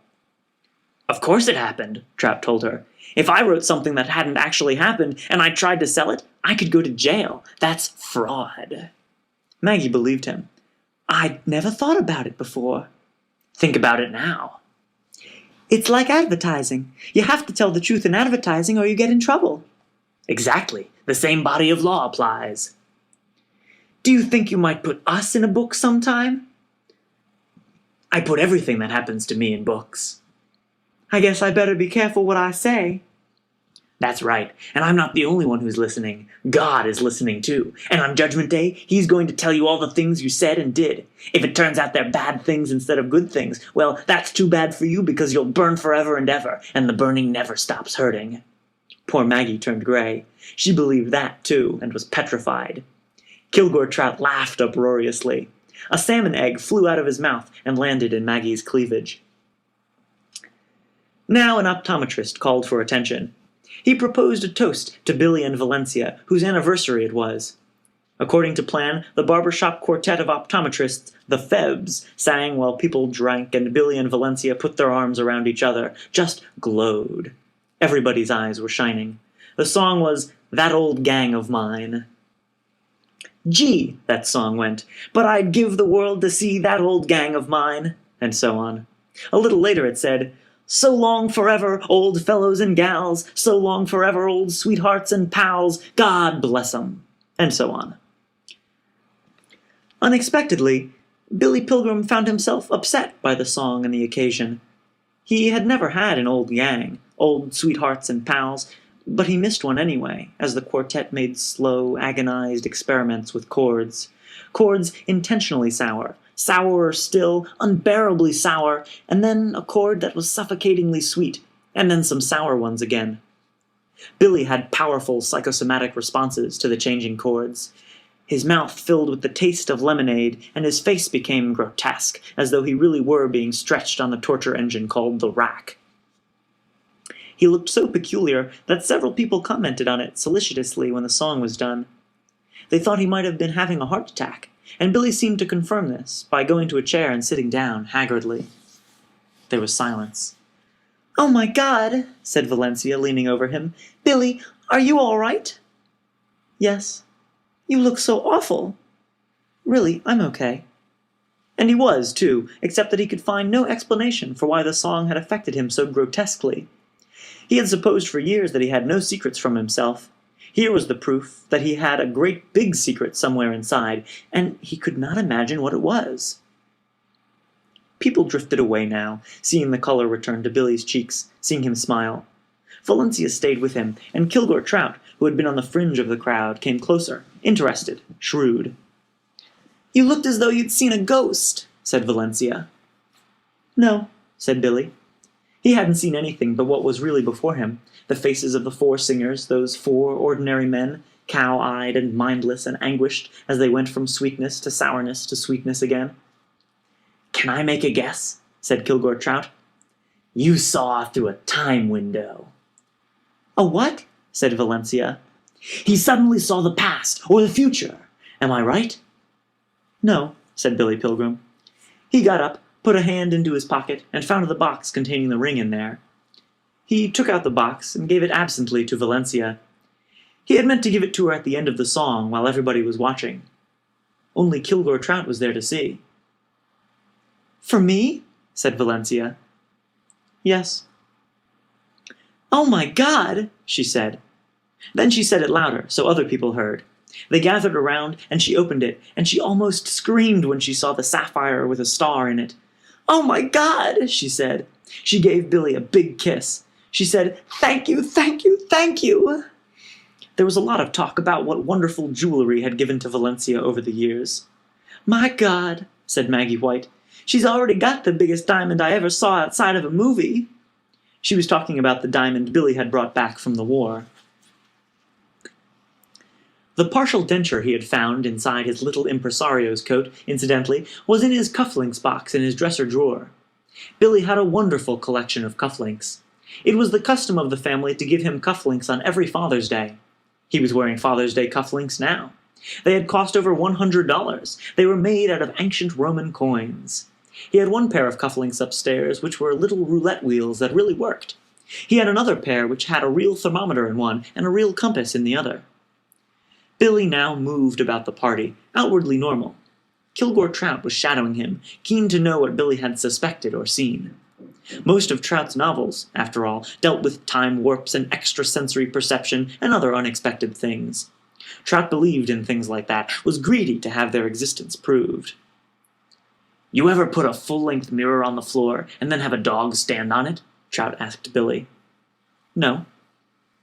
"The dog will look down, and all of a sudden he'll realize there's nothing under him. He thinks he's standing on thin air. He'll jump a mile." "He will?" "That's how you looked, as though all of a sudden you realized you were standing on thin air." The barbershop quartet sang again. Billy was emotionally racked again. The experience was definitely associated with those four men, and not what they sang. Here is what they sang, while Billy was pulled apart inside. "11-cent cotton, 40-cent meat. How in the world can a poor man eat? Pray for the sunshine, 'cause it will rain. Things gettin' worse, drivin' all insane. Built a nice bar, painted it brown. Lightning came along and burnt it down. No use talkin', any man's beat with 11-cent cotton and 40-cent meat. 11-cent cotton, a cartload of tacks. The load's too heavy for our poor backs." And so on. Billy fled upstairs in his nice white home. Trout would have come upstairs with him if Billy hadn't told him not to. Then Billy went into the upstairs bathroom, which was dark. He closed and locked the door. He left it dark, and gradually became aware that he was not alone. His son was in there. "Dad?" his son said in the dark. Robert, the future Green Beret, was 17 then. Billy liked him, but didn't know him very well. Billy couldn't help suspecting that there wasn't much to know about Robert. Billy flicked on the light. Robert was sitting on the toilet with his pajama bottoms around his ankles. He was wearing an electric guitar, slung around his neck on a strap. He had just bought the guitar that day. He couldn't play it well yet, and in fact never learned to play it. It was a nacreous pink. "Hello, son," said Billy Pilgrim. Billy went into his bedroom, even though there were guests to be entertained downstairs. He lay down in his bed, turned on the magic fingers. The mattress trembled, drove a dog out from under the bed. The dog was Spot. Good old Spot was still alive in those days. Spot lay down again in a corner. Billy thought hard about the effect the quartet had had on him, and found an association with an experience he had had long ago. He did not travel in time to the experience. He remembered it, shimmeringly, as follows. He was down in the meat locker on the night that Dresden was destroyed. There were sounds like giant footsteps above. Those were the sticks of high-explosive bombs. The giants walked and walked. The meat locker was a very safe shelter. All that happened down there was an occasional shower of calcimine.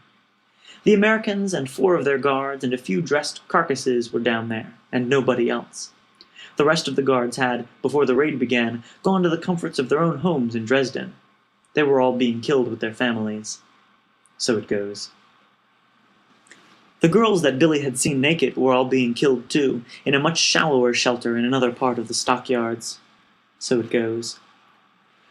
A guard would go to the head of the stairs every so often to see what it was like outside, and then he would come down and whisper to the other guards. There was a firestorm out there. Dresden was one big flame. The one flame ate everything organic, everything that would burn. It wasn't safe to come out of the shelter until noon the next day. When the Americans and their guards did come out, the sky was black with smoke. The sun was an angry little pinhead. Dresden was like the moon now, nothing but minerals. The stones were hot. Everybody else in the neighborhood was dead. So it goes. The guards drew together instinctively, rolled their eyes. They experimented with one expression and then another, said nothing, though their mouths were often open. They looked like a silent film of a barbershop quartet. So long forever, they might have been singing.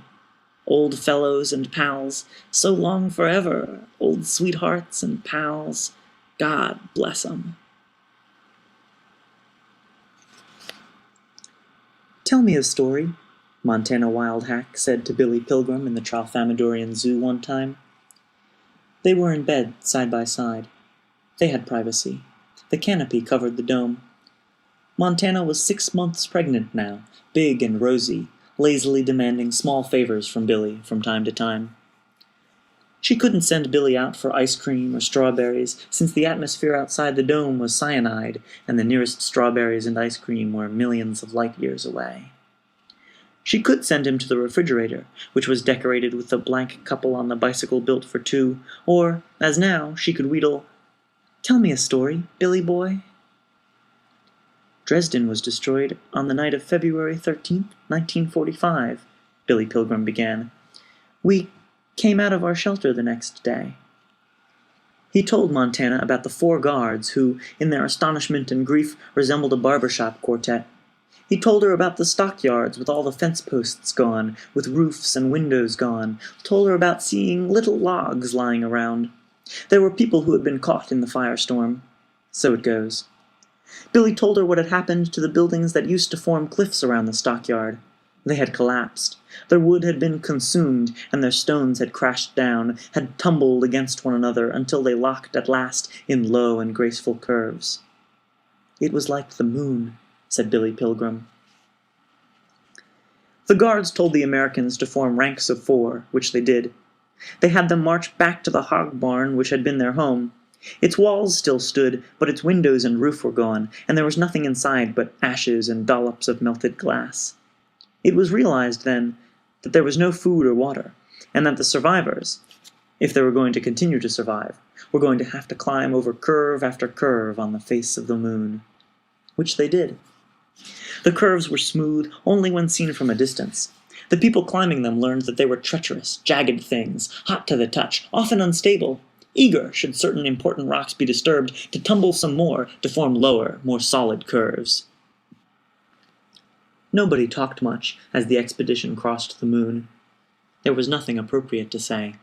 One thing was clear: absolutely everybody in the city was supposed to be dead, regardless of what they were, and that anybody that moved in it represented a flaw in the design. There were to be no moon men at all.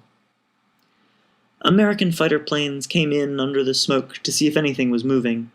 They saw Billy and the rest moving down there. The planes sprayed them with machine gun bullets, but the bullets missed. Then they saw some other people moving down by the riverside, and they shot at them. They hit some of them. So it goes.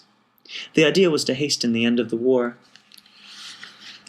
Billy's story ended very curiously in a suburb untouched by fire and explosions.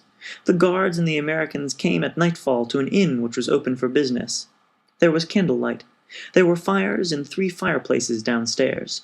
There were empty tables and chairs waiting for anyone who might come, and empty beds with covers turned down upstairs.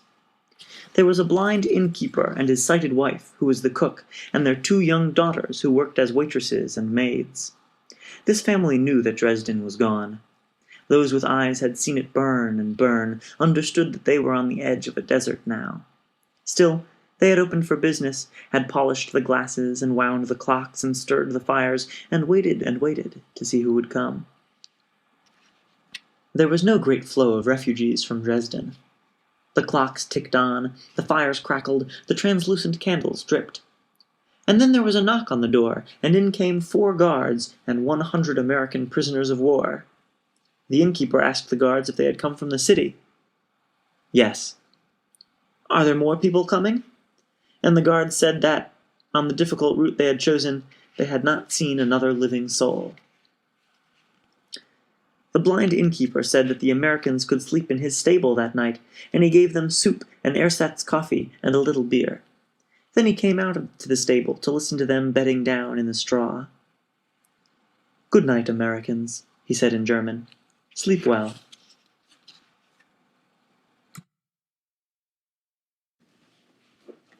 Chapter 9. Here is how Billy Pilgrim lost his wife, Valencia.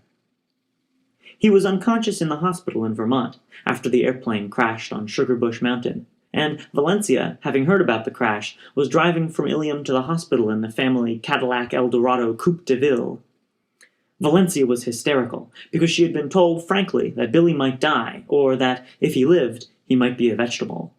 Valencia adored Billy. She was crying and yelping so hard as she drove that she missed the correct turnoff from the throughway.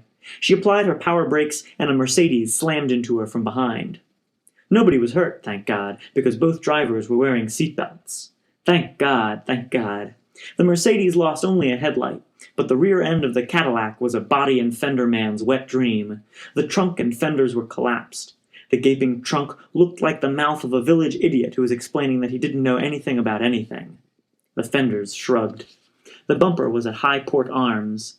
"Reagan for president," a sticker on the bumper said. The back window was veined with cracks. The exhaust system rested on the pavement. The driver of the Mercedes got out and went to Valencia to find out if she was all right. She blabbed hysterically about Billy and the airplane crash, and then she put her car in gear and crossed the median divider, leaving her exhaust system behind. When she arrived at the hospital, people rushed to the windows to see what the noise was. The Cadillac, with both mufflers gone, sounded like a heavy bomber coming in on a wing and a prayer. Valencia turned off the engine, but then she slumped against the steering wheel, and the horn brayed steadily. A doctor and a nurse ran out to find out what the trouble was. Poor Valencia was unconscious, overcome by carbon monoxide. She was a heavenly azure. An hour later, she was dead. So it goes. Billy knew nothing about it. He dreamed on and traveled in time and so forth. The hospital was so crowded that Billy couldn't have a room to himself. He shared a room with a Harvard history professor named Bertram Copeland Rumford. Rumford didn't have to look at Billy, because Billy was surrounded by white linen screens on rubber wheels. But Rumford could hear Billy talking to himself from time to time. Rumford's left leg was in traction. He had broken it while skiing. He was 70 years old, but had the body and spirit of a man half that age.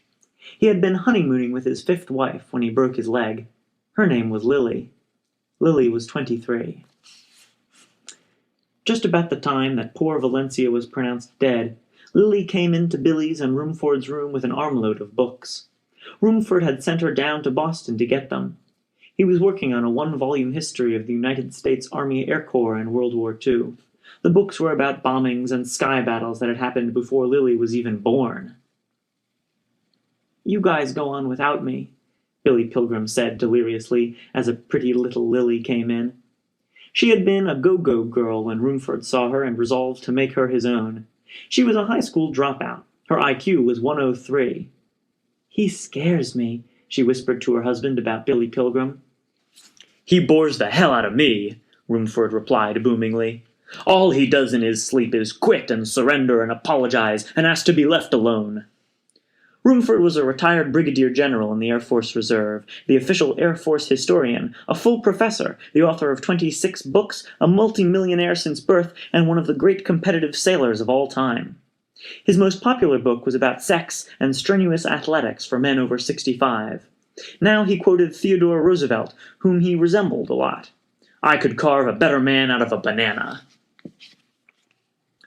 One of the things Rumford had told Lily to get in Boston was a copy of President Harry S. Truman's announcement to the world that an atomic bomb had been dropped on Hiroshima. She had a Xerox of it, and Rumford asked her if she had read it. No. She didn't read well, which was one of the reasons she had dropped out of high school. Rumford ordered her to sit down and read the Truman statement now. He didn't know that she couldn't read much. He knew very little about her, except that she was one more public demonstration that he was a Superman. So Lily sat down and pretended to read the Truman thing, which went like this. 16 hours ago, an American airplane dropped one bomb on Hiroshima, an important Japanese army base. That bomb had more power than 20,000 tons of TNT. It had more than 2,000 times the blast power of the British Grand Slam, which is the largest bomb ever yet used in the history of warfare. The Japanese began the war from the air at Pearl Harbor. They have been repaid manifold, and the end is not yet. With this bomb, we have now added a new and revolutionary increase in destruction to supplement the growing power of our armed forces. In their present form, these bombs are now in production, and even more powerful forms are in development. It is an atomic bomb. It is a harnessing of the basic power of the universe. The force from which the sun draws its power has been loosed against those who brought war to the Far East. Before 1939, it was the accepted belief of scientists that it was theoretically possible to release atomic energy, but nobody knew any practical method of doing it. By 1942, however, we knew that the Germans were working feverishly to find a way to add atomic energy to all the other engines of war with which they had hoped to enslave the world. But they failed. We may be grateful to Providence that the Germans got the V1s and V2s late and in limited quantities, and even more grateful that they did not get the atomic bomb at all. The Battle of the Laboratories held fateful risks for us as well as the battles of the air, land, and sea, and we have now won the Battle of the Laboratories as we have won the other battles. We are now prepared to obliterate more rapidly and completely every productive enterprise the Japanese have above ground in any city, said Harry Truman. We shall destroy their docks, their factories, and their communications. Let there be no mistake. We shall completely destroy Japan's power to make war. It was to spare, and so on. One of the books that Lily had brought Rumford was The Destruction of Dresden, by an Englishman named David Irving. It was an American edition, published by Holt, Reinhardt, and Winston in 1964. What Rumford wanted from it were portions of the forewords by his friends Ira C. Eaker, Lieutenant General USAF, retired, and British Air Marshal Sir Robert Soundby, KCB, KBE, MC, DFC, AFC. I find it difficult to understand Englishmen or Americans who weep about enemy civilians who were killed, but who have not shed a tear for our gallant crews lost in combat with a cruel enemy, wrote his friend General Eaker in part. I think it would have been well for Mr. Irving to have remembered, when he was drawing the frightful picture of the civilians killed at Dresden, that V1s and V2s were at the very same time falling on England, killing civilian men, women, and children indiscriminately, as they were designed and launched to do. It might be well to remember Buchenwald and Coventry, too. Eaker's foreword ended this way. I deeply regret that British and U.S. bombers killed 135,000 people in the attack on Dresden, but I remember who started the last war, and I regret even more the loss of more than 5 million Allied lives in the necessary effort to completely defeat and utterly destroy Nazism. So it goes.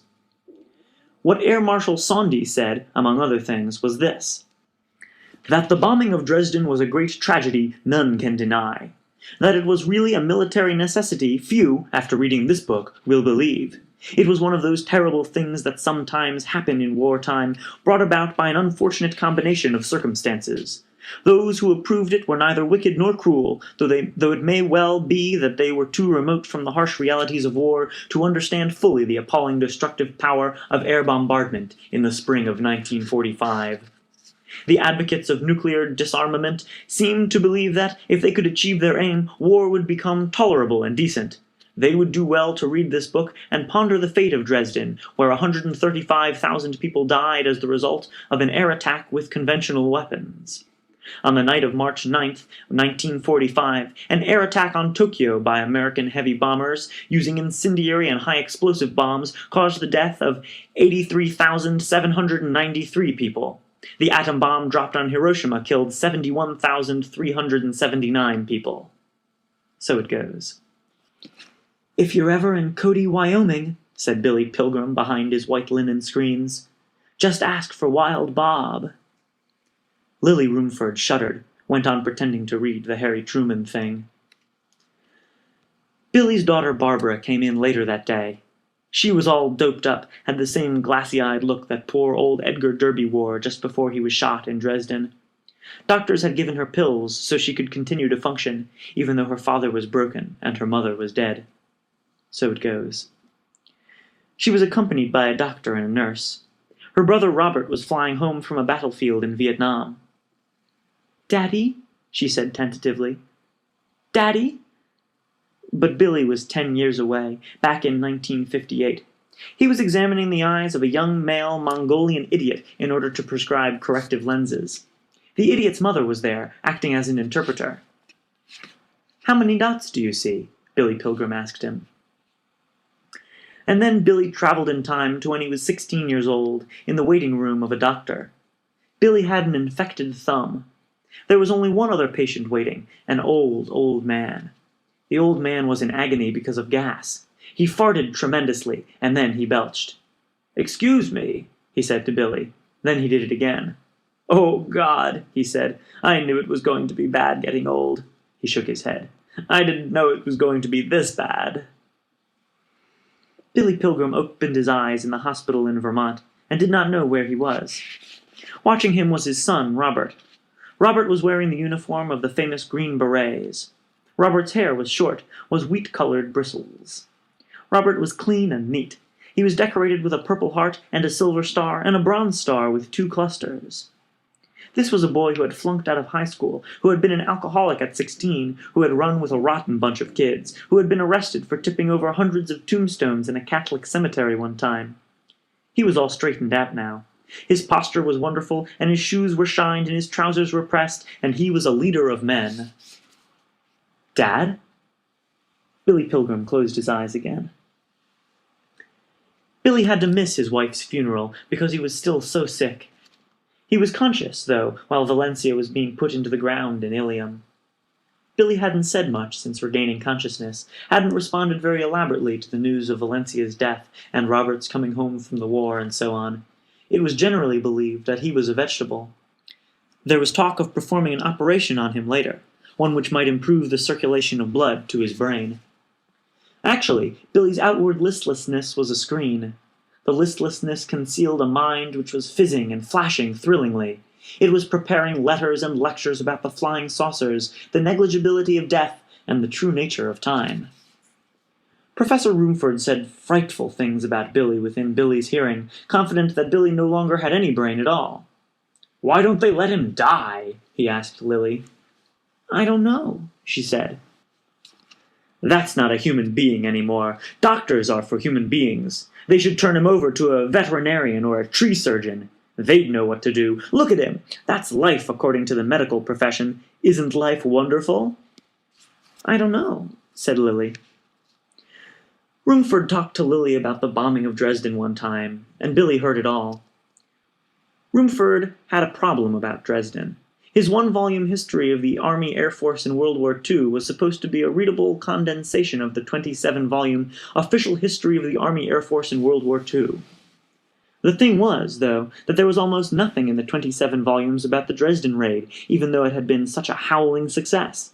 The extent of the success had been kept a secret for many years after the war, a secret from the American people.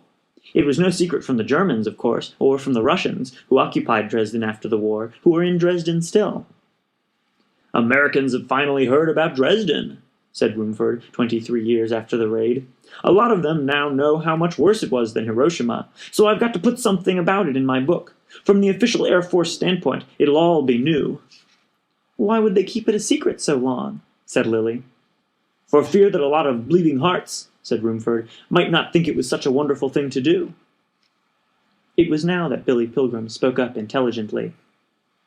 "I was there," he said.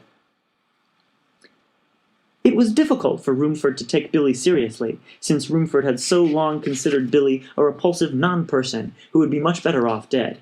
Now, with Billy speaking clearly and to the point, Rumford's ears wanted to treat the words as a foreign language that was not worth hearing. "What did he say?" said Rumford. Lily had to serve as an interpreter. "He said he was there," she explained. "He was where?" "I don't know," said Lily. "Where were you?" she asked Billy. "Dresden," said Billy. "Dresden," Lily told Rumford. "He's simply echoing things we say," said Rumford. "Oh," said Lily. "He's got echolalia now." "Oh." Echolalia is a mental disease which makes people immediately repeat things that well people around them say. But Billy didn't really have it. Rumford simply insisted, for his own comfort, that Billy had it. Rumford was thinking in a military manner, that an inconvenient person, one whose death he wished for very much, for practical reasons, was suffering from a repulsive disease. Rumford went on insisting for several hours that Billy had echolalia, told nurses and a doctor that Billy had echolalia now. Some experiments were performed on Billy. Doctors and nurses tried to get Billy to echo something, but Billy wouldn't make a sound for them. "He isn't doing it now," said Rumford peevishly. "The minute you go away, he'll start doing it again." Nobody took Rumford's diagnosis seriously. The staff thought Rumford was a hateful old man, conceited and cruel. He often said to them, in one way or another, that people who were weak deserved to die, whereas the staff, of course, was devoted to the idea that weak people should be helped as much as possible, and that nobody should die. There in the hospital, Billy was having an adventure very common among people without power in time of war. He was trying to prove to a willfully deaf and blind enemy that he was interesting to hear and see. He kept silent until the lights went out at night, and then, when there had been a long period of silence containing nothing to echo, he said to Rumford, "I was in Dresden when it was bombed. I was a prisoner of war." Rumford sighed impatiently. "Word of honor," said Billy Pilgrim. "Do you believe me?" "Must we talk about it now?" said Rumford. He had heard. He didn't believe. "We don't ever have to talk about it," said Billy. "I just want you to know I was there." Nothing more was said about Dresden that night, and Billy closed his eyes, traveled in time to a May afternoon, 2 days after the end of the Second World War in Europe. Billy and 5 other American prisoners were riding in a coffin-shaped green wagon which they had found abandoned, complete with 2 horses, in a suburb of Dresden. Now they were being drawn by the clopping horses down narrow lanes which had been cleared through the moon-like ruins. They were going back to the slaughterhouse for souvenirs of the war. Billy was reminded of the sounds of milkmen's horses early in the morning in Ilium when he was a boy. Billy sat in the back of the jiggling coffin. His head was tilted back and his nostrils were flaring. He was happy. He was warm. There was food in the wagon, and wine, and a camera, and a stamp collection, and a stuffed owl and a mantel clock that ran on changes of barometric pressure. The Americans had gone into empty houses in the suburb where they had been imprisoned, and they had taken these and many other things. The owners, hearing that the Russians were coming, killing and robbing and raping and burning, had fled.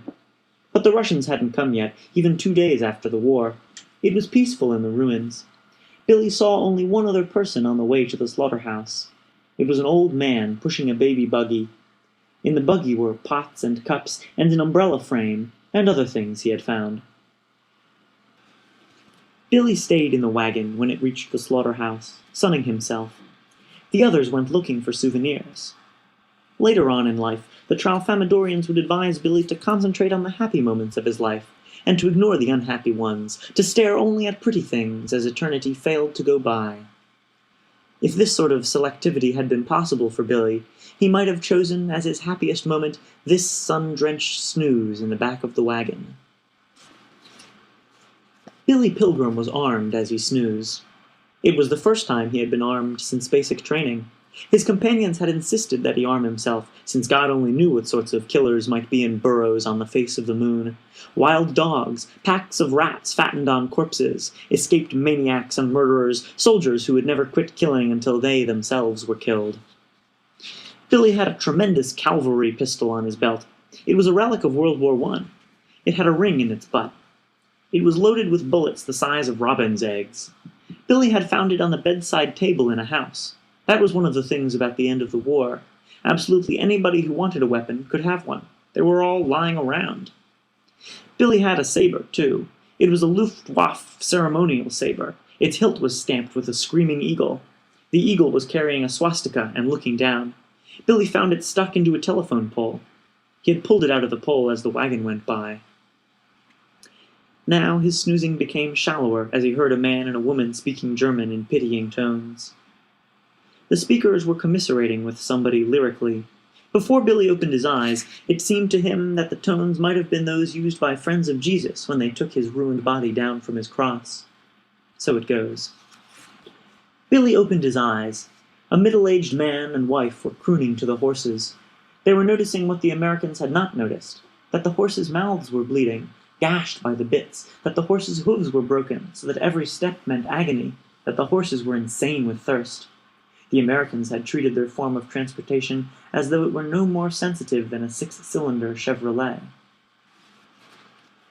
These 2 horse-pitiers moved back along the wagon to where they could gaze in patronizing reproach at Billy Pilgrim, who was so long and weak, so ridiculous in his azure toga and silver shoes. They weren't afraid of him. They weren't afraid of anything. They were doctors, both obstetricians. They had been delivering babies until the hospitals were all burned down. Now they were picnicking near where their apartment used to be. The woman was softly beautiful, translucent from having eaten potatoes for so long. The man wore a business suit, necktie and all. Potatoes had made him gaunt. He was as tall as Billy, wore steel-rimmed trifocals. This couple, so involved with babies, had never reproduced themselves, though they could have. This was an interesting comment on the whole idea of reproduction. They had 9 languages between them. They tried Polish on Billy first, since he was dressed so clownishly, since the wretched Poles were the involuntary clowns of the Second World War. Billy asked them in English what it was they wanted, and they at once scolded him in English for the condition of the horses. This made Billy get out of the wagon and come look at the horses. When Billy saw the condition of his means of transportation, he burst into tears. He hadn't cried about anything else in the war. Later on, as a middle-aged optometrist, he would weep quietly and privately sometimes, but never make loud boo-hooing noises. Which is why the epigraph of this book is the quatrain from the famous Christmas carol. Billy cried very little, though he often saw things worth crying about, and in that respect, at least, he resembled the Christ of the carol. The cattle are lowing, the baby awakes, but the little Lord Jesus no crying he makes. Billy traveled in time back to the hospital in Vermont.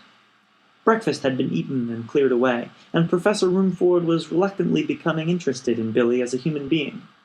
Roomford questioned Billy gruffly, satisfied himself that Billy really had been in Dresden. He asked Billy what it had been like, and Billy told him about the horses and the couple picnicking on the moon. The story ended this way. Billy and the doctors unharnessed the horses, but the horses wouldn't go anywhere. Their feet hurt too much. And then Russians came on motorcycles, and they arrested everybody but the horses. 2 days after that, Billy was turned over to the Americans, who shipped him home on a very slow freighter called the Lucretia A. Mott. Lucretia A. Mott was a famous American suffragette. She was dead. So it goes. "It had to be done," Roomford told Billy, speaking of the destruction of Dresden. "I know," said Billy. "That's war." "I know. I'm not complaining." "It must have been hell on the ground." "It was," said Billy Pilgrim. "Pity the men who had to do it." "I do." "You must have had mixed feelings there on the ground." "It was all right," said Billy. "Everything is all right, and everybody has to do exactly what he does. I learned that on Tralfamadore." Billy Pilgrim's daughter took him home later that day, put him to bed in his house, turned on the magic fingers. There was a practical nurse there. Billy wasn't supposed to work or even leave the house for a while at least. He was under observation. But Billy sneaked out while the nurse wasn't watching, and he drove to New York City, where he hoped to appear on television. He was going to tell the world about the lessons of Tralfamadore. Billy Pilgrim checked into the Royalton Hotel on 44th Street in New York. He, by chance, was given a room which had once been the home of George Jean Nathan, the critic and editor. Nathan, according to the earthling concept of time, had died back in 1958. According to the Tralfamadorian concept, of course, Nathan was still alive somewhere, and always would be. The room was small and simple, except that it was on the top floor, and had French doors which opened onto a terrace as large as the room. And beyond the parapet of the terrace was the airspace over 44th Street. Billy now leaned over that parapet, looked down at all the people moving hither and yon. They were jerky little scissors. They were a lot of fun. It was a chilly night, and Billy came indoors after a while, closed the French doors. Closing those doors reminded him of his honeymoon. There had been French doors on the Cape Ann love nest of his honeymoon. Still were. Always would be. Billy turned on his television set, clicking its channel selector around and around. He was looking for programs on which he might be allowed to appear. But it was too early in the evening for programs that allowed people with peculiar opinions to speak out. It was only a little after 8 o'clock, so all the shows were about silliness or murder. So it goes. Billy left his room, went down the slow elevator, walked over to Times Square, looked into the window of a tawdry bookshop. In the window were hundreds of books about fucking and buggery and murder, and a street guide to New York, and a model of the Statue of Liberty with a thermometer on it. Also in the window, speckled with soot and fly shit, were 4 paperback novels by Billy's friend, Kilgore Trout. The news of the day, meanwhile, was being written in a ribbon of lights on a building to Billy's back. The window reflected the news. It was about power and sports and anger and death. So it goes. Billy went into the bookstore. A sign in there said that adults were only allowed in the back. There were peep shows in the back that showed movies of young women and men with no clothes on. It cost $0.25 to look into a machine for 1 minute. There were still photographs of naked young people for sale back there, too. You could take these home. The stills were a lot more Tralfamadorian than the movies, since you could look at them whenever you wanted to, and they wouldn't change. 20 years in the future, those girls would still be young, would still be smiling or smoldering or simply looking stupid with their legs wide open. Some of them were eating lollipops or bananas. They would still be eating those. And the peckers of the young men would still be semi-erect, and their muscles would be bulging like cannonballs. But Billy Pilgrim wasn't beguiled by the back of the store. He was thrilled by the Kilgore Trout novels in the front. The titles were all new to him, or he thought they were. Now he opened one. It seemed all right for him to do that. Everybody else in the store was pawing things. The name of the book was The Big Board. He got a few paragraphs into it, and then he realized he had read it before, years ago in the Veterans Hospital. It was about an Earthling man and woman who were kidnapped by extraterrestrials. They were put on display in a zoo on a planet called Zircon 212. These fictitious people in the zoo had a big board supposedly showing stock market quotations and commodity prices along one wall of their habitat, and a news ticker and a telephone that was supposedly connected to a brokerage on Earth. The creatures on Zircon 212 told their captives that they had invested $1 million for them back on Earth, and that it was up to the captives to manage it so that they would be fabulously wealthy when they were returned. The telephone and the big board and the ticker were all fakes, of course. They were simply stimulants to make the Earthlings perform vividly for the crowds at the zoo, to make them jump up and down and cheer or gloat or sulk or to tear their hair, to be scared shitless or to feel as contented as babies in their mother's arms. The Earthlings did very well on paper. That was part of the rigging, of course. And religion got mixed up in it, too. The news ticker reminded them that the President of the United States had declared National Prayer Week and that everybody should pray. The Earthlings had a bad week on the market before that. They had lost a small fortune in olive oil futures. So they gave praying a whirl. It worked. Olive oil went up. Another Kilgore Trout book there in the window was about a man who built a time machine so that he could go back and see Jesus. It worked, and he saw Jesus when Jesus was only 12 years old. Jesus was learning the carpentry trade from his father. 2 Roman soldiers came into the shop with a mechanical drawing on papyrus of a device they wanted built by sunrise the next morning. It was a cross to be used in the execution of a rabble-rouser. Jesus and his father built it. They were glad to have the work, and the rabble-rouser was executed on it. So it goes. The bookstore was run by seeming quintuplets, by 5 short, bald men chewing unlit cigars that were sopping wet. They never smiled, and each one had a stool to perch on. They were making money running a paper and celluloid whorehouse. They didn't have hard-ons. Neither did Billy Pilgrim. Everybody else did. It was a ridiculous store, all about love and babies.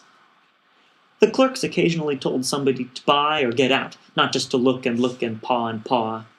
Some of the people were looking at each other instead of the merchandise. A clerk came up to Billy and told him that the good stuff was in the back, that the books Billy were reading were window dressing. "That ain't what you want, for Christ's sake," he told Billy. "What you want's in the back." So Billy moved a little farther back, but not as far as the part for adults only. He moved because of absent-minded politeness, taking a Trout book with him, the one about Jesus and the time machine. The time traveler in the book went back to Bible times to find out one thing in particular: whether or not Jesus had really died on the cross, or whether he had been taken down while still alive, whether he had really gone on living. The hero had a stethoscope along. Billy skipped to the end of the book, where the hero mingled with the people who were taking Jesus down from the cross. The time traveler was the first one up the ladder, dressed in clothes of the period, and he leaned close to Jesus so people couldn't see him use the stethoscope, and he listened. There wasn't a sound inside the emaciated chest cavity. The Son of God was dead as a doornail. So it goes. The time traveler, whose name was Lance Corwin, also got to measure the length of Jesus, but not to weigh him. Jesus was 5 feet and 3½ inches long. Another clerk came up to Billy and asked him if he was going to buy the book or not, and Billy said that he wanted to buy it, please. He had his back to a rack of paperback books about oral genital contacts from ancient Egypt to the present, and so on, and the clerk supposed Billy was reading one of these. So he was startled when he saw what Billy's book was. He said, "Jesus Christ, where did you find this thing?" and so on, and he had to tell the other clerks about the pervert who wanted to buy the window dressing. The other clerks already knew about Billy. They had been watching him too. The cash register where Billy waited for his change was near a bin of old girly magazines. Billy looked at one out of the corner of his eye, and he saw this question on its cover: "What really became of Montana Wildhack?" So Billy read it. He knew where Montana Wildhack really was, of course. She was back on Tralfamadore, taking care of the baby, but the magazine, which was called Midnight Pussycats, promised that she was wearing a cement overcoat under 30 fathoms of salt water in San Pedro Bay. So it goes. Billy wanted to laugh. The magazine, which was published for lonesome men to jerk off to, ran the story so it could print pictures taken from blue movies which Montana had made as a teenager. Billy did not look closely at these. They were grainy things, soot and chalk. They could have been anybody. Billy was again directed to the back of the store, and he went this time. A jaded sailor stepped away from a movie machine while the film was still running. Billy looked in, and there was Montana Wildhack alone on a bed, peeling a banana. The picture clicked off. Billy did not want to see what happened next, and a clerk importuned him to come over and see some really hot stuff they kept under the counter for connoisseurs.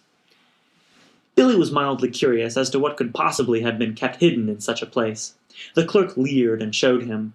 It was a photograph of a woman and a Shetland pony. They were attempting to have sexual intercourse between two Doric columns in front of velvet draperies which were fringed with deedly balls. Billy didn't get onto television in New York that night, but he did get onto a radio talk show.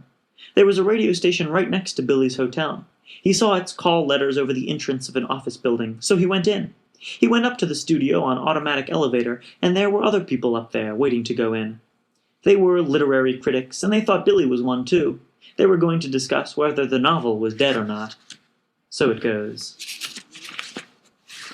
Billy took his seat with the others around a golden oak table with a microphone all his own.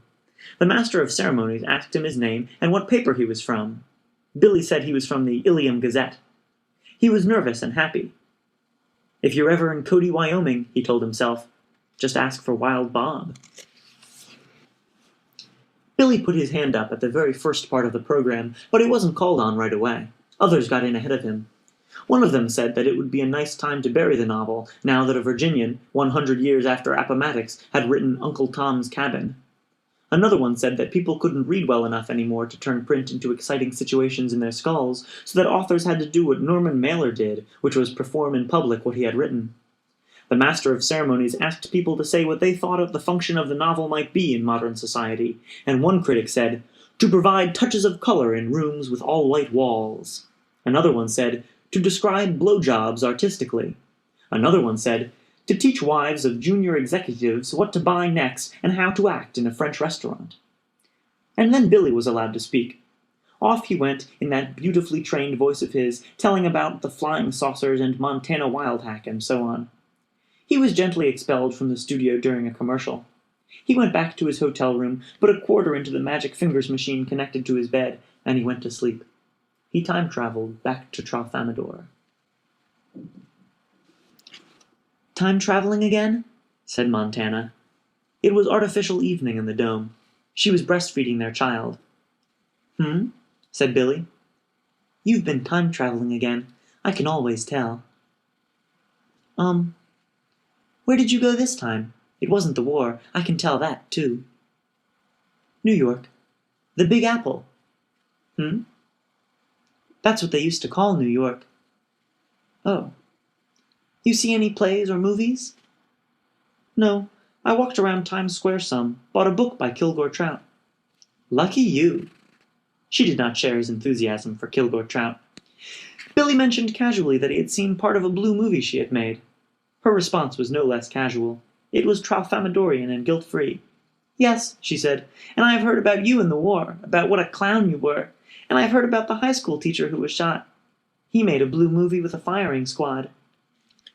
She moved the baby from one breast to the other, because the moment was so structured that she had to do so. There was a silence. "They're playing with the clocks again," said Montana, rising, preparing to put the baby in its crib. She meant that their keepers were making the electric clocks in the dome go fast, then slow, then fast again, and watching the little earthling family through peepholes. There was a silver chain around Montana Wildhack's neck. Hanging from it, between her breasts, was a locket containing a photograph of her alcoholic mother. A grainy thing, soot and chalk. It could have been anybody. Engraved on the outside of the locket were these words: "God grant me the serenity to accept the things I cannot change, courage to change the things I can, and wisdom to always tell the difference."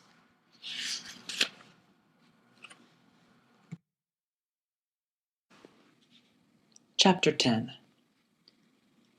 Robert Kennedy, whose summer home is 8 miles from the home I live in all year round, was shot 2 nights ago. He died last night. So it goes. Martin Luther King was shot a month ago. He died, too. So it goes. And every day my government gives me account of corpses created by military science in Vietnam. So it goes. My father died many years ago now, of natural causes. So it goes. He was a sweet man. He was a gun nut, too. He left me his guns. They rust. On Tralfamadore, says Billy Pilgrim, there isn't much interest in Jesus Christ.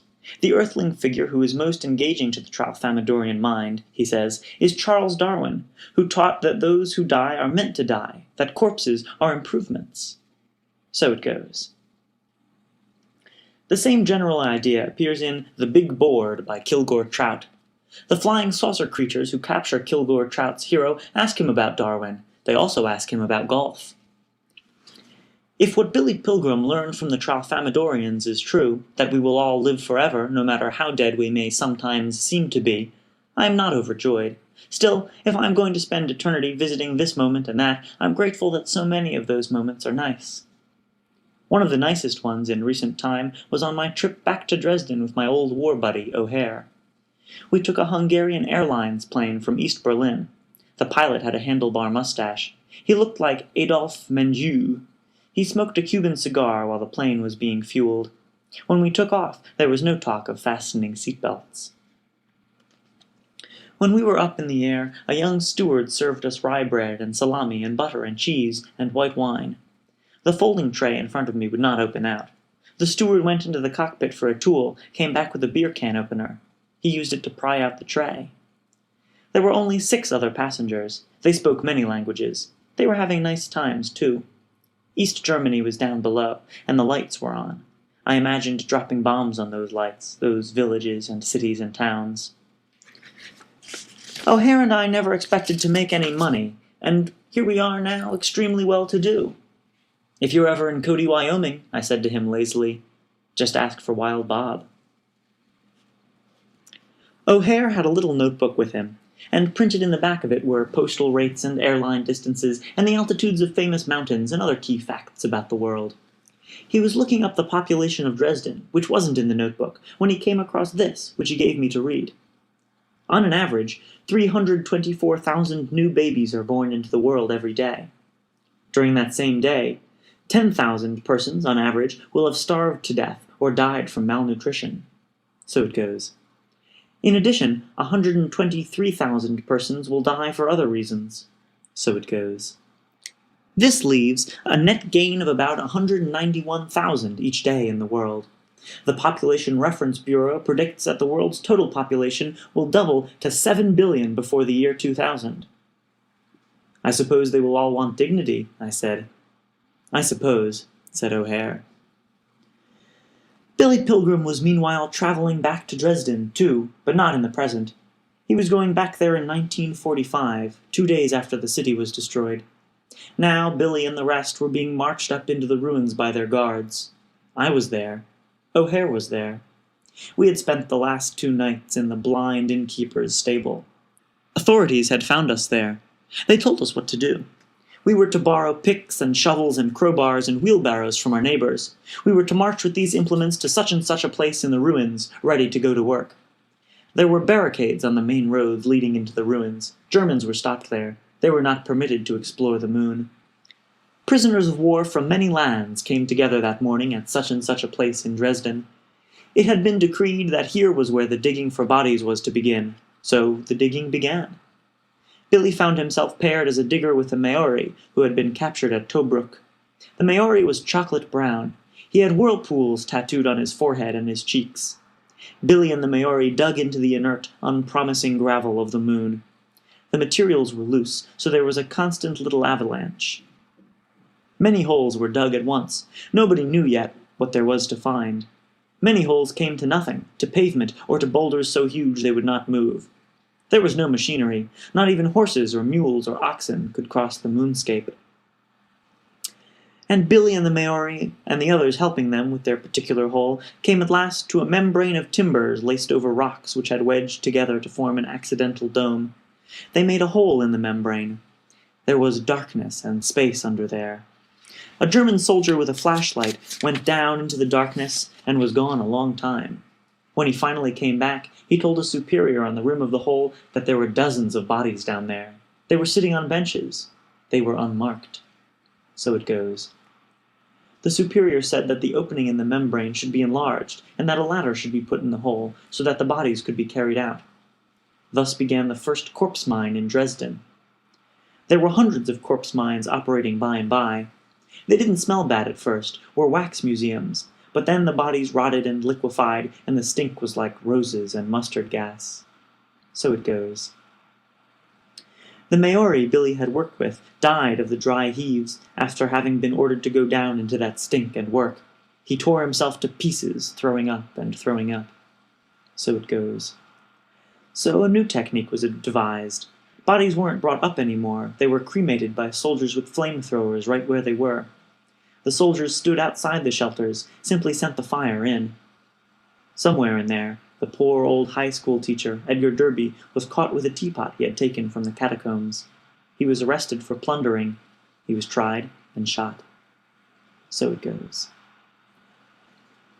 And somewhere in there was springtime. The corpse mines were closed down. The soldiers all left to fight the Russians. In the suburbs, the women and children dug rifle pits. Billy and the rest of his group were locked up in the stable in the suburbs. And then, one morning, they got up to discover that the door was unlocked. World War II in Europe was over. Billy and the rest wandered out into the shady street. The trees were leafing out. There was nothing going on out there. No traffic of any kind. There was only one vehicle, an abandoned wagon drawn by 2 horses. The wagon was green and coffin-shaped. Birds were talking. One bird said to Billy Pilgrim, "Pooty wheat?"